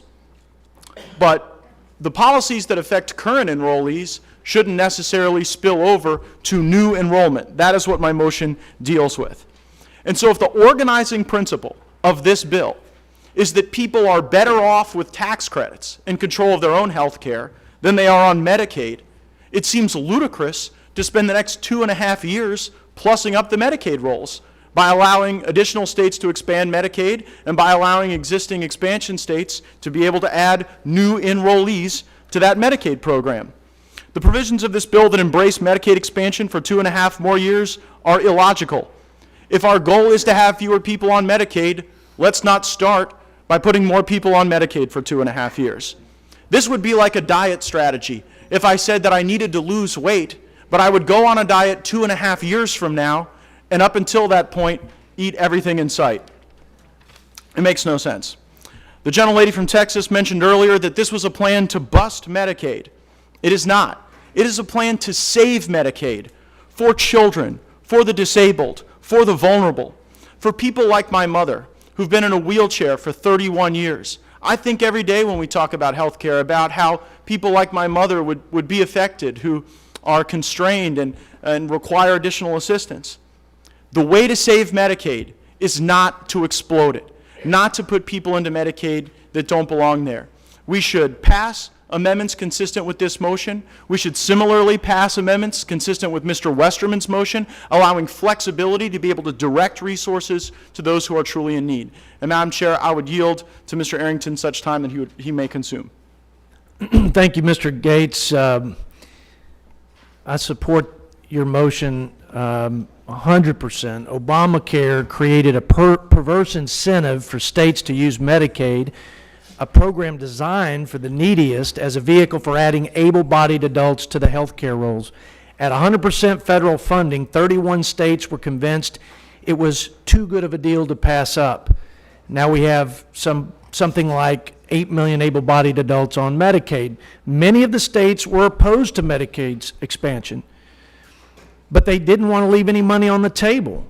They subscribed to the take our fair share argument. I don't know that I can blame them, but what about our children's fair share? What about our grandchildren's fair share? I'm proud that my home state of Texas refused to perpetuate this false notion that we actually have an endless supply of money to pay for all this. The American Health Care Act is a good start at reining in runaway federal spending. Medicaid was intended to cover our most vulnerable, low-income children, blind, disabled, elderly, and pregnant women. Able-bodied adults above the poverty line should not have been included on Medicaid rolls. There are at least 3 reasons why. First, we don't have the money to do this. The current trajectory with current policies in place from Obamacare have us spending $1 trillion a year on Medicaid. We'll be $30 trillion in debt in 10 years. Number 2, it dilutes service and takes the focus away from our most vulnerable. Third, it disincentivizes work. We must stop this unnecessary and fiscally irresponsible expansion of able-bodied adults now. I stand with my colleague, Mr. Gates, to freeze new enrollments immediately instead of exacerbating the problem of incentivizing states to stuff Medicaid with new able-bodied enrollees over the next 2 years as we move forward with the AHCA. I yield the remaining time to Mr. Johnson. I thank my colleague, and I stand in support of this motion, Madam Chair. We definitely should be building into our policy a glide path to get people off of Medicaid, to give them a choice for the health care that they want. I'd be remiss, however, if I did not mention that many states that took Medicaid expansion did so because the people in their states had no other choice. The collapse of the individual markets that continues to grow makes their choices narrower and narrower. I would urge, Madam Chair, that as you instruct the Rules Committee, we must be very, very careful that we do not hurt those that have no choice. We've got to make sure that this individual market has a chance to recover and rebound before we take strong action on repealing Medicaid expansion. The gentleman's time has expired. I now recognize the opponent of the motion, Mr. Yarmouth, ranking member, for 10 minutes. Thank you, Madam Chairman. I now yield 3 minutes to Ms. Jackson Lee of Texas. Mr. Yarmouth, thank you so very much, and thank you for your leadership.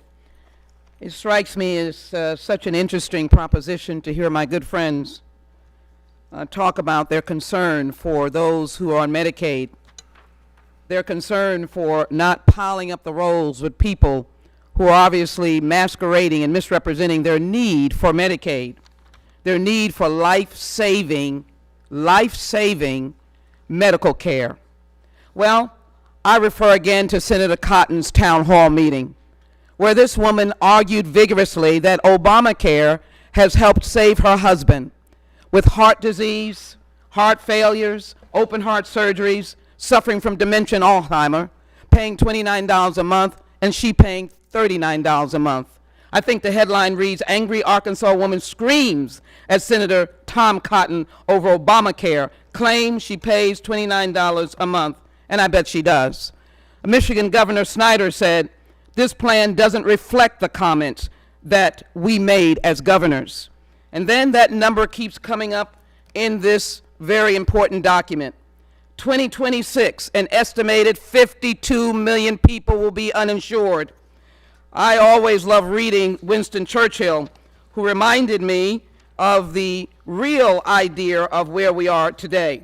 He reminded me of the information given by the America's Essential Hospitals that said that they will lose $40 plus $5 billion under this. These are rural hospitals. And let me cite for you individuals who come from the state of the proponent of this particular motion, if you will. What about Sherry Riggs in Florida? Lost her health insurance after divorce and immediately signed for coverage in Florida through AHCA. She then underwent 2 major surgeries, including open heart bypass. The Affordable Care Act saved her life.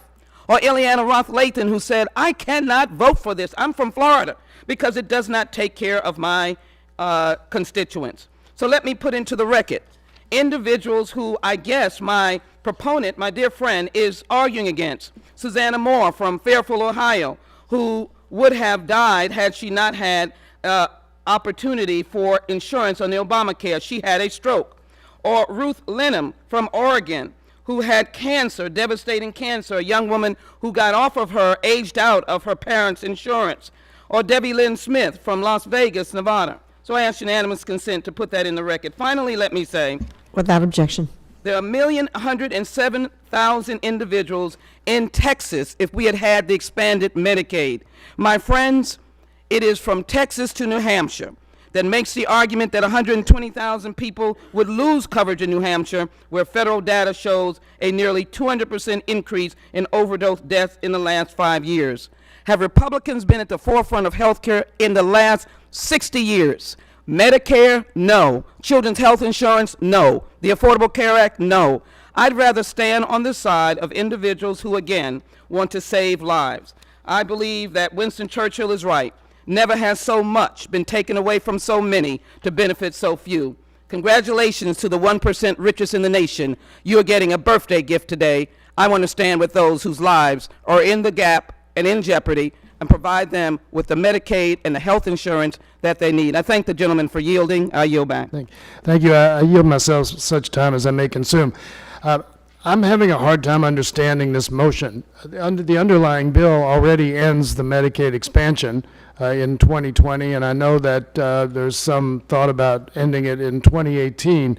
And I didn't hear any of those Republican members who are speaking on the motion give us any examples of what there might be some kind of incentive to enroll in Medicaid might be.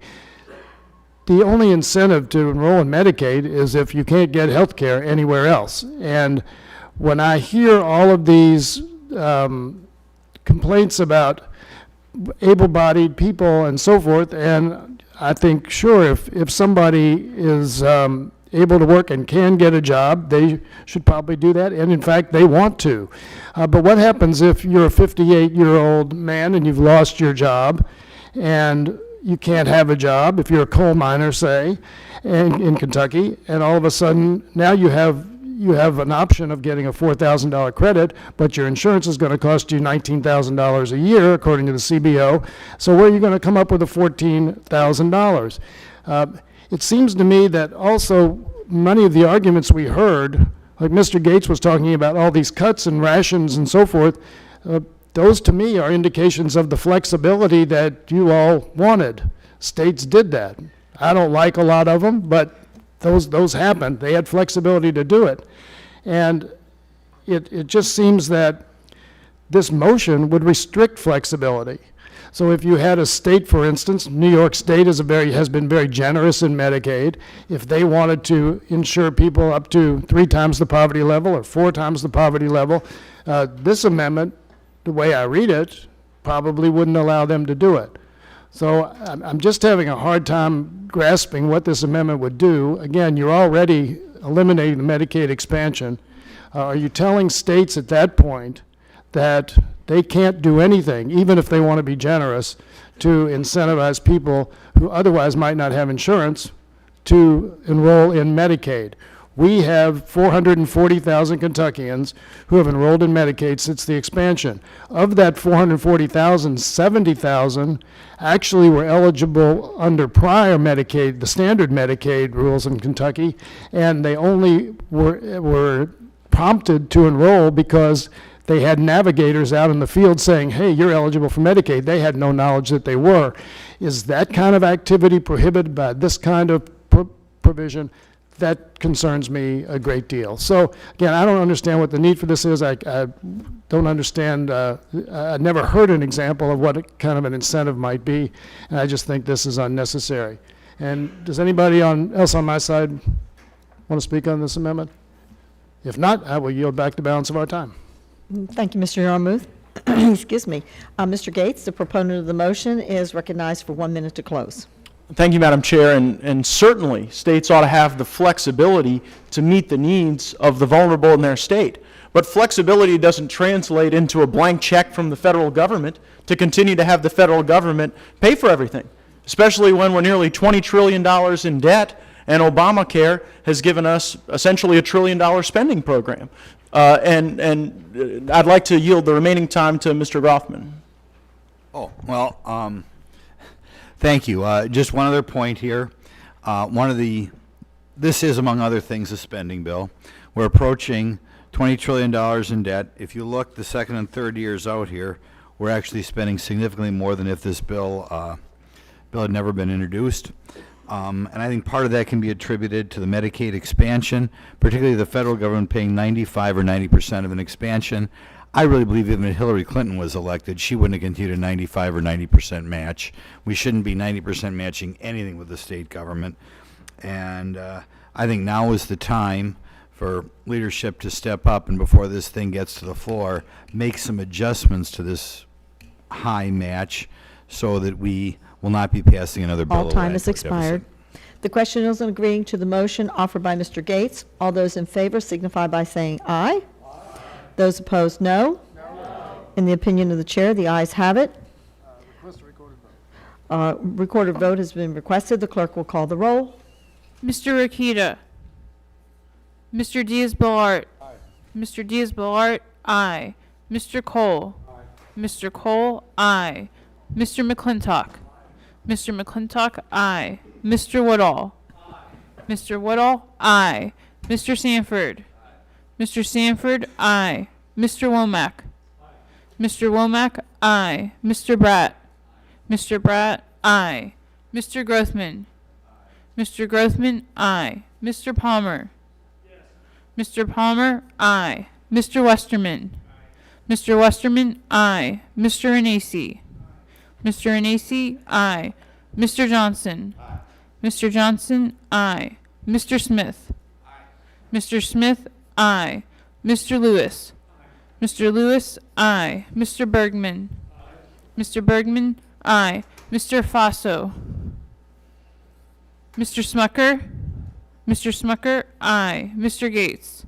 Mr. Gates, aye. Mr. Arrington.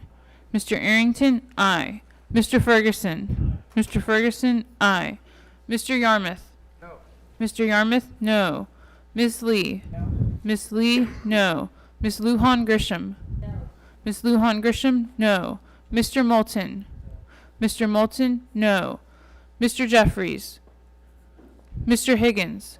Mr. Higgins, no. Ms. Delbene. Ms. Delbene, no. Ms. Wasserman Schultz. Ms. Wasserman Schultz, no. Mr. Boyle. No. Mr. Boyle, no. Mr. Khanna. No. Mr. Khanna, no. Ms. Jayapal. Ms. Jayapal, no. Mr. Carbajal. No. Mr. Carbajal, no. Ms. Jackson Lee? No. Ms. Jackson Lee? No. Ms. Schakowsky? No. Ms. Schakowsky? No. Madam Chairman? Aye. Madam Chairman, aye. Are there any members who have not voted or wish to change their vote? Mr. Rakita is not recorded? Mr. Rakita, aye. Mr. Faso? Mr. Faso, aye. The clerk shall report. Madam Chairman, on that vote, the ayes are 22 and the noes are 13. The ayes have it, and the motion is agreed to. I now recognize Mr. Palmer for the purposes of a motion.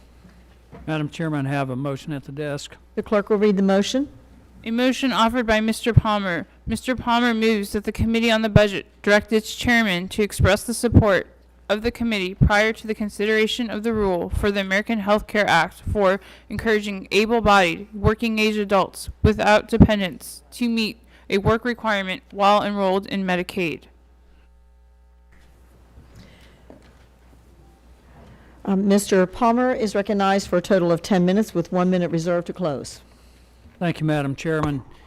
When Medicaid was created, it wasn't intended to become an entitlement for able-bodied adults. Instead, it was meant to be a temporary safety net to protect the most vulnerable. It was meant for seniors and individuals with disabilities, pregnant women, and children. The Affordable Care Act led to the explosion of the program into a permanent welfare benefit for anyone, including the able-bodied and childless. The population is ineligible, this population is ineligible for temporary assistance to needy families and generally for food stamp benefits. The Medicaid expansion has created a perverse incentive for states to provide benefits to able-bodied adults at the expense of the elderly, the blind, and the disabled. Under the AHCA, states receive 100% match, phasing down to 90% for the expansion, which has resulted in making the able-bodied eligible. This has led, according to the Kaiser Foundation, this has led to over 582,000 disabled and elderly citizens on a waiting list. In this way, the AHCA has discriminated against the most vulnerable in our society. A work requirement would help states focus their limited resources on the truly needy. I want to point out that in a report that I received for Medicaid recipients, it shows that 44% of those who are receiving Medicaid currently do no work at all. And only 32% do seasonal part-time work, and only 24% work full-time. The National Bureau of Economic Research did a study that found that past Medicaid expansions to enroll able-bodied childless adults reduced employment and earnings among those expansion populations. In Alabama, over 48,000 people were estimated to leave the workforce. The Congressional Budget Office estimated that the AHCA would reduce the number of hours worked by 1.5 to 2%, almost entirely because workers will choose to supply less labor given the new taxes and other incentives. I'd also like to point out that the AHCA expansion is over budget and costs are way above the CBO's projections. In fact, the CBO projected in this latest score, the CBO reported that the costs are 40% higher than they estimated. And I also like to point out that states have exceeded their maximum enrollment targets and have enrolled more than twice as many able-bodied adults as expected. With that said, Madam Chairman, I urge my colleagues to support this, and I will yield 2 minutes to my colleague from Wisconsin, Mr. Grothman. Thank you much. As Congressman Palmer pointed out, this has become an entitlement program. And like many entitlement programs, the way you get the entitlement is make sure you don't have a lot of income. The result is a perverse incentive.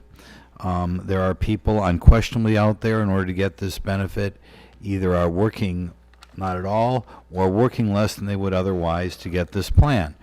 While I understand that there are perhaps some things that cannot be done because of waiting lists, which are inevitable in Medicaid, it is also true in Medicaid. In a lot of ways, it's superior to insurance, which a lot of working people have. Most people today, and including people who are on Obamacare, pay sizable deductibles. They have big co-pays for individual procedures. Medicaid does not have these big deductibles or much of a copay for procedures. So as the result, we have a situation in which not just to get the coverage, but getting superior coverage, you're encouraged not to work at all or to work less. The result is I think we have more people on these programs than is necessary. It's one of the reasons why we have in the second or third year the CBO estimate and actual spending increase in this plan. And I think one way we can make this not such a seductive entitlement is to put some sort of work requirements in this plan, which I think miraculously, as with other entitlements, will result in less and less people signing up for the program. Thank you. Thank you, Mr. Rothman. I now recognize the gentleman from Texas, Mr. Arrington, for 2 minutes. Thank you, Mr. Palmer. I wholeheartedly support my colleague, Representative Gary Palmer, on his motion to ensure that the American Health Care Act includes a work requirement for able-bodied adults. Any responsible welfare program must include such a provision.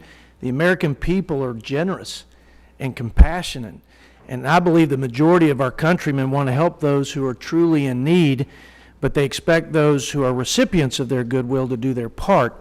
At a time when 1 out of 5 people in their prime years are not working and welfare rolls are at an all-time high, it is incumbent upon us as members of Congress and fiduciaries on behalf of taxpayers to incentivize work for those who can, to encourage a culture of responsibility, and to protect our limited resources for the most vulnerable among us. We must apply the most basic principles of stewardship and accountability on behalf of the taxpayers and require able-bodied adults to work. The very fact that we're still having this conversation at this point in the process is disheartening to me. The scripture says in 2 Thessalonians chapter 3, if anyone is not willing to work, let him not eat. For we hear that some walk in idleness. Let's prevent idleness. Let's encourage personal responsibility. Let's require work for the sake of the taxpayer and for those on Medicaid. I yield back. I thank the gentleman for Texas. Madam Chairman and members of the committee, I just want to point out that Health and Human Services projected, and this was during the Obama administration, that by 2022 there will be 29.7 million able-bodied adults on Medicaid. I think we do these people a tremendous disservice by not requiring work, giving them the opportunity to join the workforce and lift themselves out of poverty. With that, Madam Chairman, I yield back. Gentleman yields back, and I recognize the opponent of the motion, the ranking member, Mr. Yarmouth, for 10 minutes. Thank you, Madam Chairman. I would now yield 2 minutes to Ms. Jakowski from Illinois. Thank you for yielding.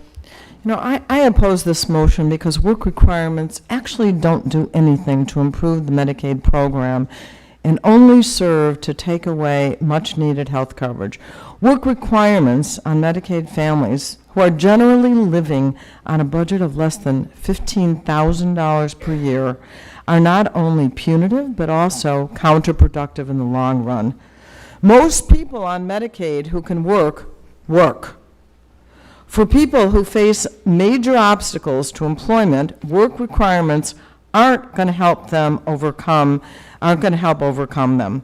Many of these individuals have severe mental illness, are suffering from drug addiction, or have disabilities or chronic illness that make it impossible for them to hold steady employment. In addition, many people on Medicaid have lost their jobs and need Medicaid to keep their families afloat while they're unemployed. The last thing these people need to worry about is losing their health coverage. Moreover, there's no evidence that work requirements would increase employment among poor families. Republicans aren't proposing to couple work requirements with programs that actually help people find work, like job training, financial assistance for higher education, or child care assistance. It's clear their ultimate goal is to simply kick people off Medicaid and not actually help them find employment. And I urge my colleagues to oppose this motion. And let me just say, I just wonder, of the $600 billion that goes to the richest Americans, I wonder how many of them go to work every day. Just saying. I yield back. I now yield 2 minutes to Ms. Jayapal from Washington. Thank you for yielding. Yet again, we have a motion grounded in alternative facts, another solution in search of a problem. This motion seeks to lock into place the principle of stripping health care from low-income and working families in the guise of work requirements, an enormous and insurmountable barrier for many. And throwing up these barriers to coverage does nothing.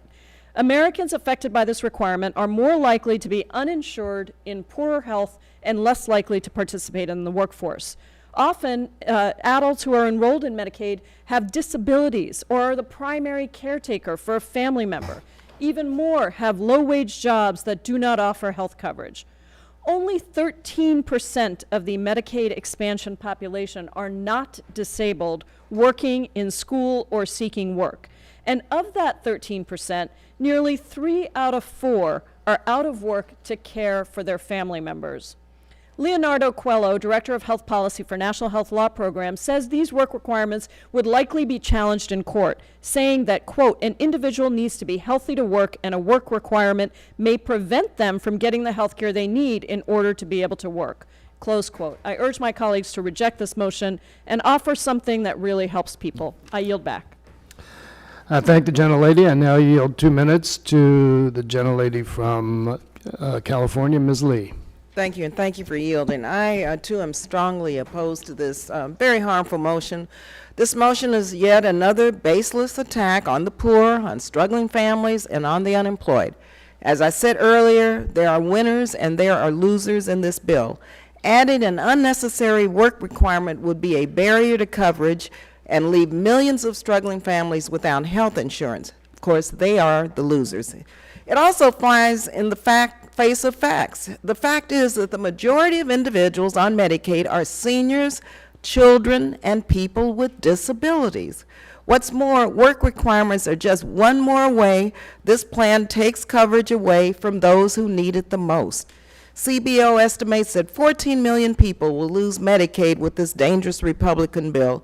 So really, this motion tells us what we've known all along. The Republicans want more vulnerable families and individuals to be blocked from even accessing Medicaid. These are also the losers. They want to throw struggling families out in the cold with nowhere to turn. Madam Chair, millions of adults on Medicaid have disabilities or are caring for a family member, and millions more have low-wage jobs. These are also the losers. This Republican bill will take us back to the days where millions of individuals had no health insurance. One of my very brave constituents sadly suffered from multiple strokes, but was able to access Medicaid because of the Affordable Care Act. He can't work, and he is alive because of the Affordable Care Act. He probably would be dead under this bill. It's stories like these that we should be uplifting and celebrating. We should ensure that all Americans have high-quality health care. Sadly, this motion does just the opposite. Once again, we see who the losers are. You are dumping access to health care from the most vulnerable.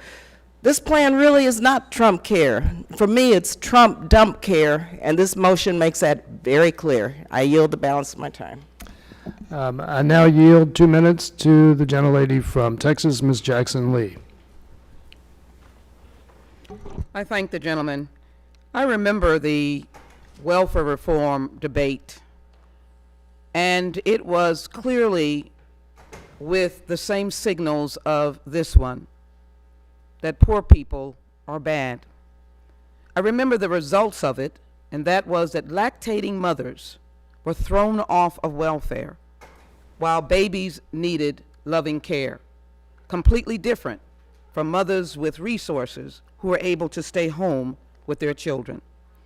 Now we come some years later, and the same old, the same stale arguments that poor people, Medicare recipients, are simply deadbeats. There are 43.1 million people in poverty as of 2015. And this bill is an assault on hardworking, low-income Americans that accomplishes nothing, because Medicaid beneficiaries include poor seniors, children, their families, people with disabilities, and other income. Again, the Republican leadership has said We don't want a nanny state. But yet the comments today are, we want a culture of work. Oh, those are signals. Those are dog whistles. Who is not working? Who would want to raise their hand to become a recipient of Medicaid if they did not need it for dignity? I'm reminded of Galatians that says, and let us not grow weary of doing good. Adults enrolled in Medicaid often have disabilities or are the primary caretaker for their family. They have low-wage jobs. They, in fact, may be young people. The uninsured rate for people in their 30s and 40s with incomes below 200% of poverty will reach 38% in 2026. And I remind you of the 52 million uninsured by 2026. So let me just say to you that the importance of what we're saying today is that I want to defend hardworking recipients of Medicaid. I want to defend rural America and rural hospitals. They are my friends. They live in Texas. And I believe that this legislation does such damage to the dignity and the humanity of these people that two of your outstanding senators from West Virginia and I believe Alaska have indicated their constituents cannot suffer the loss of Medicaid. I assume they are hardworking. I ask my colleagues to oppose this motion, and I yield back. Would anyone else like to speak in opposition to the motion? Ms. Wasserman Schultz. Thank you. You know, I find it ironic that if Republicans actually want to assist people in finding employment, that states would need to find funding in their budgets for job training, for retraining programs. But this bill cuts $880 billion from federal Medicaid funding and is going to force states to rob Peter to pay Paul, not just to make up for that shortfall in Medicaid, but also by taking money away from programs like job training and retraining, which are their responsibility. So put your money where your mouth is instead of just talking. I yield back. Madam Chairman, we will yield back our last 56 seconds. Thank you. Mr. Palmer, the proponent of the motion, is recognized for 1 minute to close. Thank you, Madam Chairman. I'd just like to remind my Democrat colleagues that I know you got to stick to your talking points, but the substance of the motion is for work requirements for able-bodied adults without children. Kansas did this on welfare benefits, and it resulted in a 133% increase in average income of able-bodied childless adults enrollees, a 168% increase in work participation, and a 127% increase in the average income among those who cycled off the program. You know, this is not how Medicaid was intended to operate. We should not be encouraging people, we should be encouraging people to enter the workforce, not giving them an incentive to stay home. I grew up pretty much dirt poor in a house that had cardboard between the two floors in the bedroom I shared with my brother, and I can tell you, work meant everything to me. Madam Chairman, I move to have support for adding a work requirement for able-bodied working-age adults without children, working able-bodied adults without children, to be added to this bill, and I urge my colleagues to support this motion. I yield back. The question is agreeing to the motion offered by Mr. Palmer. All those in favor signify by saying aye. Aye. Those opposed, no. No. In the opinion of the chair, the ayes have it. The gentleman like a roll call? Madam Chairman, I request a roll call. A recorded vote is requested. The clerk will call the roll. Mr. Akita. Mr. Diaz-Balart. Mr. Diaz-Balart, aye. Mr. Cole. Aye. Mr. Cole, aye. Mr. McClintock. Mr. McClintock, aye. Mr. Woodall. Aye. Mr. Woodall, aye. Mr. Sanford. Aye. Mr. Sanford, aye. Mr. Womack. Mr. Womack, aye. Mr. Bratt. Mr. Bratt, aye. Mr. Grothman. Aye.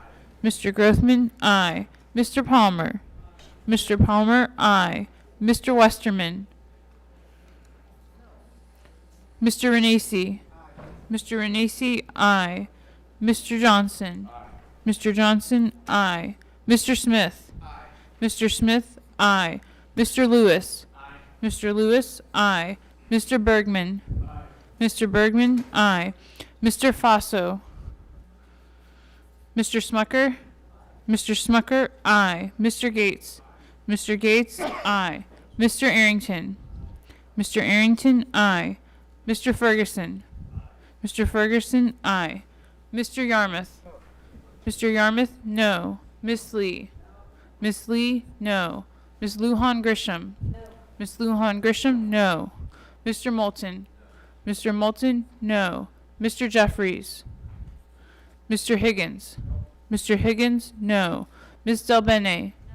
Ms. Del Bene, no. Ms. Wasserman Schultz? Ms. Wasserman Schultz, no. Mr. Boyle? Mr. Boyle, no. Mr. Khanna? Mr. Khanna, no. Ms. Jayapal? Ms. Jayapal, no. Mr. Carbajal? Mr. Carbajal, no. Ms. Jackson Lee? Ms. Jackson Lee, no. Ms. Schakowsky? Ms. Schakowsky, no. Madam Chairman? Aye. Madam Chairman, aye. Are there any members who have not voted or wish to change their vote? With the gentleman? You're not recorded? Mr. Westerman, aye. Mr. Rokita? Mr. Akita, aye.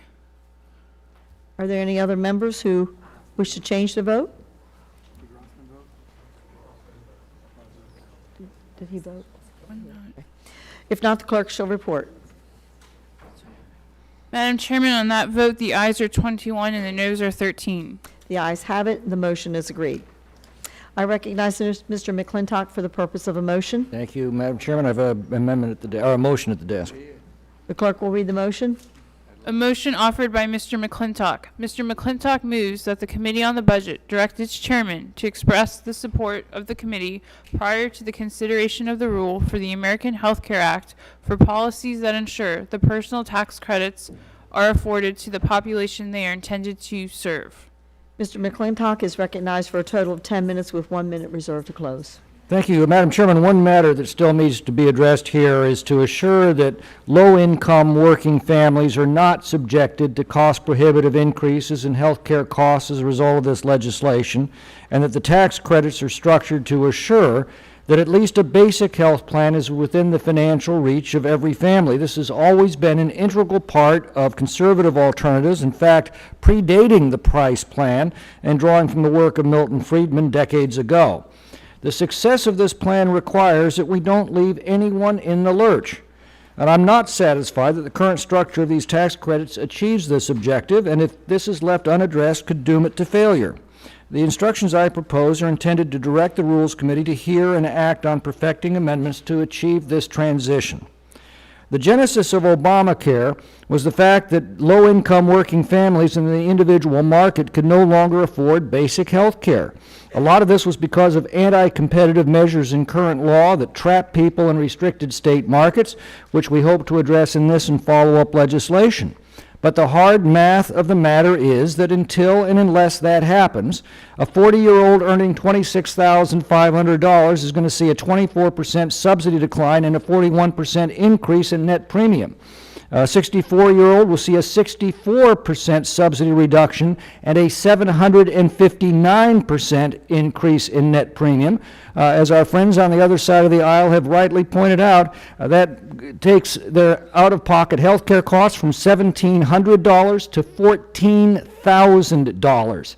Now, there are 45 million American families who file tax returns between $15,000 and $40,000 of income.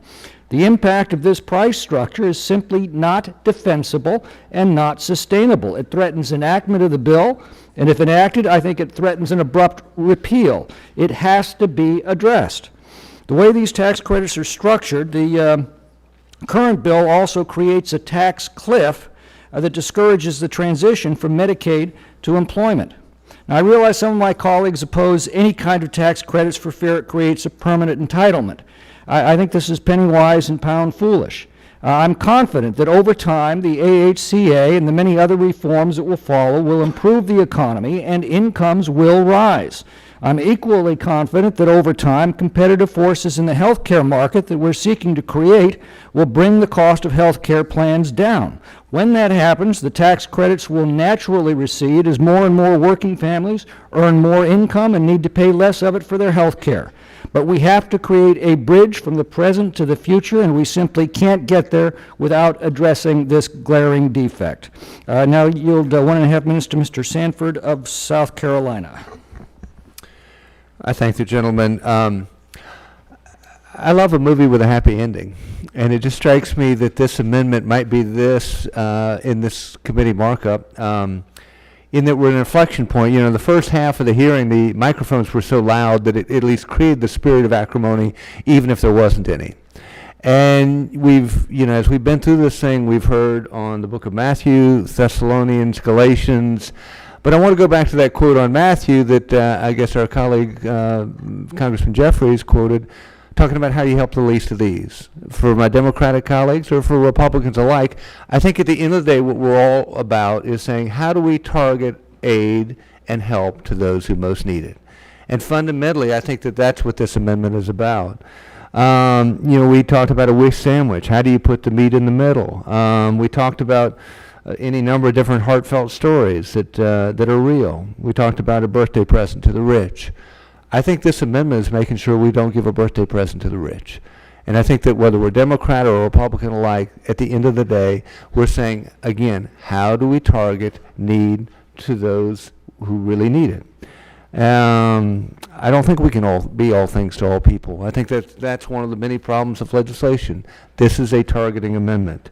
I guess I have a number of other things to say, but if you just do the math, you know, a woman making $30,000 as presently configured would have to go up to about $100,000 before you completely phase out the aid.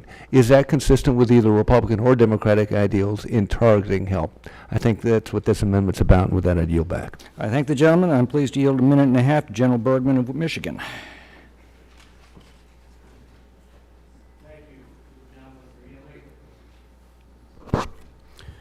This motion is vitally important to the population that it is intended to serve. And I'm glad we're here having the dialogue today. Since the American Health Care Act has been introduced, I've heard comments about how tax credits included in this bill are going to the wealthy and will help those who don't really need assistance. That's simply not true. Let me be clear. The purpose of personal tax credits is to provide Americans who truly need it the financial support to purchase an insurance plan of their choice. These credits are for those people who don't already have access to employer-sponsored or government-sponsored health care. These tax credits have an income cap so that we are not subsidizing coverage for those people who can afford insurance on their own.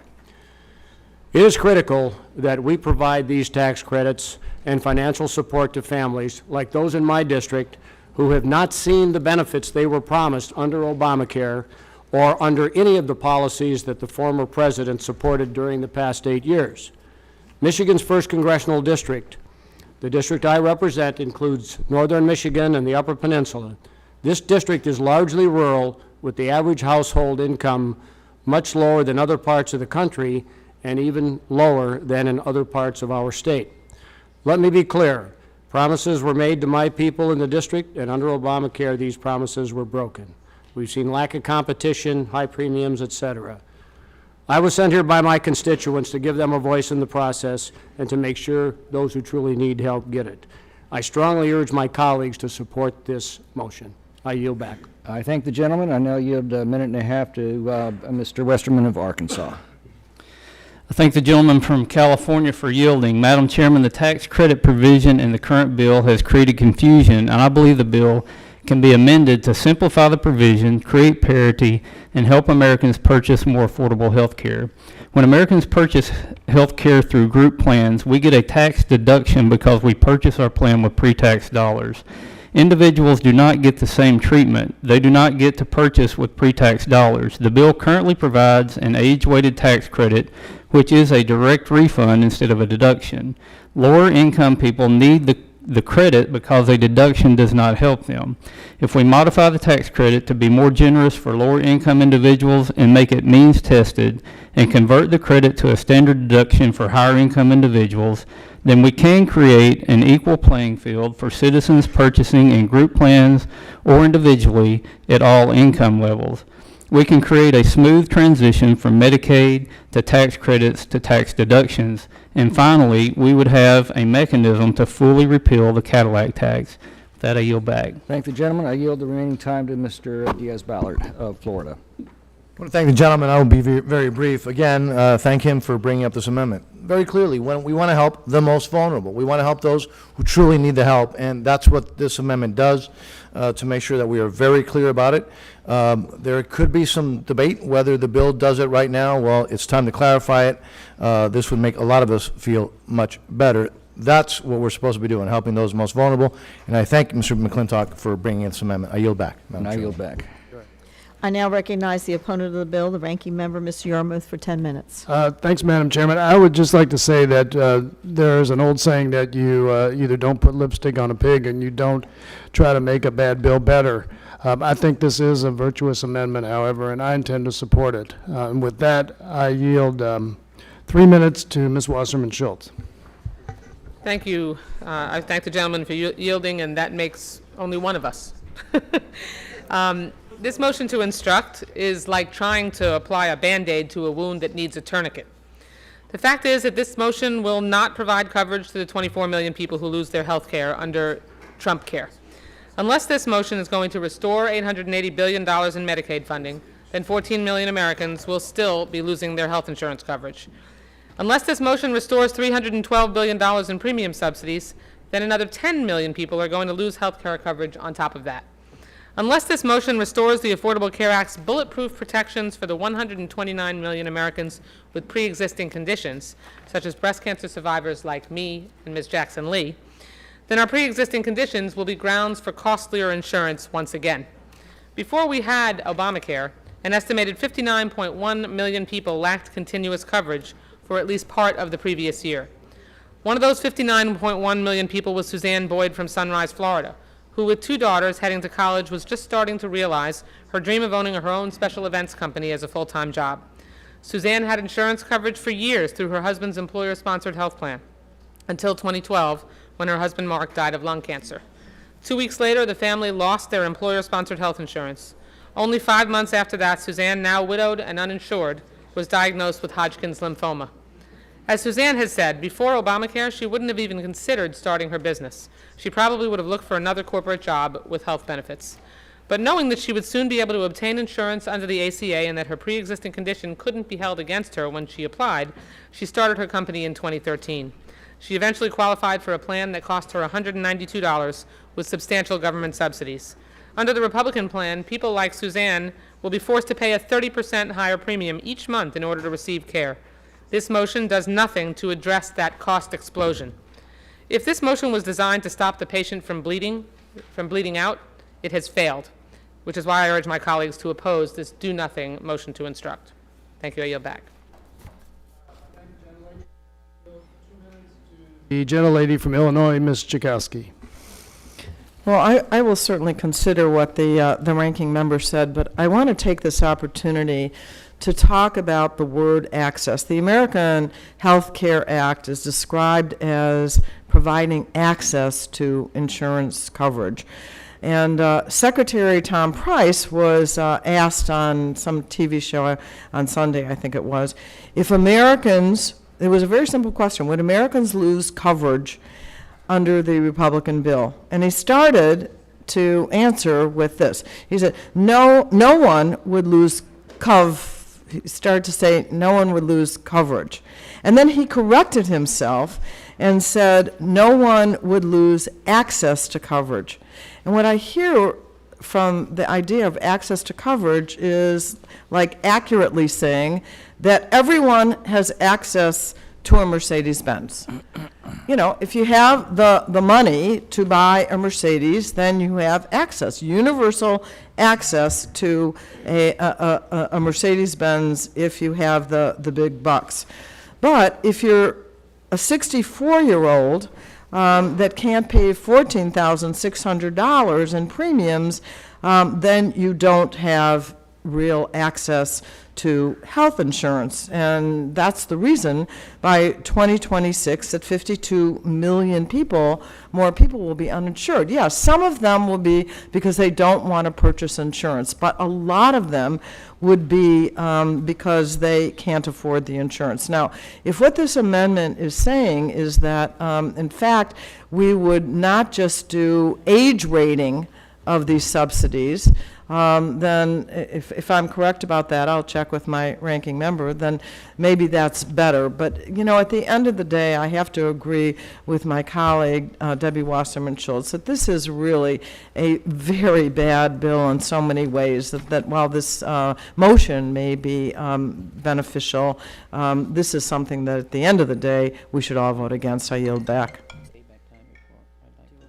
Thank you very much. I now yield 2 minutes to Mr. Molden from Massachusetts. I want to thank the ranking member, and I also want to thank my Republican colleagues for offering this motion. This is a very partisan committee. There are very rare opportunities where we cross the aisle, but I agree with Mr. Stanford's remarks that this is well-intentioned, and I intend to support it. And the reason I do comes back to my own experience with health care, which is at the VA. I made a commitment to continue getting my health care at the VA as a member of Congress because we need to fix the VA. And what's unique about getting health care at the VA is that when I walk in, and if I walk in with Mr. Bergman, who's a retired general, we get the same care. We're treated the same. We have the same options for care, the same treatments. We're not discriminated against by our rank, our income, our wealth. And that should be the goal of our health care bill as well. My concern is that the overall bill does not achieve that. $880 billion in Medicaid funding cuts, $312 billion cut from premium subsidies, and all of that to enable over $600 billion in tax cuts. That doesn't get us closer to the kind of equal access to health care that I think all Americans deserve.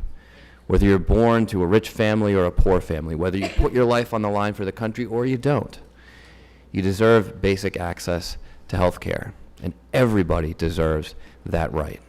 So I will proudly support this bipartisan motion, but I will also strongly oppose the underlying bill. And with that, I yield back. I thank the gentleman. I now yield 1 minute to the gentlelady from California, Ms. Lee.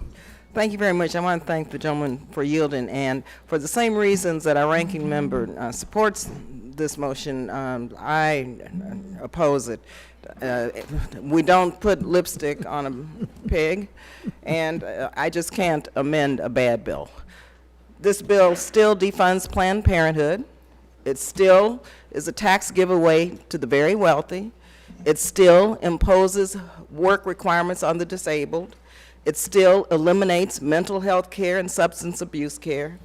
It still increases costs and decreases benefits for low and middle income individuals and families. It's a terrible, terrible bill. Again, some call it Trump care. I call it Trump dump care. And so for those reasons, I strongly oppose this motion, even though I know it was made in good faith. Thank you. Yield back.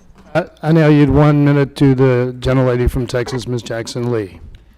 I thank the gentleman very much. I think it is clear that this is an olive branch, but what I would accept is a total rewrite of this legislation, because everyone knows that this bill has nothing to do with health care and everything to do with following the Republican ideological agenda by giving huge tax cuts to the rich and powerful. The 1% gets $600 billion. Tweaking tax credits for a few people does not change that. And the question is, if you're poor, you're poor. Tax credits will do nothing because it will not help you access health care, life-saving health care. If it makes the phase out earlier but does not make it more generous at lower incomes, somehow Republicans think that the pay more for less plan is too generous. We still have 24 million people that do not have insurance and 52 million that do not have insurance in 2026. I ask unanimous consent to introduce into the record Forbes article, House GOP Obamacare replacement hurts mental health, Republican senators say, and in this article there are at least 3, and I understand there are more. This needs to be a rewrite. It just simply does not go far enough to help those hardworking Americans who deserve our respect in this committee and deserve our respect in this Congress to save lives. I yield back. In closing, for our side, I'd just like to say that while I intend to support this amendment, I have no intention of voting for the bill. I think still believe the bill is a disaster for the American people and for the American healthcare system. And voting for this amendment, I think, highlights many of the inadequacies and the lack of thought that went into its drafting. And with that, I will thank the chairman for her courtesies during this hearing, this markup. Thank members on both sides for a thoughtful and gentlemanly debate, and I yield back the balance of our time. Mr. McClintock, the proponent of the motion, is recognized for 1 minute to close. Thank you, Madam Chairman. And again, I want to thank the minority for their kind comments. I realize this is not going to get their support for the bill, but they raise a very valid concern that we all ought to take seriously, that the tax provisions in the bill as currently worded fail to adequately shield low-income working families from the very forces that gave us Obamacare in the first place. And as a practical matter, if we fail to correct this, I doubt the bill will pass the Senate, and if it becomes law, I doubt it will be very long before it's repealed in the next Congress. As a self-evident and practical matter, we cannot set in motion events that could push the health care costs of 45 million families out of their reach. And until other measures are enacted to improve the economy, until these reforms produce the dynamic and competitive health care market that we envision, the tax credit is going to be absolutely essential for low-income wage earners. This bill cannot leave the House without this problem being corrected, and since under the reconciliation rules we cannot amend it here, I believe we need to instruct the Rules Committee to do so. With that, I yield back. The question is on agreeing to the motion offered by Mr. McClintock. All those in favor signify by saying aye. Those opposed, no. In the opinion of the chair, the ayes have it. Are there any members who have not voted or wish to change their vote? If not, the motion stands. Roll call vote has been requested. The clerk will call the roll. Mr. Akita. Aye. Mr. Akita. Aye. Mr. Diaz-Balart. Aye. Mr. Diaz-Balart. Aye. Mr. Cole. Aye. Mr. Cole. Aye. Mr. McClintock. Mr. McClintock. Aye. Mr. Woodall. Aye. Mr. Woodall. Aye. Mr. Sanford. Aye. Mr. Sanford. Aye. Mr. Womack. Aye. Mr. Womack. Aye. Mr. Bratt. Mr. Bratt. Aye. Mr. Grothman. Mr. Palmer. Mr. Palmer. Aye. Mr. Westerman. Mr. Westerman. Aye. Mr. Renacci. Mr. Renacci. Aye. Mr. Johnson. Mr. Johnson. Aye. Mr. Smith. Mr. Smith. Aye. Mr. Lewis. Mr. Lewis. Aye. Mr. Bergman. Mr. Bergman. Aye. Mr. Faso. Mr. Faso. Aye. Mr. Smucker. Mr. Smucker. Aye. Mr. Gates. Mr. Gates. Aye. Mr. Arrington. Mr. Arrington. Aye. Mr. Ferguson. Mr. Ferguson. Aye. Mr. Yarmouth. Mr. Yarmouth. Aye. Miss Lee. Miss Lee. No. Miss Lujan Grisham. Miss Lujan Grisham. Aye. Mr. Moulton. Mr. Moulton. Aye. Mr. Jeffries. Mr. Higgins. Mr. Higgins. No. Miss Del Bene. Miss Del Bene. No. Miss Wasserman Schultz. Miss Wasserman Schultz. No. Mr. Boyle. Mr. Boyle. Aye. Mr. Khanna. Mr. Khanna. No. Miss Jayapal. Miss Jayapal. No. Mr. Carbajal. Mr. Carbajal. Aye. Miss Jackson Lee. No. Miss Jackson Lee. No. Miss Schakowsky. Miss Schakowsky. No. Madam Chairman. Aye. Madam Chairman. Aye. Are there any members who have not voted or wish to change their vote? Mr. Grotham? Mr. Grotham votes yes. Mr. Grothman. Aye. The clerk shall report. Madam Chairman, on that vote, the ayes are 27 and the noes are 8. The ayes have it and the motion is agreed. I would like to conclude again by thanking my ranking member for working with me to make this meeting go so smoothly. We're ending at 4 o'clock. p.m. rather than 4 a.m., which I'm really glad, and I'm sure most of the members of the committee are really happy about that. I want to thank all the members, too, for being present today and not having us have to go find you. So this has been a really good meeting and great conversation. So we'll look forward to the next meeting together. I also want to thank the staff on both the minority and the majority. I know that the staff does a yeoman's job in putting all these materials together for us, so I certainly do want to thank them for that. And with that, this meeting is adjourned. Nice job. Have fun. All right. I got a few little things out of pawn shop. Good. Yeah. So I've not had this opportunity like you had on the subcommittees, because we didn't get an opportunity with many of these. So I've not had this opportunity before. But, I mean, you're a pro at it. You've done it in education and workforce, just subcommittees. See, we don't have, we don't get that opportunity. Ways means, I got 100 people in front of me. We're going to do a meeting with a gavel. Yeah. Okay.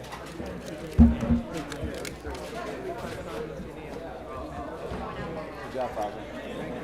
Yeah, good job. Thank you. Thank you so much. I'm sorry about the confusion. What was that?